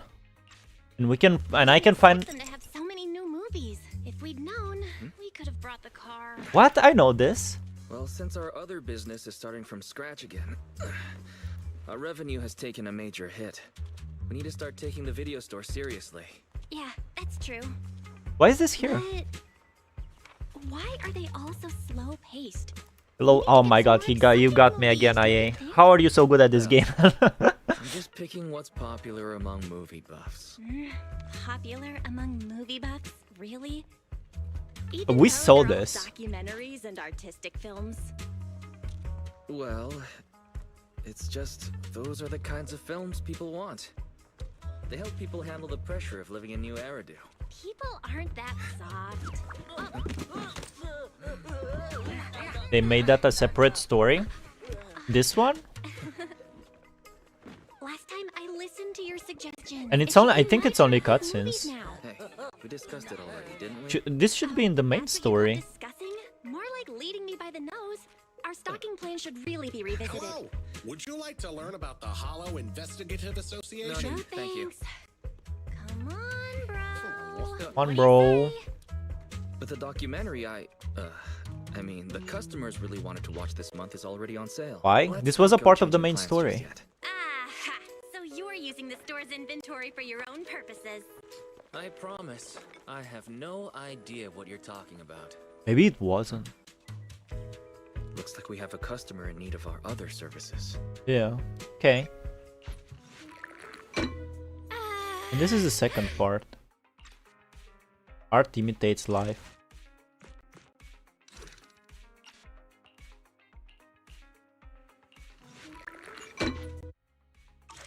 Alright. Alright, we're done. We can go back to the main story shit. Hell yeah. Finally. Bro, what do you think? Are you ready? I am so ready. The comms are all set. Let's contact Yanagi and the others and see how they're doing. I'm ready. Yes, immerse me. Immerse me. I'll contact Section 6 now. Let's fucking go. Just as Y sets up a remote call with Section 6, a familiar figure rushes in. Guys, can you reach Section 6 now? Are they with Perlman? There's something important I need to confirm with them. Relax, Juyuan. Section 6 just found Perlman, and I'm about to contact them now. I'm setting up the call now. I'll put you in too. Not long later, Wise successfully gets into contact with Section 6 and explains the situation. Just like this bag joke, we always have new bag. It sounds like a position. I played ZZ on release, so I know. Yeah, it's just, why is it in the agent story and not in the main story like Cuts in Archives? Finally took me 1 liter of beer to get through Triga's story. So sad, it was very sad. Good story. That was my favorite story so far. I'm really sorry, everyone, but we're currently unable to track down Miss Hoshimi's location. Understood. I reached out to my director and some friends in the media. Seems they haven't heard anything about Hoshimi Miyabi being arrested or Perlman reappearing. Hello, can you hear me? It's Juyuan. This is urgent. Please confirm something for me. Is Perlman with you right now? Check the back of his neck. Please look behind his ears or at the base of his hairline. Do you see a small wound? Wound? What are you doing? Now hang on, my hair. Ow! Easy, easy. Yes, Officer Juyuan. There is indeed a small wound on the right side of his hairline, approximately ½ inch long. How did you know? For high-profile cases, the precinct sometimes puts small tracking chips on suspects when they're detained to stop them from doing anything dangerous. Huh? I found out that the chips used on Perlman and the other suspects in recent cases have broad-range tracking capabilities, and they've been active this whole time. What? A tracking chip? That's fucked up. Been active this whole time? Even after the airship crash? That's correct. Well, hang on. Does that mean that the precinct could have tracked this guy down anytime they wanted? If the lead investigator wanted to, yes, they could have easily found Perlman. from the moment he entered the outer ring. Yet they never tracked him down. The precinct records show that he's still missing. Our entire operation was based on one assumption, that the mastermind was doing everything to stop us from revealing the truth, to eliminate Perlman, and to cover up their crimes. But if they always knew where he was, then what was the purpose of all the pursuits, ambushes, and interceptions? Didn't the bad commander take Chief Miyabi outside the hollow to weaken us? If we were mistaken, then that means Bringer didn't take Miss Miyabi to undermine us. He must have taken her for a different reason. A different reason? Don't tell me. He wanted the chief herself. But that doesn't make any sense. She has nothing to do with the case, and nothing seemed off with her. Plus, who in their right mind would try picking a fight with a Void Hunter? He's a Void To get Hunter. themselves killed. Hang on, I just remembered something. The strangest thing happened while we were in the Outer Ring Hollow. You quickly fill everyone in what happened with the katana inside the hollow, leaving them with even more questions. You can't be serious. That crooked commander's target really is our chief. But why? Doesn't matter. They took Miyabi right before my eyes. I'm such an idiot for allowing this to happen. I must report this to the director immediately. Everyone calm down. Shouldn't we figure out where Miss Miyabi and Bringer are first? Miyabi is being transported in a public security vehicle. I can track it. As for Officer Bringer... He's over where the vision scandal was exposed, just outside the Dead End Hollow. Remember that place? How do you know that, Qingyi? Because he's giving a speech there today. It was on the news. They said it's happening as scheduled, with many eyewitnesses from the vision scandal and concerned citizens attending. Guys, let's split up. We'll search for Bringer and look for Miss Miyabi at the same time. Okay, I'll go find Miyabi. Please guide us out of the hollow right now. No. We shouldn't be the ones looking for the chief. Huh? Why not? Aren't you worried about her? If anything happens to her, I swear I'll... Calm down, Tsukishiro. You're losing your cool. We're closer to Bringer's location right now, and we've still got Perlman. But... No buts. No buts. You know I'm right, Deputy Chief. Nagi, I think Harumasa's got a point this time. For once he's actually making sense. Maybe we should listen to him. Ouch. That hurt. But thanks for speaking up for me, Sokaku. I'll find Miyabi. I mentioned earlier that I can track the vehicle. Plus, as a public security officer, I won't attract attention. She's useful. Miss Tsukishiro, Miyabi and I go way back. I understand exactly how you feel. I promise, I will bring her back safely. I'll join you. Wise will stay at home with Eos to assist you guys. I'll go with Jiyuan to find Miss Miyabi. Looks like our tasks are set. I'll stay here to protect the video store then. Thank so you. you have one less thing to worry about. The communicator transmitted several deep breaths, followed by a few quick slaps, like someone's trying to regain focus. I'm sorry for losing my composure, everyone. The plan makes sense. Let's get moving. Proxy, you're pretty capable, right? Better than you think. I'm the best proxy in New Eridu, and I will bring her back. Okay, I believe you. I'll leave the chief in your capable hands then. Well, Juyuan is waiting for you at the parking lot. I think she wants to talk to you about searching for Miss Hoshimi. But I feel like she's not in good mood. She might still be upset since we hid our identity from her. When there's a chance, we should really give her a proper explanation. Remember I was complaining about Juyan betting on us? Actually, Qingyi is worse than Juyan. You know why? Because Qingyi most likely definitely knew we are the Phaeton after her agent story. And that bitch betted on us being the Phaeton. He's so much worse than Julian, man. For AKE PC clients on arrival. I mean AKE Enfield. Yostar will get it. Who's Yostar? Why so late start is very bad reviews about Yostar. Yo, nice car.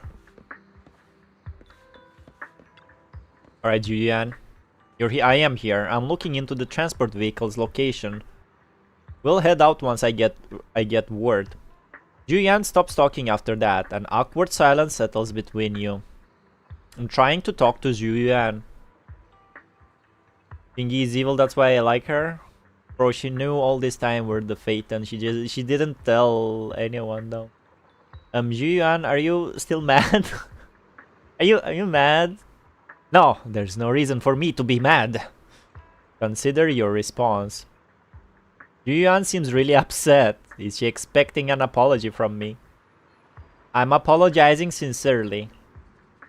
Julian, I'm really sorry. I never wanted to hide my identity, especially from you.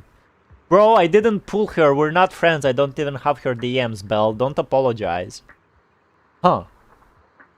So why did you keep this from me? I didn't want to cause you any trouble. You're an elite officer and I'm a proxy operating in the shadows. We're not meant to be together. What if the truth drove us apart or even made us enemies? Wow, so it's okay to be friends with Julian, but it's not okay to say hi to Trigger when you meet her. But it's not okay for Trigger to say hi to you when she meets you after some time. I see how it is. Double standards. No, I play by the rules and respect law and order, but I don't follow them blindly. I know the difference between right and wrong and would, of course, do what is just. If you consider me a friend, then you should have more faith in me. Yeah, and give up yourself to the law. You go by yourself to the precinct, Belle, and you confess to your crimes. Yuan, I promise I'll never keep anything from you again. If I do, my brother's gonna have the worst luck ever. Even fortune cookies will come up blank. You don't have to go that far. Yes, I do. You're a very important friend, Yuan. Your feelings matter a lot to me. I don't want this to drive a wedge between us. Huh? At that moment, Yuan comes rings. A little flustered, she quickly picks it up and moves away to check her messages. Manager, I asked Officer Chen to locate the currently active transport vehicles in the Janus quarter. And they're heading north. I believe Miyabi is in one of them. On one of them. Officer Chen. Who's Officer Chen? Don't remember. We need to move now and intercept them. With a PubSec car, we can use the express lane. But there are checkpoints everywhere, so I might not be able to bring along a regular citizen like you, Manager. Take my bang boo, Yuan. We can still stay in touch that way. It'll come in handy in emergencies. Understood. I'll head out now. As for our conversation just now, let's continue after we get Miyabi back. Ooh. Short while later, near 14th Street, a PubSec car hurtles down the street, siren blaring. Me Dark Knight's PC client. Be able to play the story. Ian publisher for some game. Don't pull Yuan. I want every character, you know, just to have it. That's the kind of gacha player I am. Task Force Patrol Squad to Captain Zhu Yuan. Do you copy? Repeat, do you copy? Over. Copy. Officer Chen, Zhu Yuan here. Over. So he's Officer Captain Chen. Zhu Yuan. Why does your voice sound a little raspy? It was pretty hot here and my throat got a little dry. What's your status? Did you find any leads? Over. Yes, I ran a quick check. There are 8 transport vehicles still on duty in Janus Quarter, and one matches the route you mentioned. I'll share its location with you now. Over. Thank you, Officer Chen. You've been a big help. Go get some rest. Over. Copy that. Go get some rest. You take care. Don't work too hard. Task Force Patrol Team over and out. Phew. All right. Got the info on Miyabi's transport vehicle. Wait. The nav data shows that the escort vehicle's final destination is The site of Bringer's speech? This is bad. Tons of people are heading there right now, and the streets are jammed. How do we get through? Sound the sirens? Switch to PubSec motorcycles? Let's use the hollow. Yes. Dead End Hollow is nearby. We can cut straight through. Oh, remember that end hollow, guys? Driving in the hollow is extremely dangerous. Are you suggesting we walk? That'll take too long. Don't worry. I know a way to get there quickly and safely. Trust me. Trust me. I've done it before.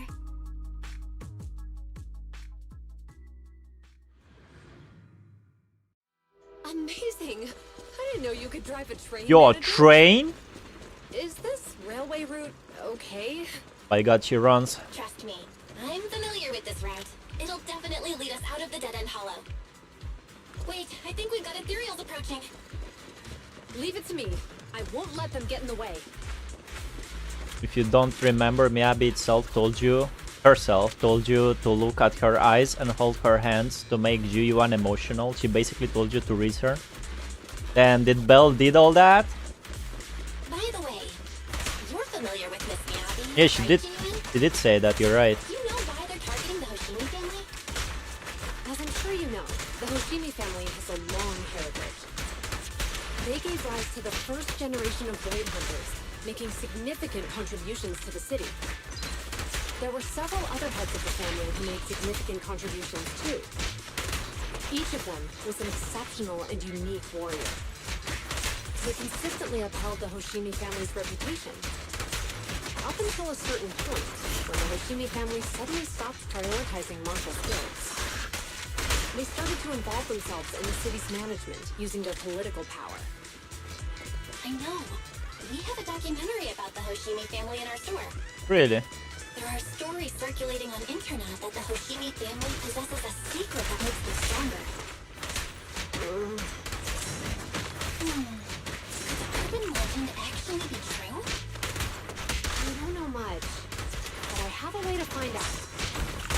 Manager, you can keep us in touch with the outside world, right? Bro, I should have prolonged the fight to hear all the dialogue. Moments later, to verify Juan's theory, Belle stops the train in a safe zone and establish a communication link with the outside world. Hello? Hi, this is Officer Juyuan from the Criminal Investigation Special Response Team. I'm just calling to... By the way, I have a question. Did we have a gameplay sequence on the train back in Chapter 1 with Nekomata, or am I tripping? Pijar has a better looking train stage? I know, Officer Juyen. I'm still waiting to hear back from the Throne Quarter Precinct. You got me, Nexus? The head of our house ought to be at the banquet hall still, joining in on all the Election Day events. I've asked my secretary to locate him as soon as possible. all right. I'm sorry to keep bothering you with all these calls. I'll wait for your reply then. Not good. With the elections happening now, even the Hoshimi family housekeeper can't get in touch with Miyabi's father. You seem to be pretty close with the Hoshimis, Juyuan. Do you know the head of the family? I wouldn't say we're close, but when Miyabi and I were classmates, she invited me to her place a few times, so I've met him before. As the head of one of the most famous families in New Eridu... Well, you're pretty close then. To figure out what the enemy wants from Miyabi, we need to understand their motive. The only way to do that is to talk to her father. But my usual channels only get me as far as their household staff. I don't have any connections to that fancy banquet hall in Throne Quarter. And they use private security that's independent of PubSec. We just need to find someone who has connections to high society, right? Then I might just know someone. We know fucking everyone in this town. Moments later, after patching through random play, a familiar voice answered. Not true? Not true that Pijar has a better looking train stage? Juwan's design makes sense. She carries upgrades of her weapons and assembles it on Ultimate, but this damn leg plate doesn't match a police officer. Expected at least armor vest. Ah, Master Proxy. There you go. Everybody's getting involved. I like this. I like this a lot. Anticipated a call from you on a day like today. Lycon, thank you for taking my call. I've got something extremely important that I need your help with. Has Victoria Housekeeping ever offered services to the Hoshimi family? They're a renowned martial arts family. They contributed significantly to the construction and safeguarding of our city. Our humble establishment has indeed been fortunate to provide our services to them, and indeed they may be considered loyal customers of ours. Really? That's great! Do you happen to know much about their family affairs? That entirely depends on your definition of family affairs. If it's not too much to ask, could you please provide me with a little more context? Jian gives Lycon a quick rundown of the situation. I understand the circumstances, and your request seems fair and justified. However, I'm afraid that I cannot provide such information. It's against our confidentiality policy. I understand, but... Although I cannot provide that information, I can connect you with someone better suited to assist. Jeez. Just a moment. Rena, please watch the lobby for me.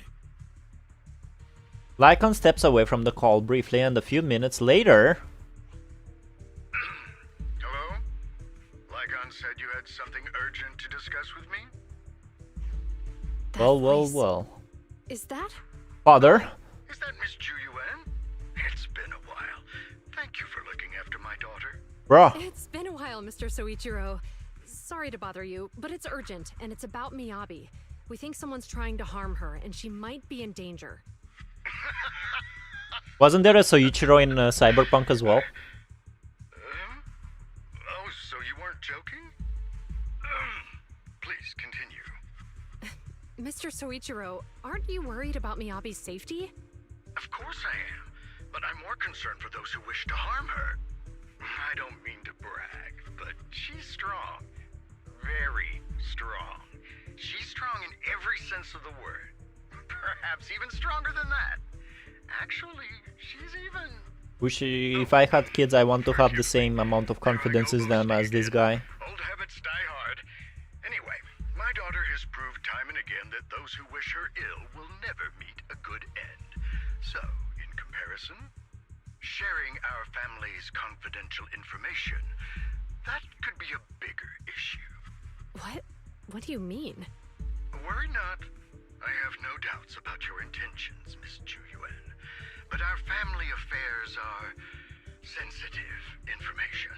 Huh. It's our rule not to share them lightly, especially considering we have a guest here I'm not acquainted with. Me? Would you mind proving that you know my daughter?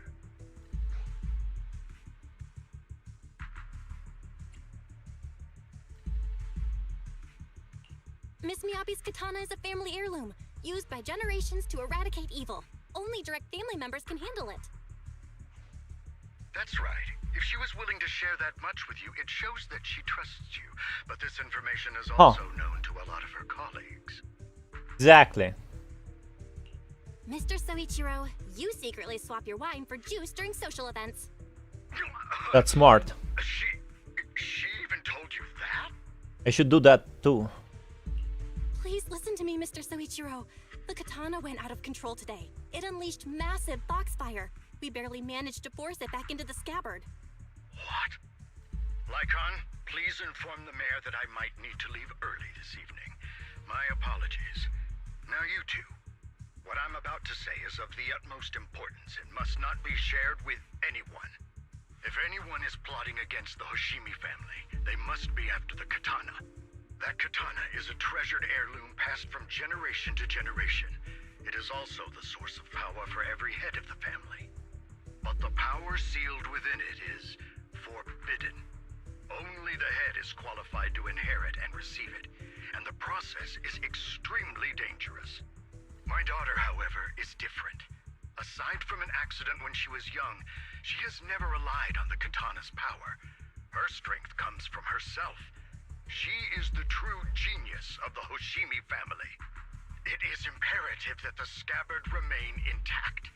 Under no circumstances should my daughter use the katana if the scabbard is compromised. At the same time, an armored transport vehicle is heading toward the dead-end hollow near Bringer's speech venue. Inside the vehicle,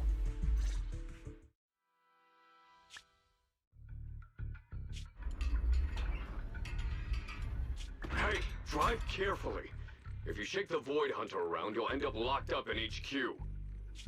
Drop the act. You turned at the 7th Street we passed to head back to Janice Quarter. This car was never going to HQ. So you've known all along. Are you sure you want to calmly let us do as we please? The schemes of villains are always unique. I might as well stick around and figure out your real objective. Besides, you alone pose no threat to me. Even with you unarmed? I don't need a blade to deal with you. Indeed, we really aren't worthy. After all, this is a treasure passed down through generations of the Hoshimi family. It has slain dangerous ethereals, legendary warriors, the remnants of the old civilization, and the evils of the new era. The cursed blade, Talus. You... 7 generations of swordmasters have established the Hoshimi family's prestigious standing today. Most people think the Hoshimi family's bloodline is inherently superior, but in fact, the true source of their power is this blade. Except for you, Hoshimi Miyabi. You're the rare talent born into the Hoshimi family, truly blessed in the art of swordsmanship. How do you know about the Hoshimi family? Because the target of our evil group is you. Oh! Nullface may have botched the mission, but he still managed to obtain your deep sync modeling data. What? Thanks to that, I get to witness the true form of the cursed blade. It is indeed so beautiful. This monstrous energy is exactly what we need. What? You're right. No one can threaten you. So we'll make you the threat. Release Talus! Whoa. Ah, what an unexpected delight. To my surprise, Officer Hoshimi Miyabi has honored my speech with her presence. Dear citizens, let's give her a round of applause. Wow! Is Miss Miyabi! Amazing!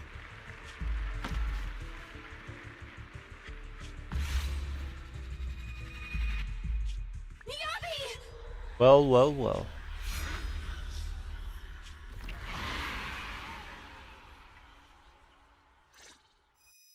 Dizziness envelops her, and everything around her blurs. Soon after Hoshimi Miyabi opens her eyes, Why did that auto skip? There was no auto fucking skip there!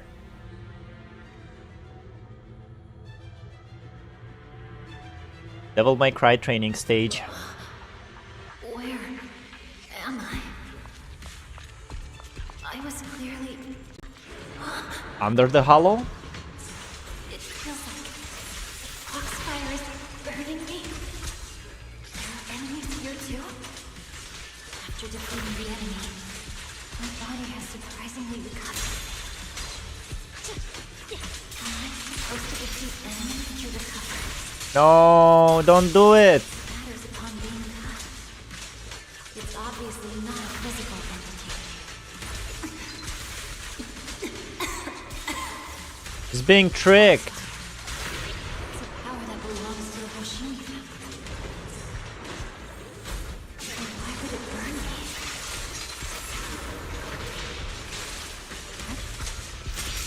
Can I do nothing? See what happens? It's changed color. I can't shake the feeling that this place looks familiar.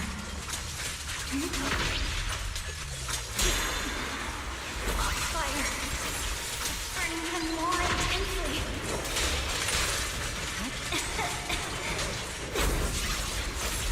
Losing my strength. Must defeat more enemies. The more the better. This place, it's an illusion of the curse, right?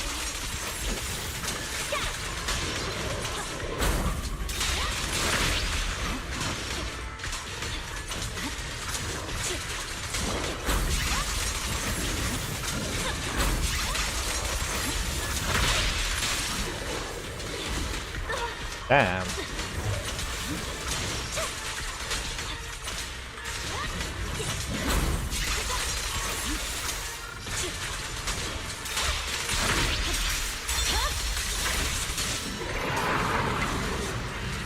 Really?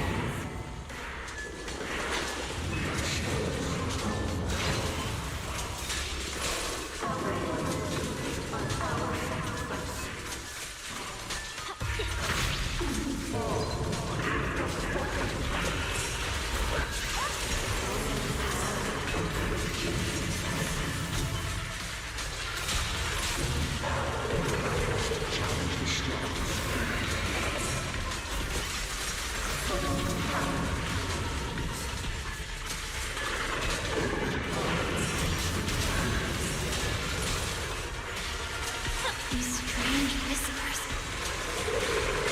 I think I heard them when my blade went out of control. It's so loud.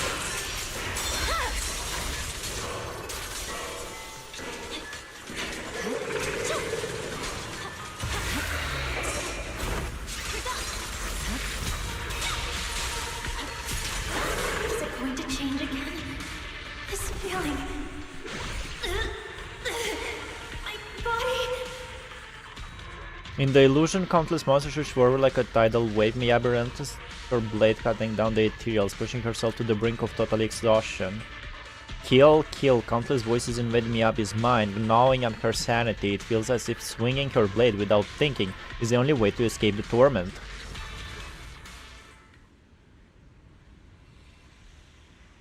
No sound effects.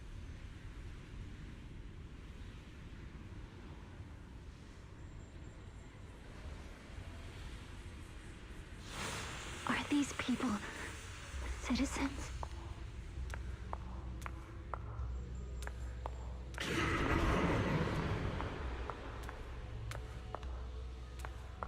What? They're kids, man. How could I will never wield my blade against the innocent.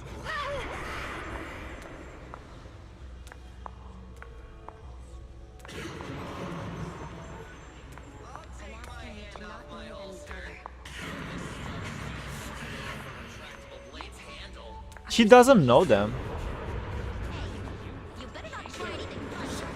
Oh yeah, she does know them. Fine, you'll... Why are you staring at me? Are you sure this is the right move, Miss?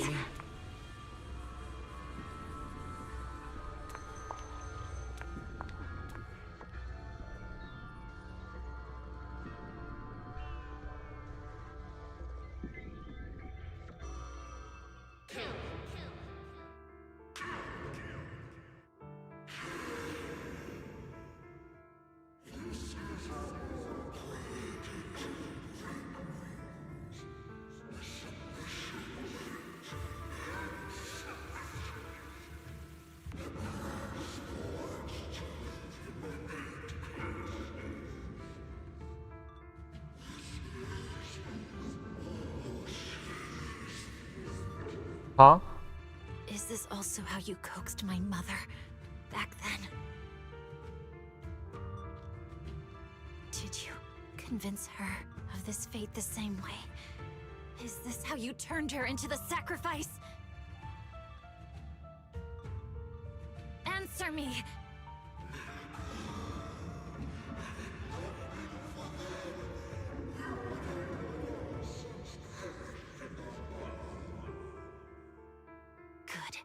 So you remember me. Do you really believe that the inheritance traditions are right?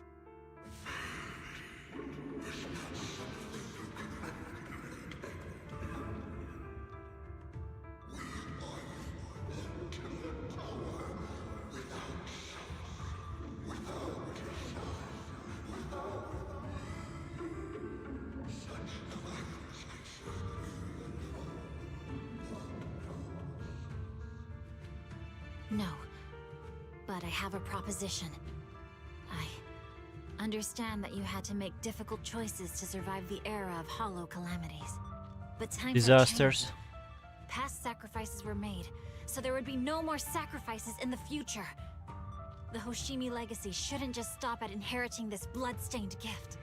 If outsiders are capable of bypassing the rules and taking your power, then what's the point of clinging to this cruel ritual? Therefore, let's cooperate. That's right. I've always been aware that I'm not the type of heir the Hoshimi family needs. I don't have my grandfather's keen judgment, my aunt's resourcefulness, my father's knowledge, or my mother's sharp mind. But I have swordsmanship. It's the one thing in which I'm genuinely gifted. From now on, if you heed me, I'll rewrite the fate of the Hoshimi family in my own way. Be my blade, one that slays only evil, and I'll repay the injustices that forced your sacrifices. My mother was the final sacrifice you'll ever receive. From this day forward, under my command, I'll turn you into a legend which is truly unmatched by anyone.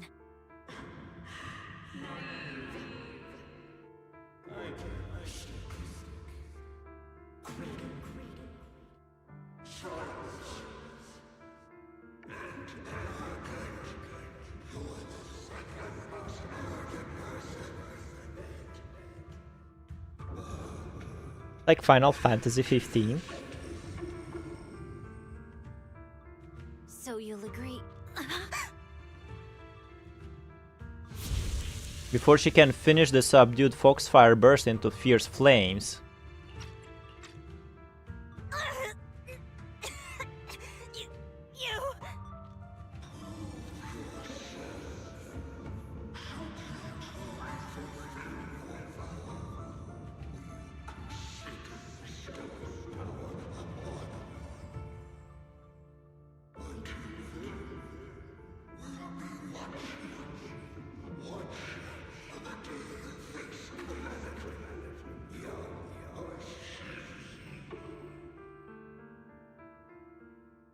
The blazing foxfire slowly patters out and the illusions and voices fade too. Hoshimi Miyabi props herself up the best she can, not wanting to collapse. At this moment, a familiar voice rings out. Miss Miyabi! Miss Miyabi! Can you hear me? Hey! Can you hear me? Oh no. Proxy? Yes! It's me! Miss Miyabi! You're finally awake. How are you feeling? So, that golden light was you. Thank goodness I didn't draw my blade. The citizens... Did I hurt... They're all dead, Miyabi. Rest assured, Miyabi, you didn't hurt anyone. When those strange flames appeared in your eyes, the manager and I knocked you into the dead-end hollow. You were swinging your katana the whole time, but only at the ethereals coming at us. Just now, you suddenly froze. The flames on your katana disappeared, and we were able to get close. I see. Thank you. I almost made a terrible mistake. I feared if my blade had harmed those dear to me, hurt innocent people, Miyabi's voice is weak, as if recovering from a severe illness. Her furrowed brows finally relax as tears trickle down her face. The invincible Void Hunter sobs softly like an ordinary girl. Miss Miyabi? Belle, there's an emergency. The rest of Section 6 has arrived at the speech venue, and it's a total mess. Looks like Bringer's trying to get away. What? Hearing the latest update over the communicator, Zhu Yuan holds Miyabi tightly and looks towards the proxy. Leave her to me. I'll take her to the nearest medical center. Go, manager. Go catch the culprit. We absolutely cannot let him get away. Eesh.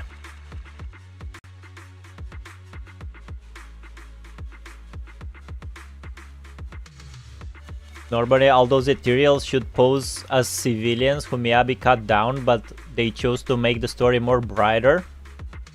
Well, you got played, Omer. Those were ethereals. Press a talk button. Come on, did you press a talk button, Simbird? You turned off the chat? Not reading the chat when I'm locked in. I did the same for the trigger. I am the storm that's approaching. That is approaching. He is Melon. In the video store, the siblings are flustered. The connection's gone. What's happening? Let me check their error logs. Looks like a massive surge of active ether caused EOS's internal modules to malfunction. What? Yes, it's so... You what? You monster. Let me check... Let me check the error logs. Looks like a massive surge malfunctions. Maybe it's because of the cursed blade. It might be because Miss Miyabi's katana went out of control. It's happened before. EOS was exposed to a surge of ether at close range. Its internal communication module might be damaged. Everything's a mess right now. I wonder how Miss Miyabi is doing. Worry not, manager. Zhu Yuan sent a message saying that she's taking the young lady from the Hoshimi family for treatment. So you can set your mind at ease and focus on dealing with Bringer. What about the other members of Section 6? We haven't heard from Section 6 yet. At that moment, a familiar petite figure rushes in. Oh, it's called everybody is here. Always press the attack button? Come on, man. I guess that's something Hoshimi Miyabi would do. Proxy, Yanagi from Section 6 asked me to contact you. Koleda, what brings you here? Not long ago, someone from Section 6 suddenly showed up with Pearlman. They said we have key evidence of Bringer's involvement in the Vision Corporation case and asked us to watch over him for a while. Oh yeah, that's true, I remember that. With that guy's help, we went through the documents thoroughly and managed to compile the evidence of financial dealings between the Vision Corporation and Bringer. I never would have thought that Bringer is the one behind all this. Yanagi told us to send the evidence to a public security commissioner through a special channel. He's already leading Section 6 to go after Bringer. How are things going? They left in a hurry and only gave me a designated communication channel. Proxy, try using it to get in touch with her. Okay, connecting now. Yanagi, can you hear me? Hello, Proxy, we're still at the speech venue. It's all thanks to Bellabog Industries for sending the evidence against Bringer to the commissioner. He immediately suspended Bringer and called him back to NEP's HQ for investigation. But it seems like Bringer doesn't plan to hide anymore. His men deliberately caused chaos, even crashing into cars to make their escape. The crowd went into a panic, and it almost resulted in an accident. By the time we got there and brought things under control, he had already gotten away. We couldn't catch him. All we found at the scene was your bang boo. Oh no. We were just too slow. We didn't make it in time. Still, Perman has given us an important piece of intel about Bringer's whereabouts. Bringer might have gone to Port Elpis. It's that old cargo dock on the city outskirts, swallowed up by the Hollow. Perman said Sarah and her people have been shipping tons of supplies there through the Vision Corporation, including special etheric items. A dock in the Hollow. Belle, do you remember the news broadcast Nicole made us watch this morning? They caught footage near the edge of the city. It looked like there was a hollow right by the water. Yeah, we were there. We were there when we were helping Heron with her mission wise. A cargo dock. Then it probably really is near Port Elpis. It's an area with all sorts. A perfect place for criminals to slip away unnoticed. But there's someone in our bureau who is pretty familiar with that area, so we may have a chance to reel in a big fish. Rest assured everyone, leave this to me. I'll head to the port now and contact our undercover angler. Got it. We'll work on fixing the HDD on our end. Yanagi, can you take EOS near the port?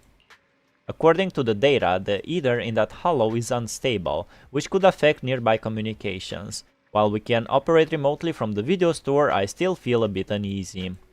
Just to be safe, let's take the portable equipment and work near the port.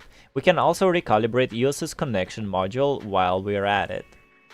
Near the port? I see, like, this type of yapping I don't like. Alright, I'll reach out to Ben and update them on the situation here.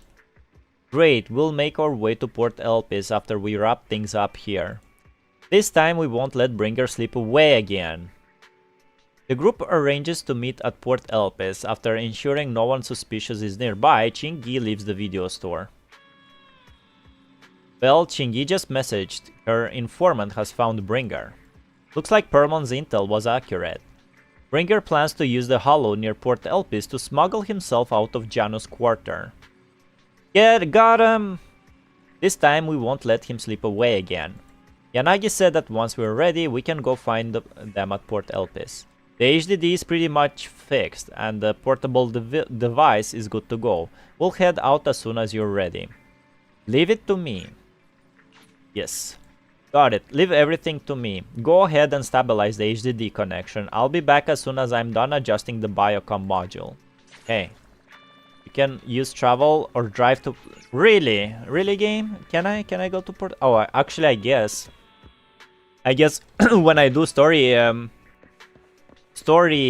agent story,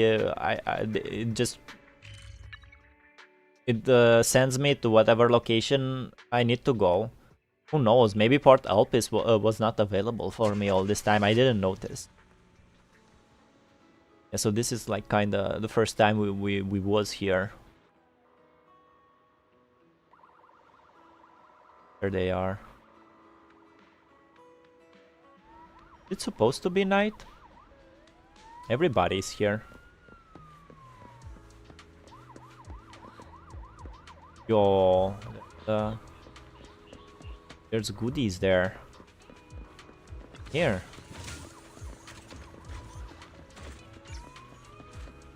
Look at my bro. Look at my bro and what's that guy's name? Harumasa trying to raise up girls, bro. So proud. Good luck to him.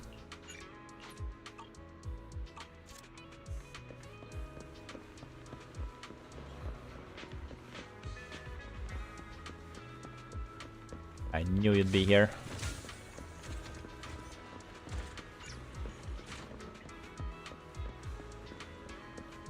Some people love quick travel because it saves their precious time. I'm the hating side. Map is already little enough to let you explore.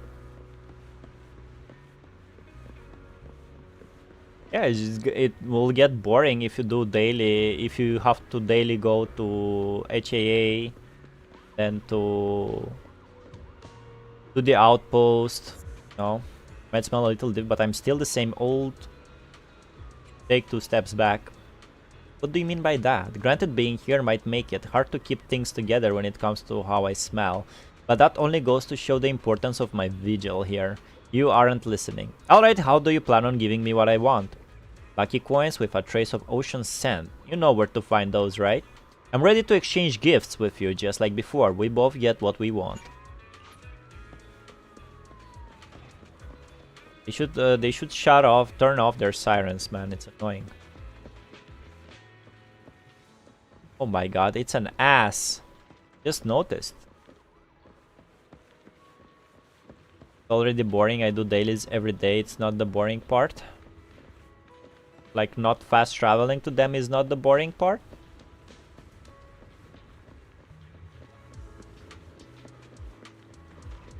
I already do dailies IRL, man.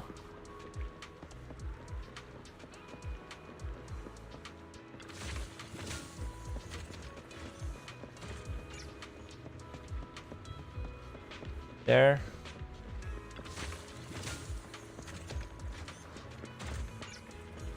Alright. Let's see what my bro is doing.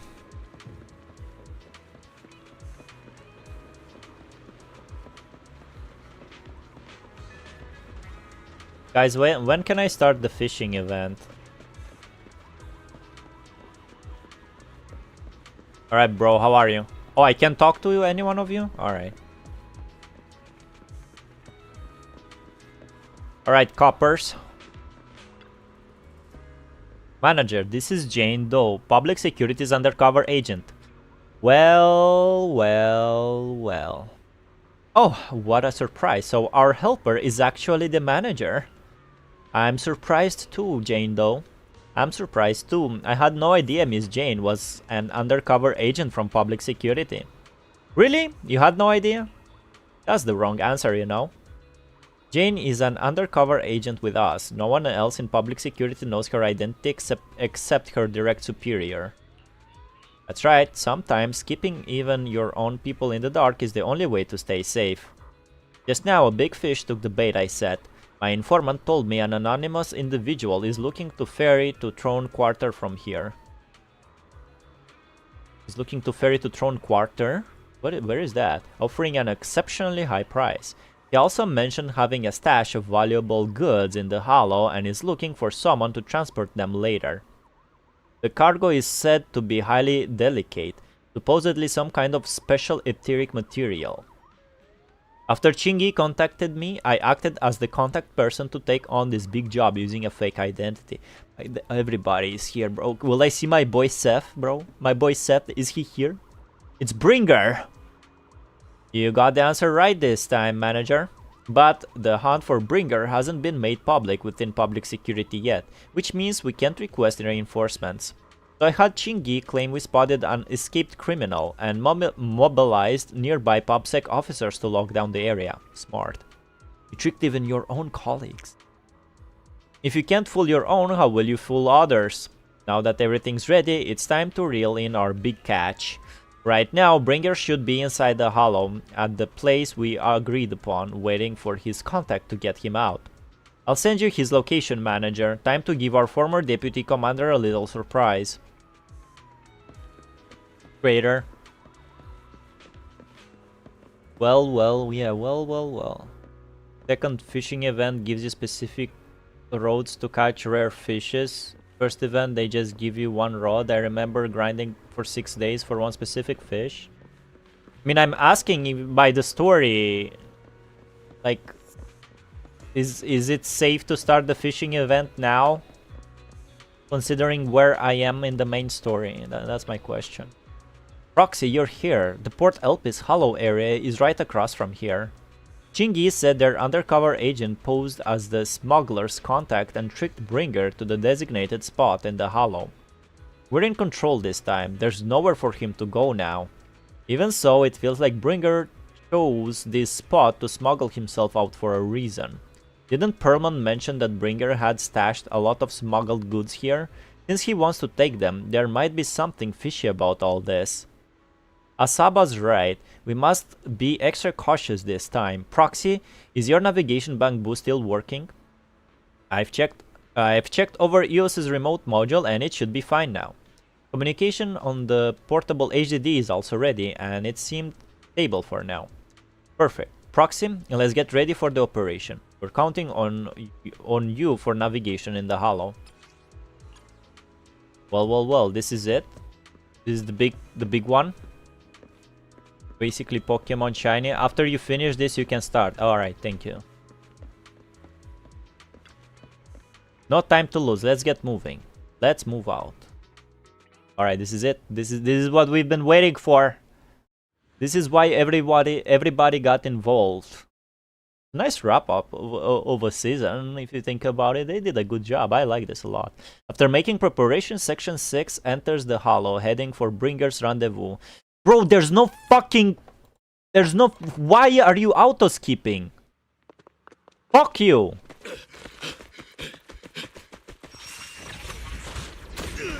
Hold it! Surrender at once, Acting Commander Bringer. No, you've lost your right to that title. I'd expect nothing less from Section 6. You caught up in no time.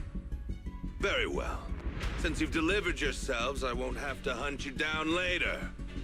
The Cursed Blade's power is mine. This perfect form will lead us into the Age of Hollows. Creator, are you?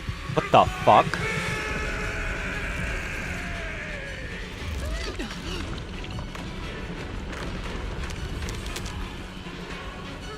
What's happening? Ether activity is rising.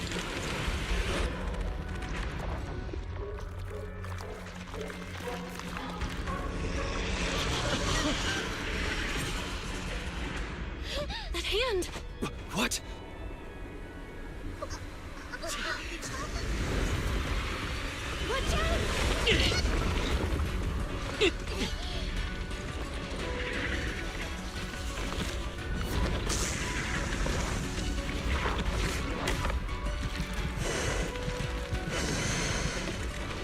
Brenner turned into an ethereal. Oh, that Doomslayer sword. Something strange has appeared. Be careful, everyone.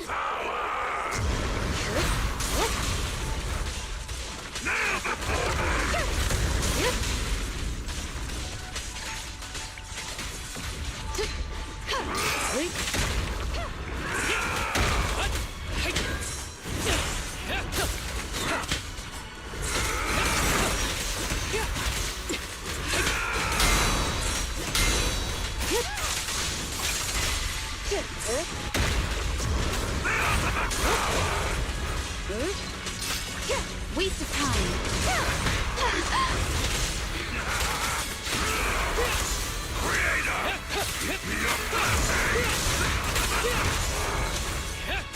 Crush everything!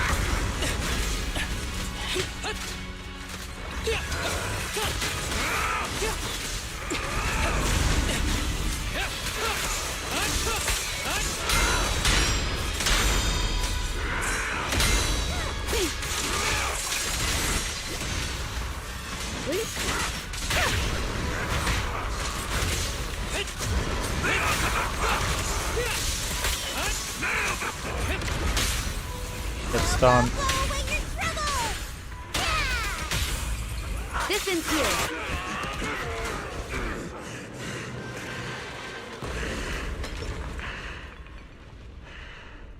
Is he dead? Don't let your guard down.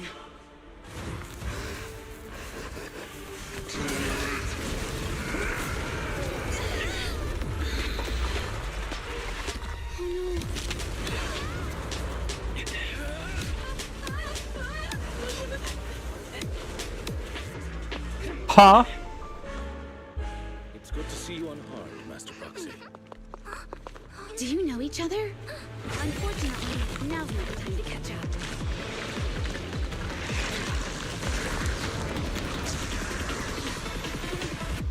Please do not worry.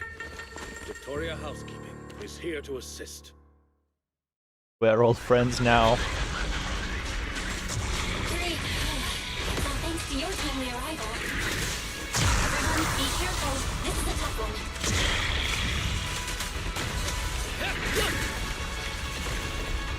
This guy's energy is still increasing. Be careful, everyone. Everyone, keep it up!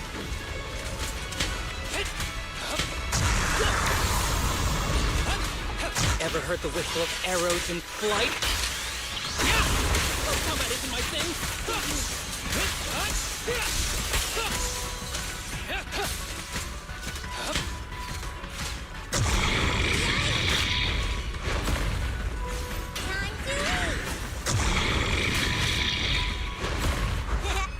Just don't blink!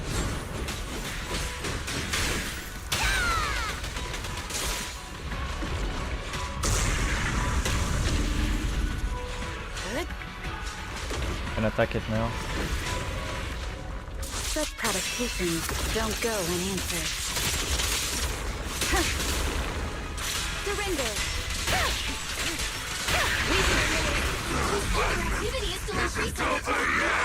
We have to stop him.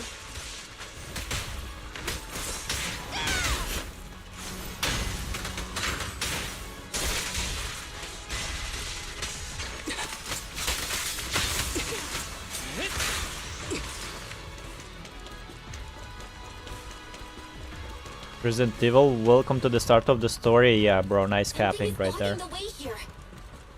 Huh? That's... That.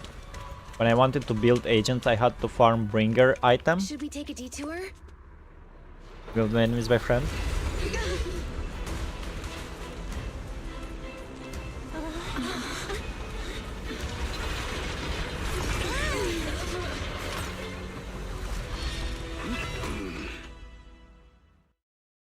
Proxy, did we make it in time? Just in the nick of time. Leave these troublesome things to us. Everybody's here. Pretty epic.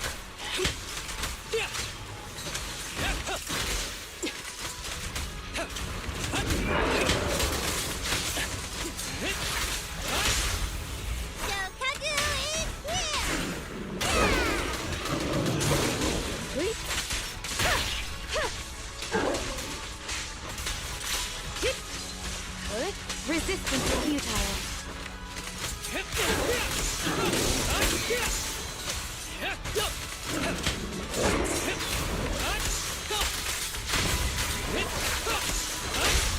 Blow, blow, blow away your troubles! Perimeter under control.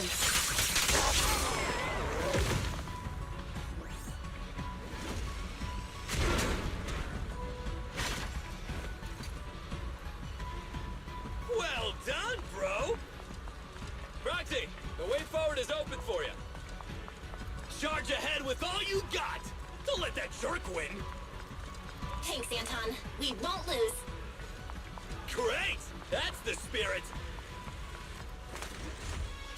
Okay, the power module is fixed now. Great, this child is good to go. Hop on, Proxy, give it a try. Thanks, Grace, you've been a huge help.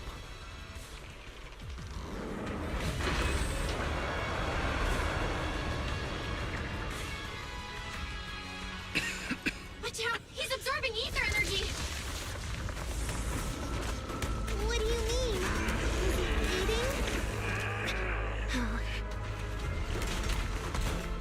We can't let him keep eating. We must stop him. Asaba, are you okay? I'm fine.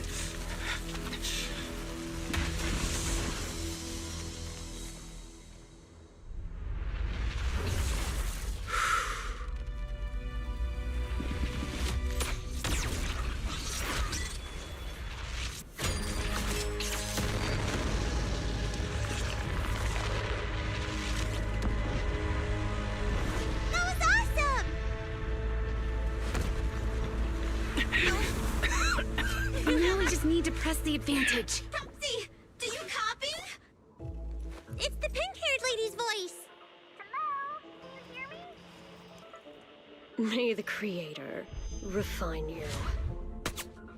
Son of a bitch. Proxy, let's head to Bringer's location. Wait, what's happening?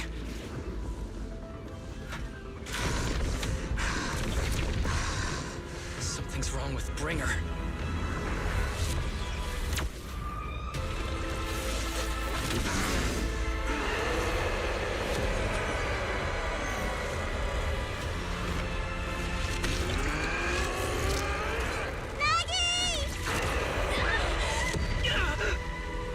Not again!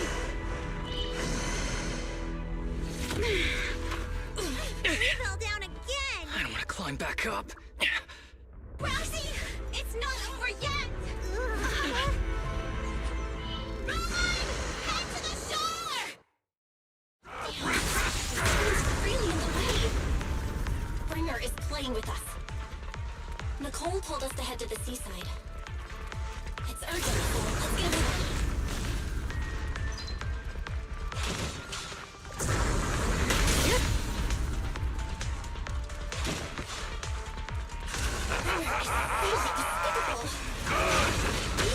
The true power of the cursed blade! This should be the place Nicole was talking about. Why isn't anyone here?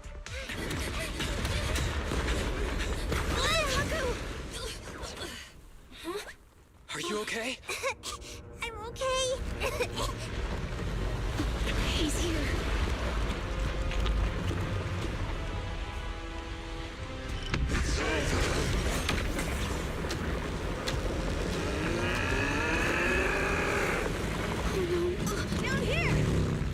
No fucking way.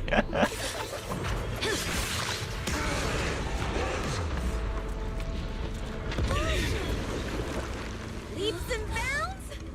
Special delivery. Sorry for the wait, everyone. Miyabi! Took your time. So fast! That's the Overlord for you. So, you are the culprit? Good. We can finish up our training for catching suspects quickly. That's a screenshot.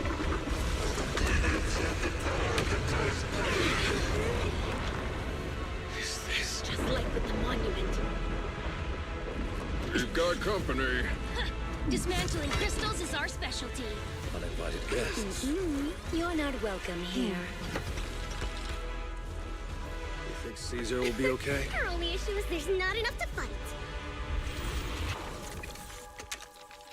Nicole, I think the ethereals have us surrounded. They're just small fries. We'll handle them. Okay. I call dibs on the big one. No. Huh? He's my target. Sorry, but thanks for bringing the Jeep over. Come on, man. Just over time. Late night snack after work. Tag with Harumasa, bro. He's not well. Operation start.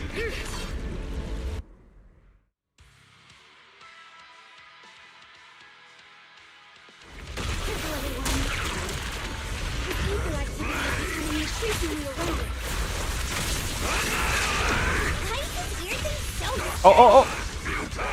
Everyone, watch out for those strange eyes. Analysis indicates strong ether fluctuations there. That might be its weakness. What's happening? There's more and more of those strange things! Ether activity is rising. Oh no, watch out, Fight me, everyone. bitch. His ether activity is still increasing.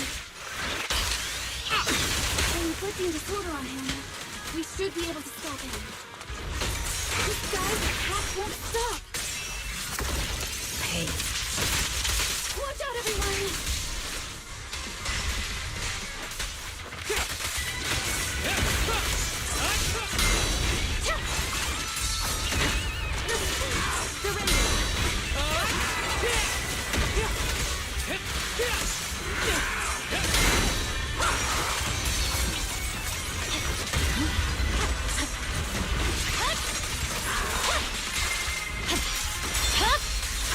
Weakling.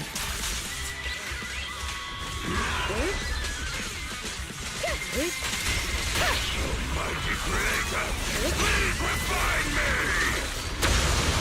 Ouch.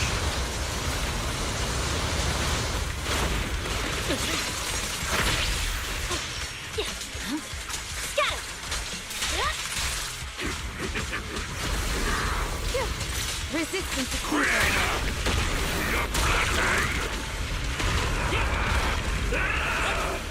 What are you doing, bro? Be gentle with the tape, would you?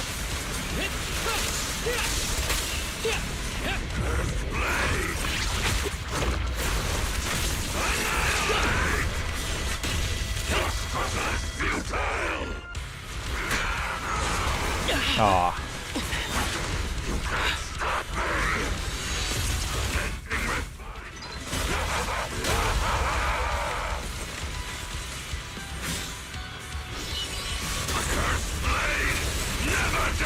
Oh yeah, miyabi has a double.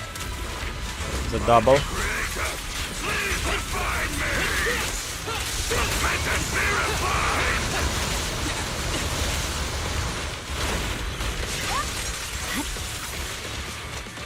Fuck off. It's over. Fancy catching my aim? Distance here. Swift and decisive.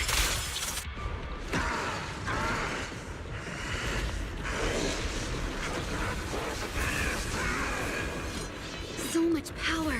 We are not afraid of you.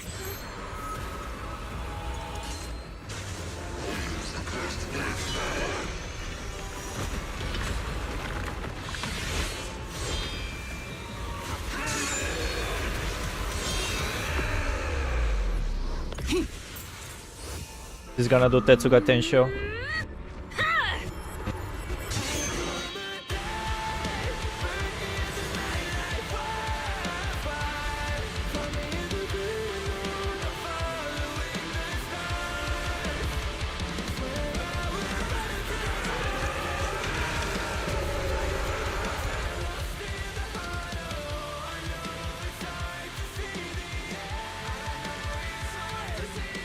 Seriously?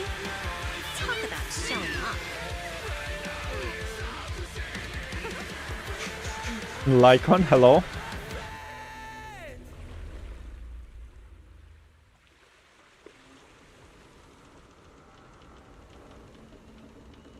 The test is complete. Elixir P07 confirmed effective. Bringer has completed his mission. May the Creator refine him. Nice pants. The events in the Port Ellipse Hollow have come to a temporary close. Old friends and new have gathered, enjoying a well-deserved break. Fucking fuck you, man.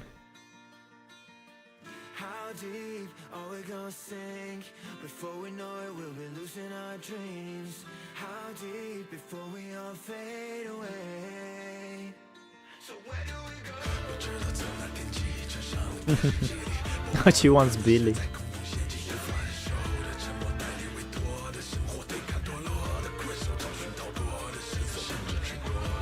It's still task.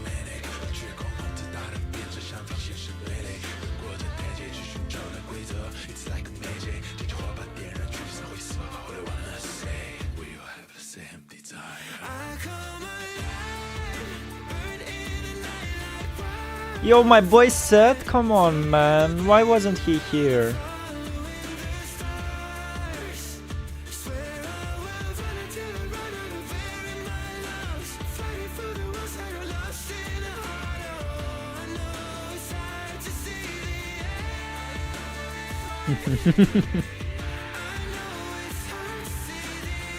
A rat and a fish.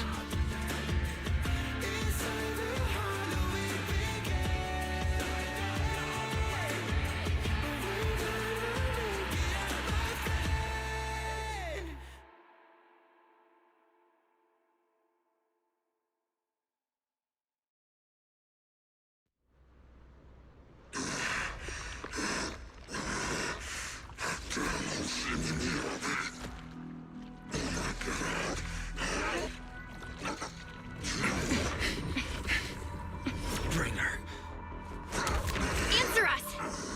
Where did you take our teacher? Carol Arna. The day the old capital fell, it was that giant white hand that took her away.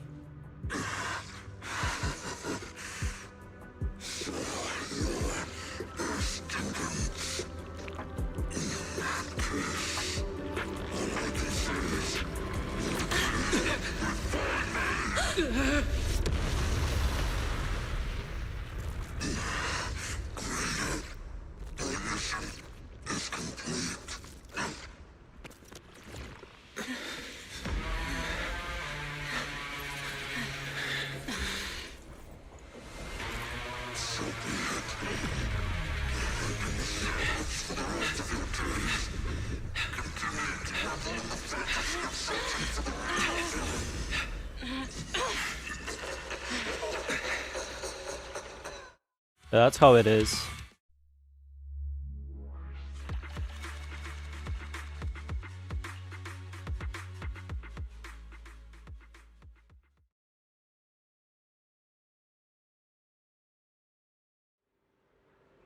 After the pursuit of Bringer concludes, the group leaves the Port Elpis Hollow to avoid unnecessary attention. The siblings accompany the member sections back to their office, enjoying a brief moment of peace. In the early sunlight, the fox tyrant girl approaches with light steps. I just wanted to say thank you to both of you. You've been a great help. I really appreciate your support of Section 6 and everything you've done for me. I'll remember what you've done for me. Not a big deal. No need to be so polite, we were happy to help. No, it was all thanks to you that we managed to bring this all to an end. Hence, department specializing in Hollow-related cases has now involved themselves with this case. They're currently re-examining all the evidence and Perlman's testimony to ensure he receives a fair trial. But compared to Hand, public security is facing much greater upheaval. I've heard that Commissioner from PubSec HQ in Throne Quarter has been sent to investigate all the Janus Quarter precincts internally. No wonder Zhu Yuan left in such a hurry last night. Her former superior turned into a monster. This must have been quite a shock for her. Zhu Yuan is strong and resilient, but can also be very sensitive. Knowing her, I'm sure she'd be glad to have some encouragement from someone she trusts. Yeah, we'll definitely reach out to her once things calm down. Miss Miyabi, you should get some rest too. You've just been through a tough fight. Don't worry about me. I've undergone special training to not sleep for an entire week. But if you're tired, I can escort you home. Will that be too much trouble? Are you sure? Would that be too much trouble for you? It's not trouble. It's no trouble. After such a long night, I still have some lingering thoughts on my mind. I intend to take a walk around the Chasm Memorial after I see you home. In that case, would you mind walking us to the Chasm, and we'll make our way back from there. We did meet at the Chasm before. Are you going there to see someone as well this time? Brush it off casually. No, we're just passing through. It's near where Caesar and her crew are, so we figured we'd drop by to thank them.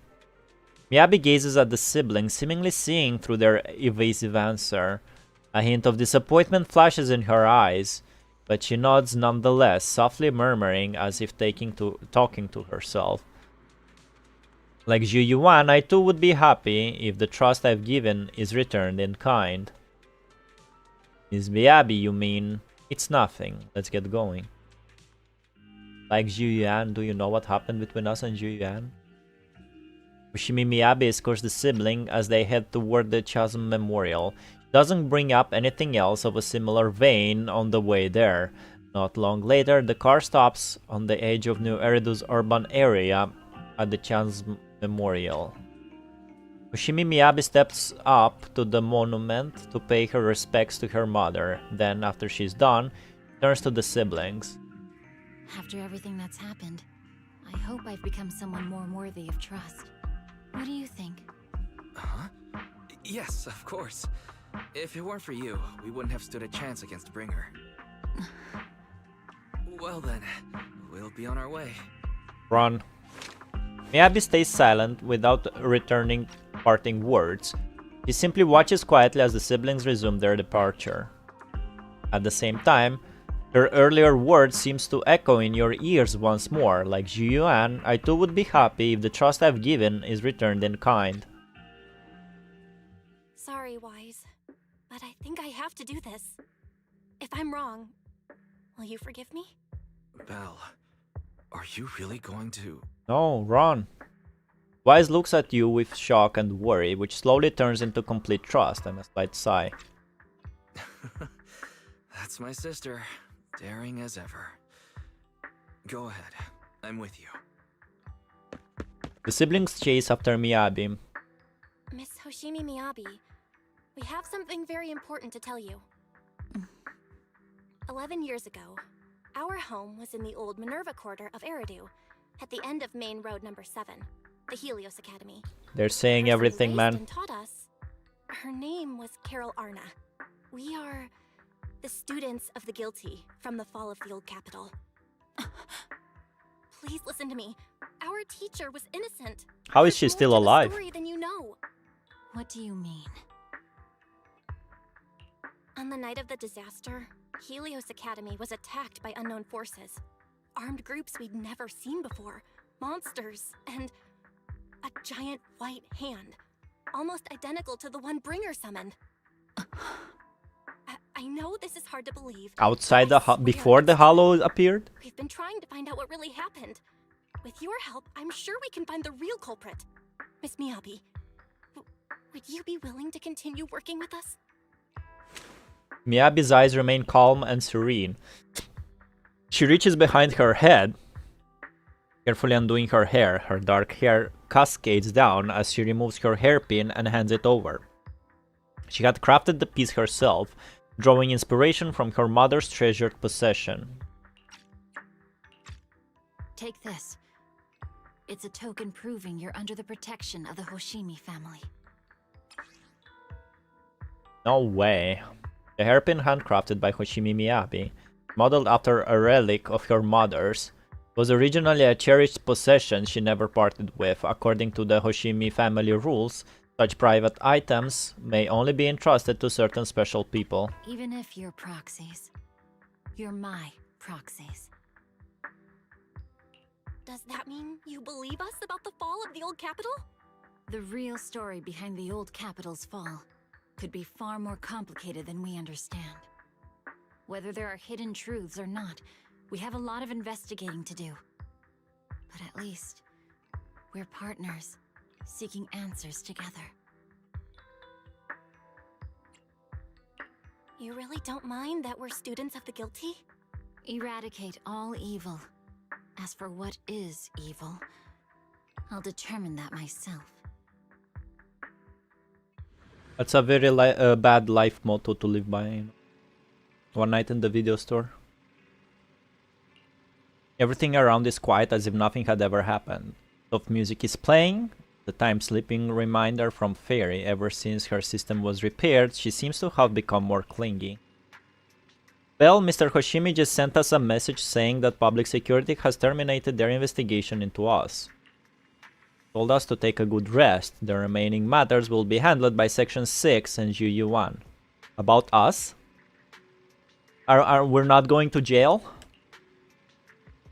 As for our teacher's case, she is also doing her best to help with the investigation. However, Section 6 is currently dealing with the aftermath of the Bringer incident, so it will probably be a while until everything settles down completely. Anyway, we can finally take a breather. Now I can sleep peacefully. If other people knew that video store manager was the hero who solved the crisis, wouldn't they all be too shocked to fall asleep? Master, I can't sleep. Fairy, do you need to sleep? The HDD does have a sleep mode. I wonder if that counts as sleeping. I can't sleep because of my shortcomings. As a Type 3 generated purpose integrated AI, I failed to defend against the attack on the system I inhabit and was of no help in the critical battle. I was far inferior to the second assistant and have lost the prestige of being the supreme assistant. My self-esteem is on the verge of collapse. I need my master to pet the power button to help me get up. Help me get me up and running. After Fairy's recovery, has her personality changed a little? Hug the HDD screen. Thank you, Master. This was not my request, but I feel very happy. Without my assistance, you still overcome numerous obstacles and defeated formidable enemies. You proved yourself through your actions, validating the title of Phaeton. I'm proud of you. I never thought Fairy would praise me like that. Is the Mirage Moon gonna fall into the hollow? Correction, I always praise my master, but not you, second assistant. But I have to admit, you did well this time. Should I say thank you? It feels kind of weird. Never mind, let's not talk about it anymore. It's getting late. You should rest early, Belle. After all, even the heroes who manage to save the day need to keep their energy. Can use travel or drive to the HSOS 6 office. Alright. Chapter 5 complete. And get some rest. Alright, is the final going to bed. I'm still in the immersion mode. You feel an irresistible drowsiness rushing in. Seems like it's time for a good night's sleep.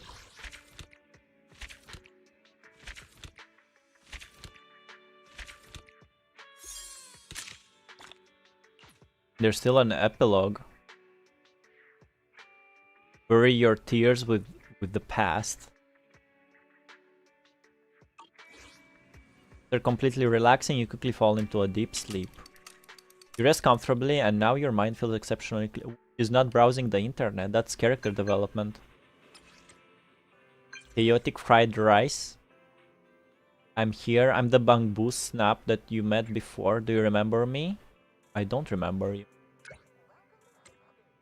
Help, this is urgent. This is my last chance. If I miss it, I will regret it for the rest of my life. The only person I can rely on is you. Where are you now?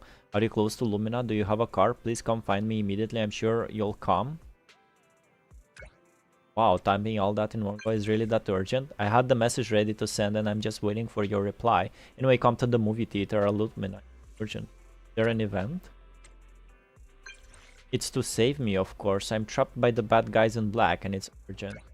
Guys in black, why do they want to capture a bamboo?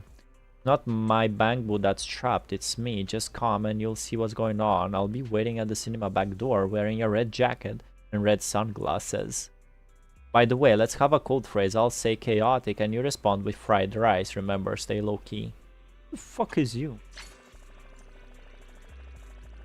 I'm still in the fucking... I guess it's the epilogue. I'm still in the immersion mode. Not doom scrolling. Yeah. What?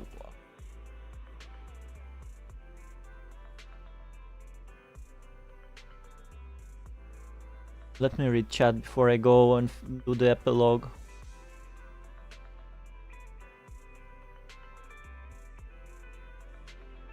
So Mary said you were spoiled because you were farming Bringer. And that happens. I hope you know how to play Sokaku. I did not play her at all. He thinks I'm capping. Nice cap, bro. That was a nice finale right there. Beginning of the story. Can't believe it's 2.5 and that cutscene line is still silent. Lycons? Yes, before even before Lycons. Colette the Grey Soldier. Soldier, you mean Anby? Rina and Lucy VAs changed. It led to some voice acting spaces. I mean, Lycon was missed a voice line there. Who else? Harumasa story is fire, by the way. Highly recommend. We are doing all the stories that are available in game. When you can't even say my names. All this time and I didn't think hiding behind his arm. Just dodged the blade Lamao. Come alive, nice OST plus score. That line was also invoiced over a year later. Unvoiced, yeah. Come alive. No, Pendulum has a song called Come Alive. It's nice, this is cool. Yeah, it was pretty cool. It's the season finale, but there is 2 other patches to complete still. Like on hands where I can see them. She knows disappointed the fox. If we were able to like make up with the fox, we should be able to make up with Trigger as well. No doom scrolling. Lycon VA was on vacation during season finale. Yeah, on permanent vacation, I suppose. So this is still part of the main story. This is the epilogue.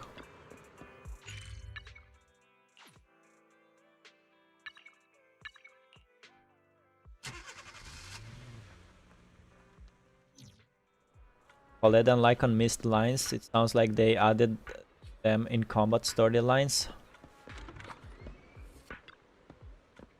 Astra, is Astra here? Is she inside? Please step back.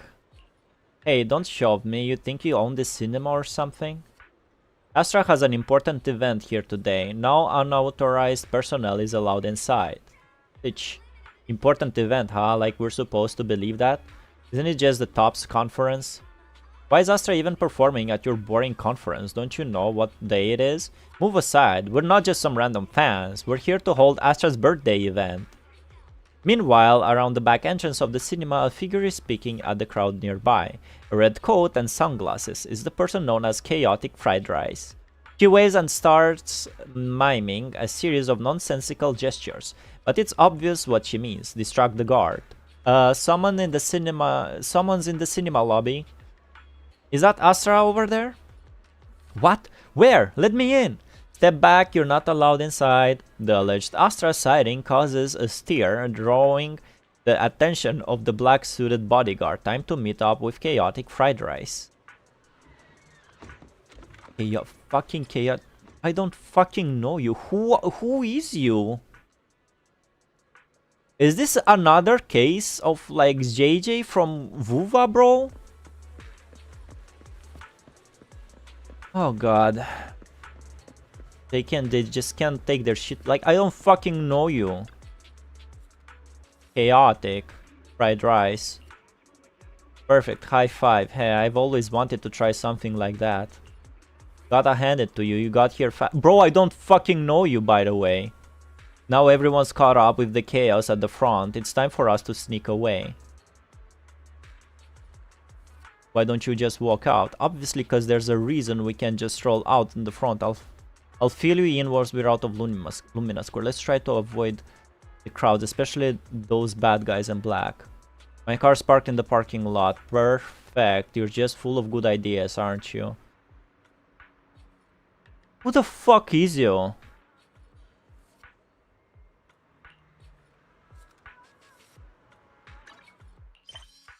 Season 1 chapter Storm of Falling Stars.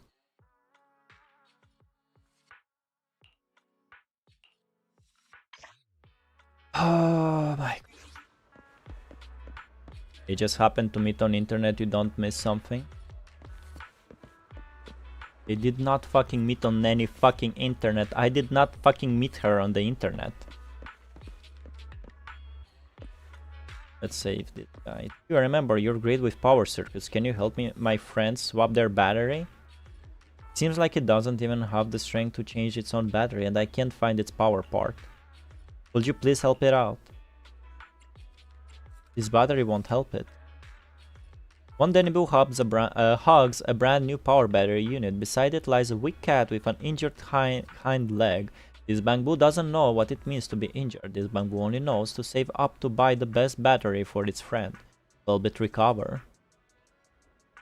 Oh, what do I do? If you don't get the power, you'll stay in energy saving mode and won't be able to stand up. Now, I'll think of a way.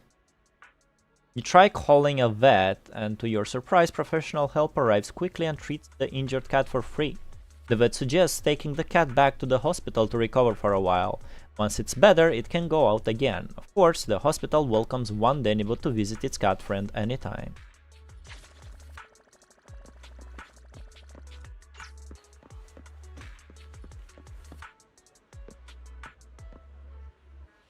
Valics meets a new person. Who is you? How did she get my contact? Like, what do you mean? It's saved. Look at this shit. I'm here. I'm the Bangbu Snap that you met before. Do you remember me? I don't fucking remember any Bangbu Snap. Who the fuck is Bangbu Snap? Yeah, who is you? Fucking present yourself. Tell me your name and who you are. That character is my least favorite design in ZZZ.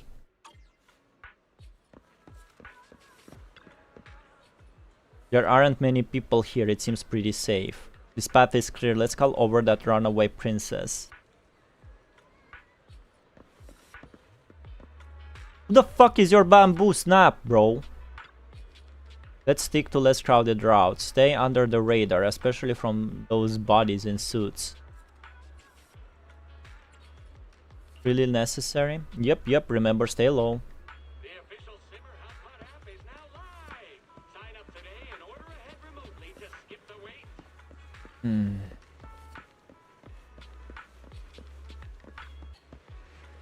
There aren't many people here. It seems pretty safe. This path is clear. Let's call over that fried rice princess.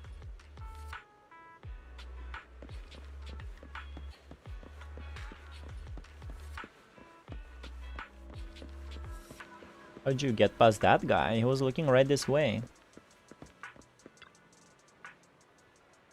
You know the Bangbu Snap? Who the fuck is Bangbu Snap? The parking lot right up ahead. We're almost there. Someone's up ahead. Hide. Someone's coming from behind too. It's a pincer attack. What do we do? Is this the end? Meanwhile... Oh my, look at you. What a handsome young man. But why the scowl? And dressed all in black, no less. That outfit only makes you look older, my dear. We've got the latest issue of Trendsetter right here. You should take one. You might find it helpful. Have you seen someone who looks like Astra Yao around here? Like what? Is there who?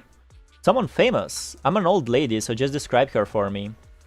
Black hair, red eyes, tall, slim, and her expression is cold, like she's a queen or something. Oh, that lady. Saw her earlier. She was heading toward the metro. The guard mutters something into his radio and starts sprinting toward the metro. You think you hear him yell something like, "Save me a copy of Trendsetter," as he dashes off. Alright, they're gone. Come out now, you two. Thank you, Granny Eve. Eve? Your name's Eve too, huh? Feels like I'm always being saved by an Eve. I don't know who you've gotten mixed up with, but be careful, Belle, Astra. Wait, Granny, you just gave away my real name. Oh, so your name is Belle. Nice name, it really rolls off the tongue. Wait, Granny, I'm not Astra, and didn't you just say you didn't know? I was just trying to fool that guy. I see you on magazine covers all the time, how could I not recognize you? There's one difference though, you look far more energetic in person than you do in photos. Alright, enough chit chat, you better get moving before those guys realize something off and come back. Yeah, thank you, Granny Eve. We better get to the parking lot now. Do you know a safe place where we could go? I could really use a break. Let's just head back to my shop then. You can tell me what happened on the way. And so you head off out of Lumina Square with us, no, Chaotic Fried Rice. Shortly after, inside the Random Play video store. No bad guys on our tail. We can finally take a break now. Are they really bad guys? Honestly, they looked more like bodyguards to me. Trust me, they're not bodyguards. There's only one person who can be my bodyguard. But hey, now that we're safe, I can finally thank you properly. I'd never have made it without your help. Congratulations! You're officially at the top of Fried Rice's best online buddies list. Anyway, I don't want to drag you into any more of this, so I'll be going solo from here. See you around, and I'll remember to send you a thank you gift later.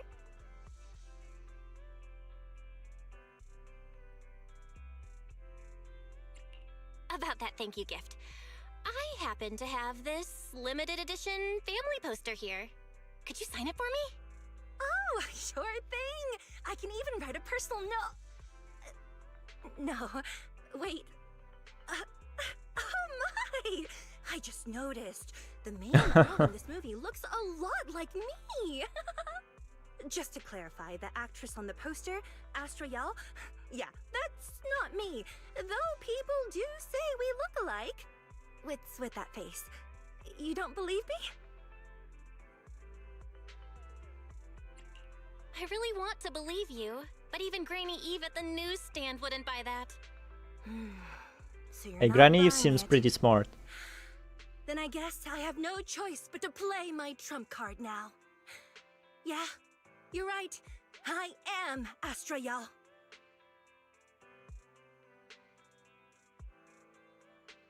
So, your trump card is just owning up to it? You know, I actually think that being recognized is kinda cool. But I made a deal with my manager. She said when you're out on your own, you have to stay low-key and wear a disguise.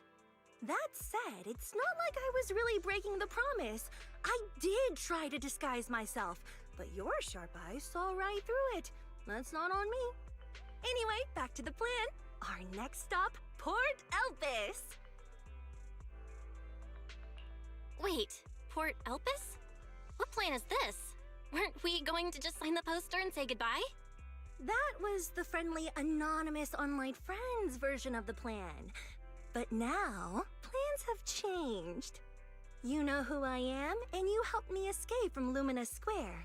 Which means you're now acting against Tops. Son of a bitch, she got me. And insignificant little video store owner kidnaps a superstar backed by tops and ruins their important event.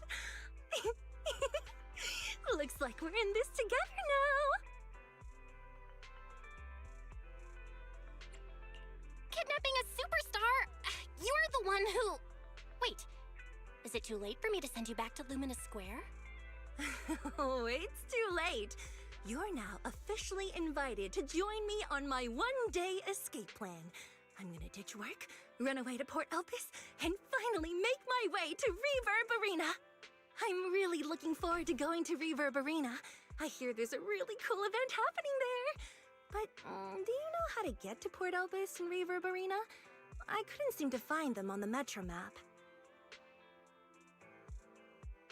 Yeah, but we don't need to take the metro. We can just drive there. Great! I'm counting on you. I'm gonna go pop by the record store across the street for a sec. There's something I've been meaning to check out. Let me know when you're ready. Without waiting for a response, Astra adjusts her sunglasses and strides toward the record store, as if those glasses really help hide her identity. Port Elpis and Reverb Arena, and there's an event going on. Well, since there's nothing urgent at the moment, guess there's no harm in taking a break right now. Thank you. What? Still no? Are you... What is wrong with them? How long has it been? They locked me in immersion storytelling for too long. In action, what do you... I can't press up. I finished the fucking 1.5. I saw the credits. I fucking hugged Fairy. I was still in immersion mode. I went to sleep, I wake up, I get this fucking message from who the fuck knows who that expects me to know him, and Belle is like, fuck yeah, I know you. And I'm still fucking locked in, like, I wanna do some side missions, bro. Let me out. What is going on? Make it end, bro. This is fucking Lord of the Rings levels of epilogue, of endings. This game fucking sucks, man.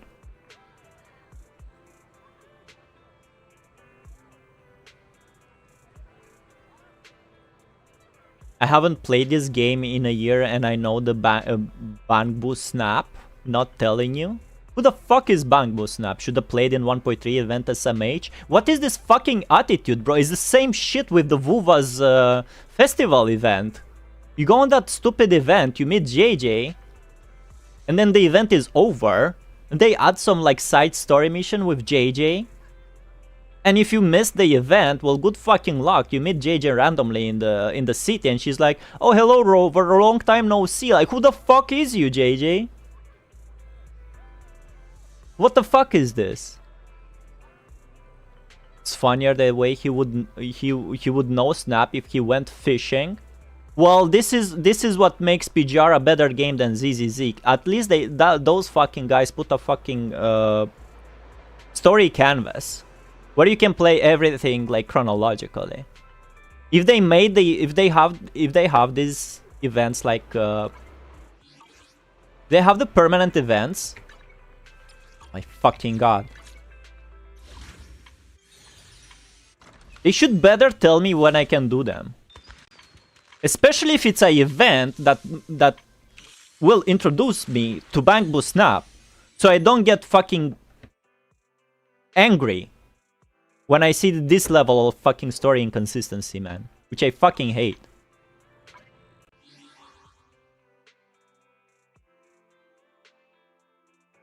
Mijing being called Astra Yao. Don't be racist.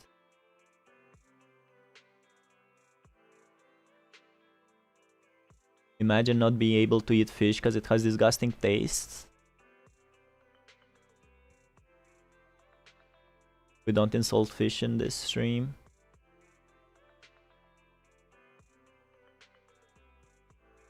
Try choosing a side mission. You can't choose a side mission. Not a gacha stream without Valics raging at a gacha. I'm not even pulling, Rojak.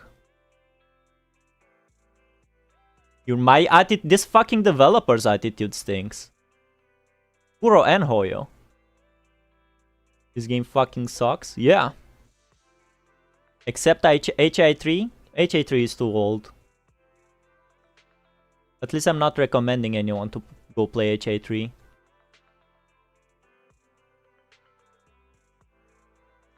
They unlock right when you can do them. Too bad you can't read them. Well, all the permanent events.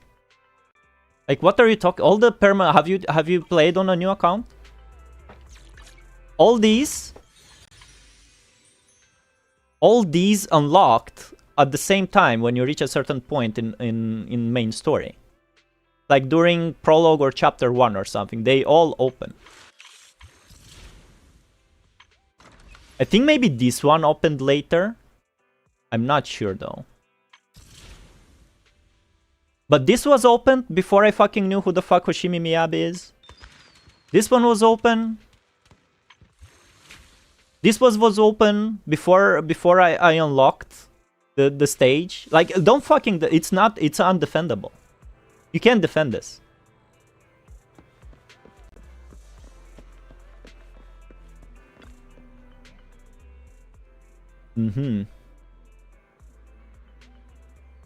Whose album are you looking for?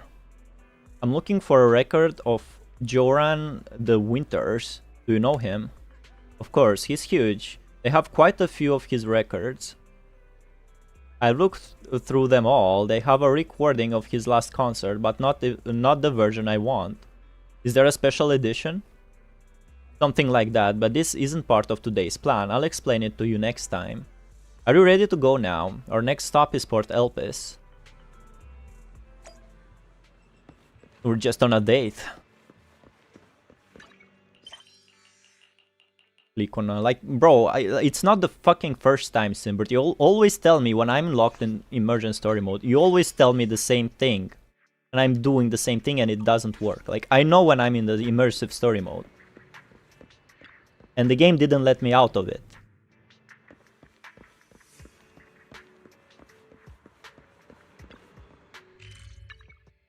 It looks too open. Shirt too short. The sea breeze arrives first with a greeting, delivering clouds that seem small enough to swallow in a single gulp. Under the warm embrace of the blazing sun, the cries of seagulls mix with the sound of waves, churning out creamy white foam. This is Port Elpis. Upon entering the port, Astra excitedly dashes toward the fisherman domain.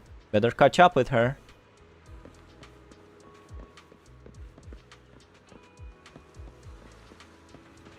Hoyo has a problem with categorizing event stories, so this doesn't surprise me. Oh, Rojak, you were so right. HA3 Part 1 was better. It was 10 times better. None of the story event intertwined with the main story. You can do them at your own leisure.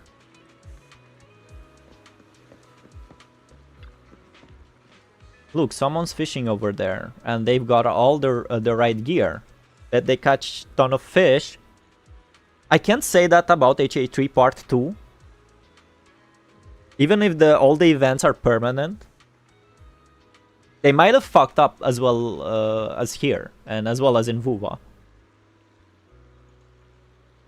They got all the right gear. Why is this bucket empty? The one next to it is full though. Hey young lady, are you making fun of me? Grandpa Goo. Oh, here comes a big one. Oh, this time it won't get away.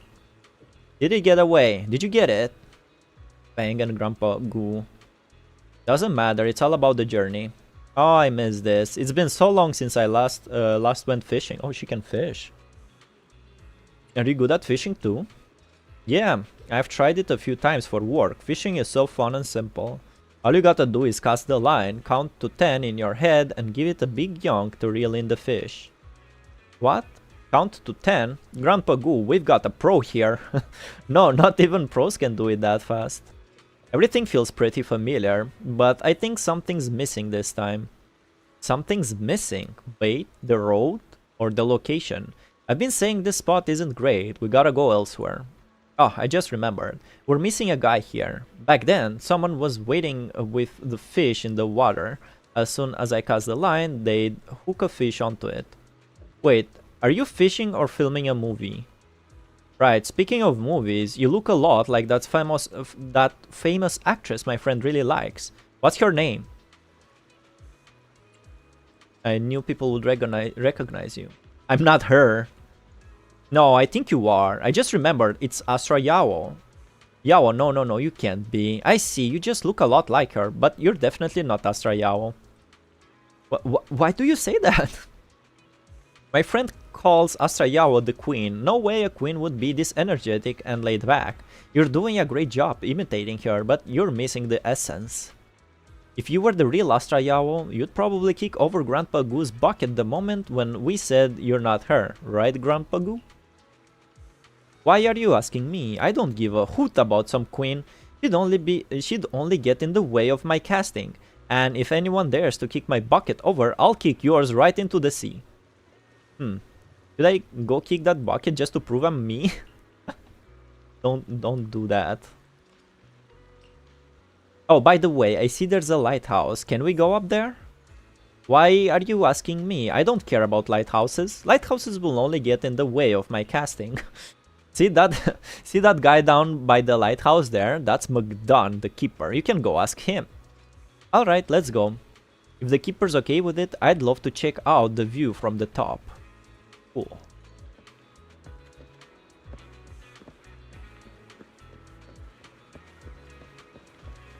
Somehow, when I played, I got all the events in the right order except the Christmas one. Why can't Valics? Because you played like when they were released? And you were catch up with the story? What? Didn't read? I don't read guides. I won't fucking go to a third-party websites, YouTube included, and their official websites included, and their official YouTube included. I will play the game, what they have, and I will scream at them.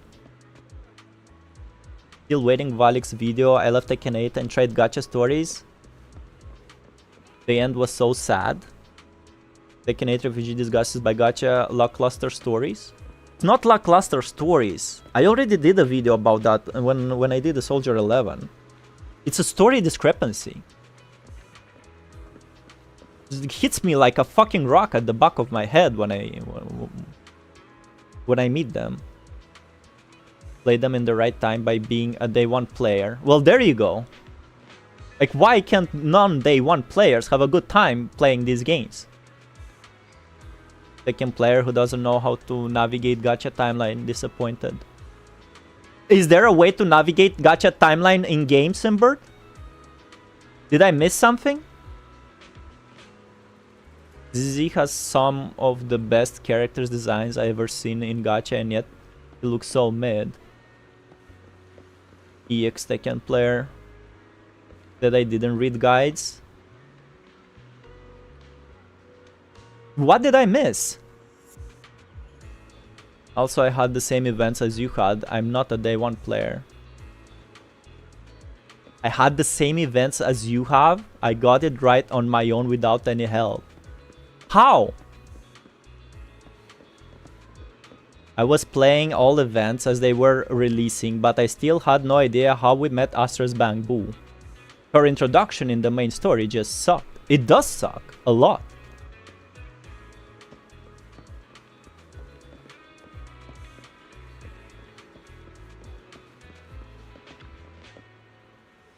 You wanna go up the lighthouse? Sure, but the wind is pretty strong up there, and there's nothing worth seeing. Bro, Simbird, what did I miss? Like, stop insulting me and tell me how am I supposed to know who the fuck Bang Boo Snap is? Having a brain helps. Maybe the developers taking care of the story discrepancies helps. But sometimes I don't do them. Some events are extremely boring. Of course, there's something worth seeing. I have a feeling that the best view in all of LP Sport is up there. You really think so? I didn't think there were young people still into lighthouses these days. Alright, go ahead. Also, like, what the fuck, bro? Calling me, like, brainless? You figured it out yourself? The fuck? Why the fuck? There's some fucking stupid Bang Boo in some some permanent or not permanent event that needs to tie into the main story? What if I just want to play the main story? Like not grind, not pull, not anything. What if I'm the guy just wants to play some good fucking story, plays all the agent story and does the main story and don't want to ever touch the events, and he sees this shit? It's fucking, it's not for, it's, you stop defending it. They fucked up. Let's go up and see the seagulls.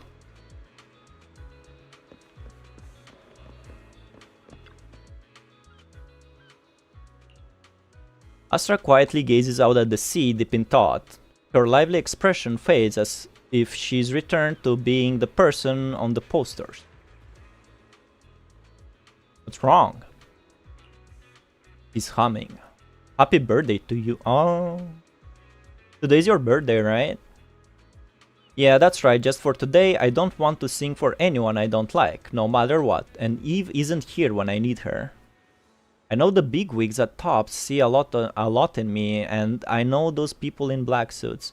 They just want to take me back to where I'm supposed to be. But I just want to be a little selfish today, or rather, maybe I just want to see if I still have the guts to say I want to be selfish at all. Seems like I'm not on your people I don't like list. Of course not. I'm really happy about all the decisions I made today, especially asking you to help. I'm pretty confident I could have escaped without a problem just on my own, but it wouldn't have been this much fun. As a reward and token of my gratitude, you're my only audience today. Honored. The Queen, when did people start thinking of me like that?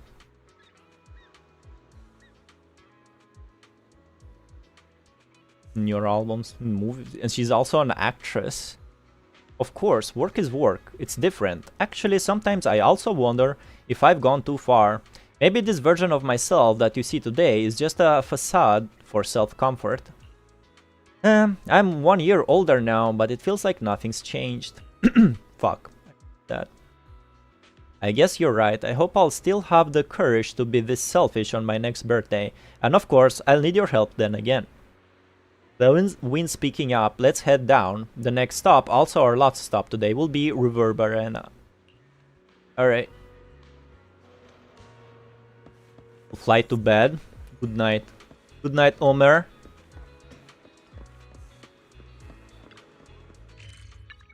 You mid snap in the events. Well, fuck this game then.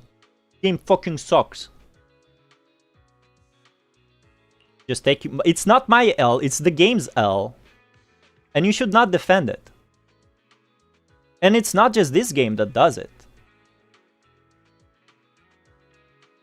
I usually skip non-voice dialogue in events, so I probably would have missed it then.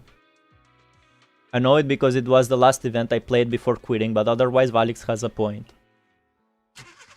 Fucking ZZZ Glazer. Right there in the chat. The game did bad and you should accept it. You can't defend it. I can't take an L if the game fucks up. PGR has fucking EX stories, ER stories, some fucking, what are those? Like Recitativa de Fantasia, like the roguelite stupid shit. And in their latest patch, they arranged that beautifully, one after the other. And you play it, you know, like the way the story is supposed to be played. So shit like this don't happen. So PGR is better than ZZZ. Quote me on that. Look, those bamboo over there seems to be doing something fun. Did you bring a translator? Translator? They have translators to know what bamboo talk about? Ibu. Now that everyone's here, it's about time to begin. I hereby announce that the monthly Astra Yaoi impression competition has officially begun. Impression of who? Haha, so it's real. I read about this on the internet, but I don't think the participants would all be bamboo. Well, the participants were all human, but they couldn't make it. Apparently, they all went to Lumina Square for a meetup event. Makes sense. So they sent Bangbu to represent them. Contestants, do your best for your master's glory. Let's begin with contestant number 1. It's showtime. That was perfect. What was even it trying to do? You didn't get it? It was clearly doing an impression of Astra Yawo doing a Bang Boo impression. Smart. So if I were to imitate a Bang Boo, I'd sound like this. Enne. Nah. A competitive opponent has appeared, but constant number 1 is still winning. After all, no one understands Bang Boo impressions better than me. Impression Boo.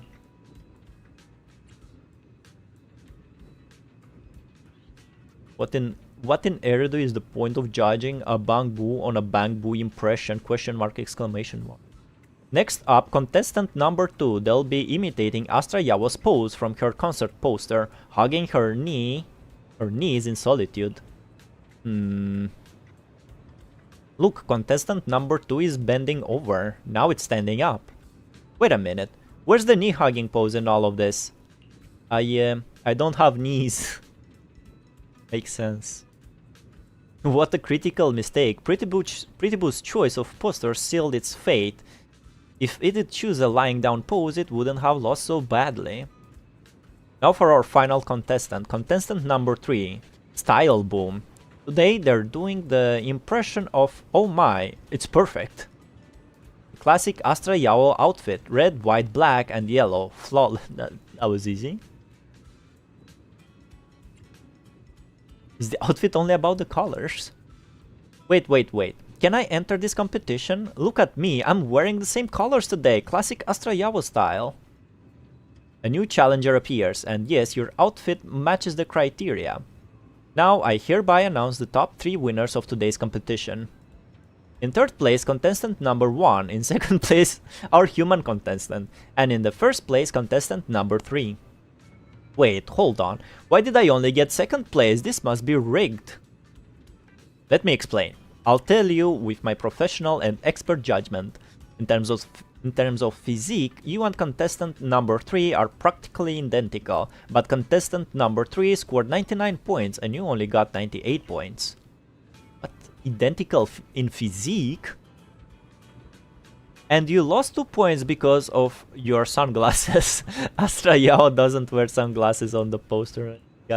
They got her. They're on her album covers. And not in the car's trunk either. Car's trunk? In the trunk? It was a scene for a movie. Well, if it's just the sunglasses, I guess if I take them off, I'll win, right? Determined to claim the victory, Astra dramatically removes her sunglasses. So, what's the score now? Now, the whole of New Eridu knows you ran away. Oh, she got busted. That voice. Didn't we agree you'd stay low-key and wear disguises? Oh, it's Evelyn, isn't it? Mako's favorite character. And thrown away what little disguise you bothered with. Well, it wasn't very effective anyway. Eve, what are you doing here? I should be asking you that. The whole company is looking for you, and the gossip online is blowing up. All I got from you was, I'm heading to Reverb Arena with my online friend, and then you disappeared. Huh. You must be that online friend.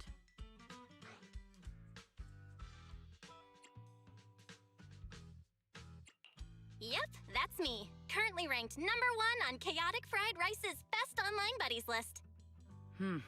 Likewise. Likewise? I'm Evelyn, Astra's manager and bodyguard. We need to be on the same page for what's happened today. Astra's outing was a planned work event. He's getting double checks. It wasn't a work event. I simply ditched work. I already told her. All right. Then just remember, Astra left because of a personal emergency. I also mentioned that I ran away just because I didn't want to perform for the bigwigs at Tops. You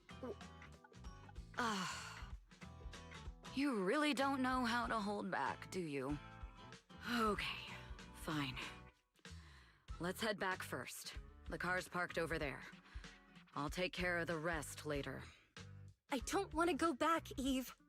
Not today. I get it. It was my fault. I should have been there for you. But you still need to go back and give everyone an explanation. Not just to the company, but also to your fans.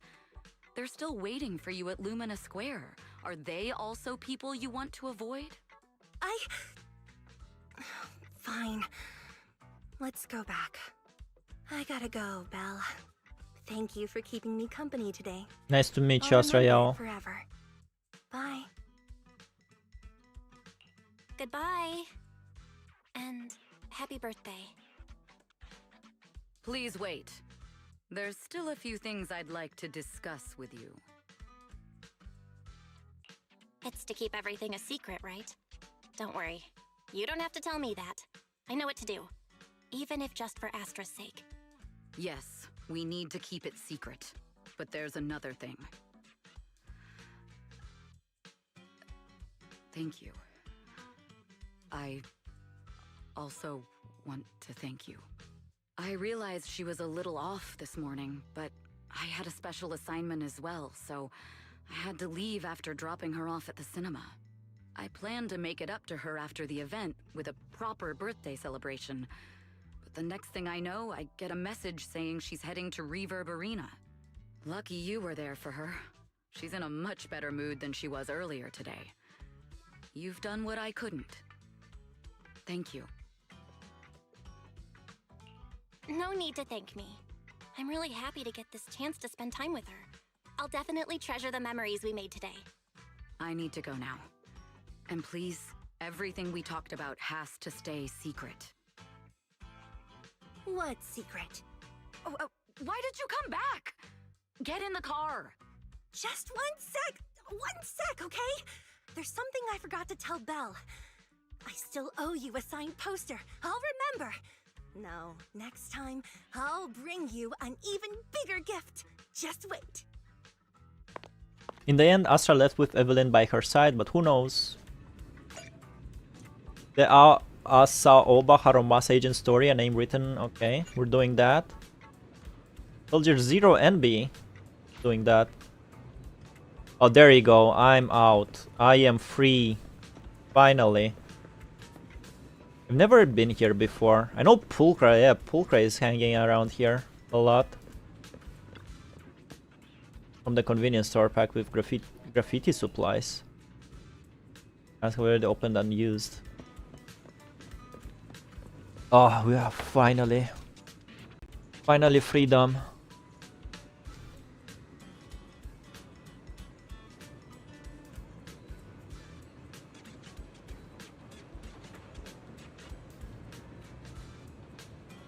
This is that Tivo is not a proper story, it's more like mind exploration. It's still on the canvas. I had the same anger with Nikkei when I started with its event, but they added an event catalog so quickly afterward in order, so that was fixed. Well, Zizi should do it too. The most weird part to describe it, it is a story, but it is not a story. It has cutscenes, and when the first time you finish the roguelite, you have story dialogue there, so it is a story. Don't care about every small error in the story as long as the big picture makes sense. It's not a book. I do care about every small thing in, and it's not a story error. Like, fine, she did meet Snap. She should meet Snapbu in the Bangbu Snap in the event. It's not a story issue. It's a story discrepancy issue. And I do care about that a lot. Funny how PGR somehow wins at the end just by listening to surveys. What surveys? What is PGR winning even? Made me imagine a human without needs. He was talking about Bangboos. Octopus like people plus snakes. Now that's a good character design. Is that the octopus lady from this game? My friend never played ZZ but know this blondie pretty well. Evelyn? He almost downloaded it but was out of space on the phone. On the phone? Everybody plays gachas on the phone, huh? This character is powerful enough to force some dude to play the game. No knees and no leg bones. First time seeing this map though. Yeah, I think this is the first time, like chronologically you should be here. Very knows robot girl, okay, I don't know how they met. Does that affect my story? No. It affects me. If you didn't notice. Every single time I have a problem in PGR and say it in a survey, it's fixed next patch immediately. It's almost scary. See what the Pulcra says. Oh, it's you, it is me. What are you doing here? I'm queuing, of course. There's a signing event happening today. Have you heard of a band called Carnal Tame? You haven't, right? Me neither. You've got some ulterior motive, don't you? You guessed it. Someone hired me. My network and business reach are quite extensive, you know. But when I took on the commission, I was expecting an underground band like this wouldn't be very popular. I never expected I'd have to wait in such a long queue. What a miscalculation. This is exhausting. Forget the line. Why don't we go check out somewhere nearby instead? Don't want the money? Of course I want the money. I'll just copy their signature. What? You can do that? What's wrong with that? As long as you don't tell anyone, it's easy money. The client gets their signature and everyone's happy. You're putting the burden on me? Aha, that's what happens when you're so serious. Picking on the honest ones is too much fun. Let me think. If you don't want me to break my word, how about grabbing a drink from the drink stand next door? I ran all the way here without stopping and I'm so thirsty. There's no one around I know who could help. Give me some money then, I'll go buy one? Okay, I'll go buy one. You just stay in line. Wow, so generous. I won't hold back then. You bought a drink for Pulcra and joined her in line to get an autograph after the signing session. Thank you for staying to chat with me. I made waiting in line less boring. I've got to meet the client soon, so I'll get going. See ya. Plus 2 karma. Have Sukaku.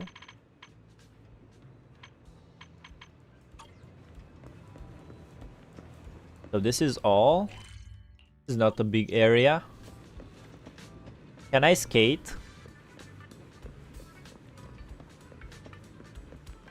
Not a big area and that doesn't even have any chests. So people can sing here. Valics impact third. Fourth. The most dumb things is easy furies, no fur, plain texture. You can kinda see the fur. I think they did pretty well showing off the fur. Still don't understand how HA3 is connected to Gun Girl Z. It's not connected to Gun Girl Z, you can rest.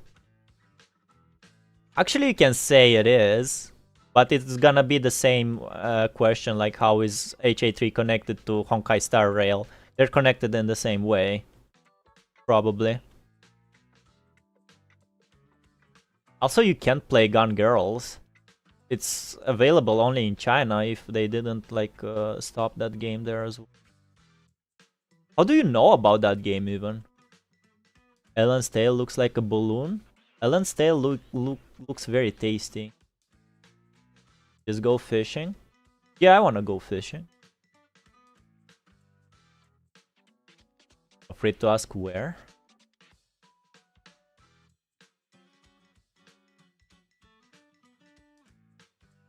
Talking about the tail.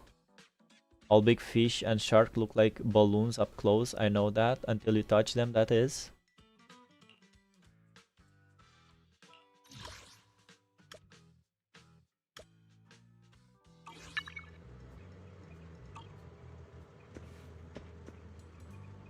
But this is special episode. So we have two agents story, right?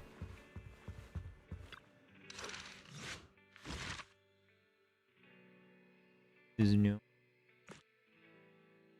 This is Harumasa. Right?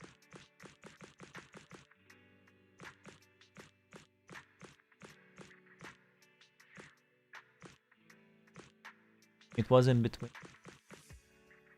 This is Jufu.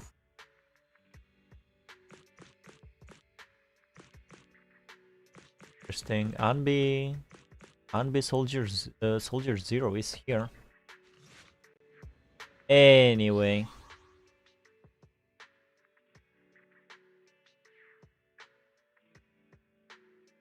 That was a cool ending for a season. I liked it. Everybody was there. You know what I liked about like the whole first season? Like I didn't do the epilogue, but I guess I can share my thoughts. I really like how this game has this like hood feeling. It's the same thing as in Uma Musume Season 3 with Kita-san Black, where she build up a community where, you know, you go on the street and everybody knows you and you know each other and you take care of each other. This caught the feeling. This first season caught that feeling. And like everybody gathering there at the end was pretty cool.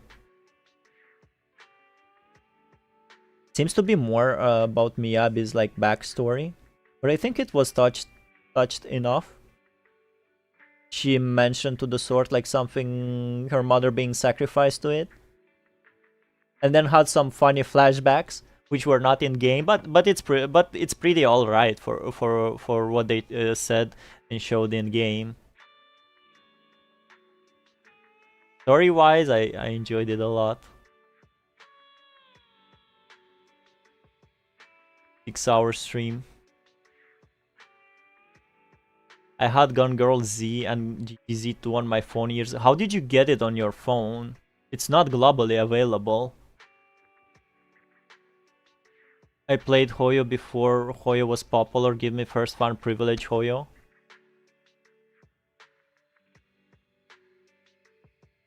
So you're just like me. I understand the hood feeling. Yeah, it's not like, oh, I am a rover from the moon and I came here to save the world. Fuck that shit.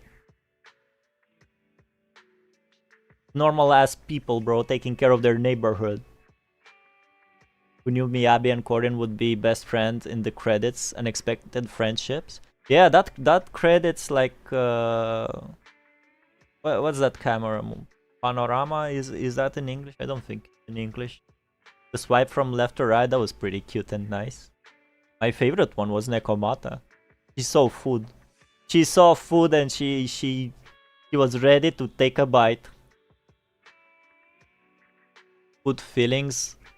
And right after Alami appears with saying let her live. Yeah. They were on the App Store somehow? Huh. Did you play it like year 1 or something? I am an administrator and I appear from the rock to save the company? Exactly. Exactly.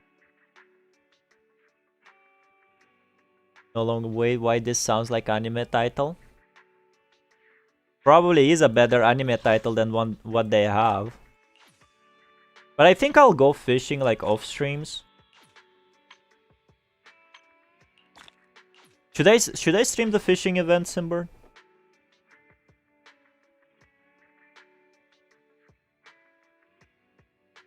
Where is it?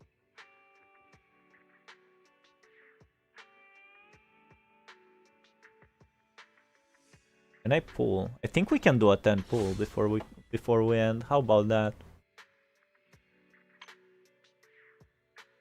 Fucking Bangbu snap, man. Can you fucking believe it, man? Unfucking believable. Maybe a bit.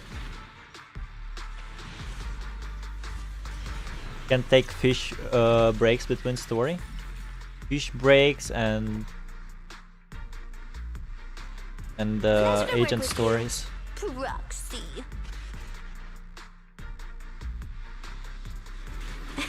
Yo, double Nicole? Well. Well, I guess we got only double A's. Oh no, we got triple A's. Who was the third? It was Mr. Ben Bigger. So I got only cash. Robbed again. Got 2 of these. Dead.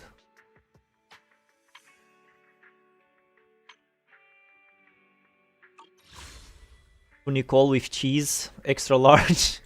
Yeah, kinda, yeah. Wait, how many left? 27 days. 20. 20 pools. Hello, Rep 2493 at you. Time for some hard labor? How can I help? Where's his cinema? How can I help? Oh,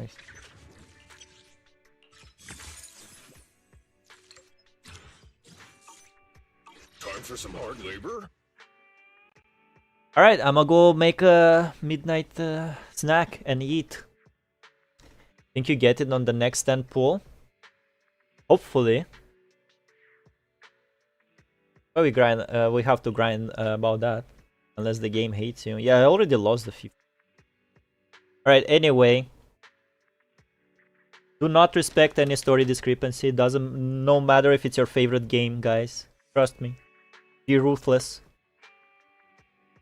No mercy. And resting is productive, and we have beautiful snow outside today. Fucking love snow. Season 1 was pretty sick. This game is sick as well. And it's so beautiful outside. So yeah, see you next time. With the what's it called? Agent story. Have a good rest. Yeah. Bye bye. And thanks for coming by. IA, Rojak, Simbird, Omer, who's asleep. And Needle was here. And Bananas. And Chocobo. Bye bye.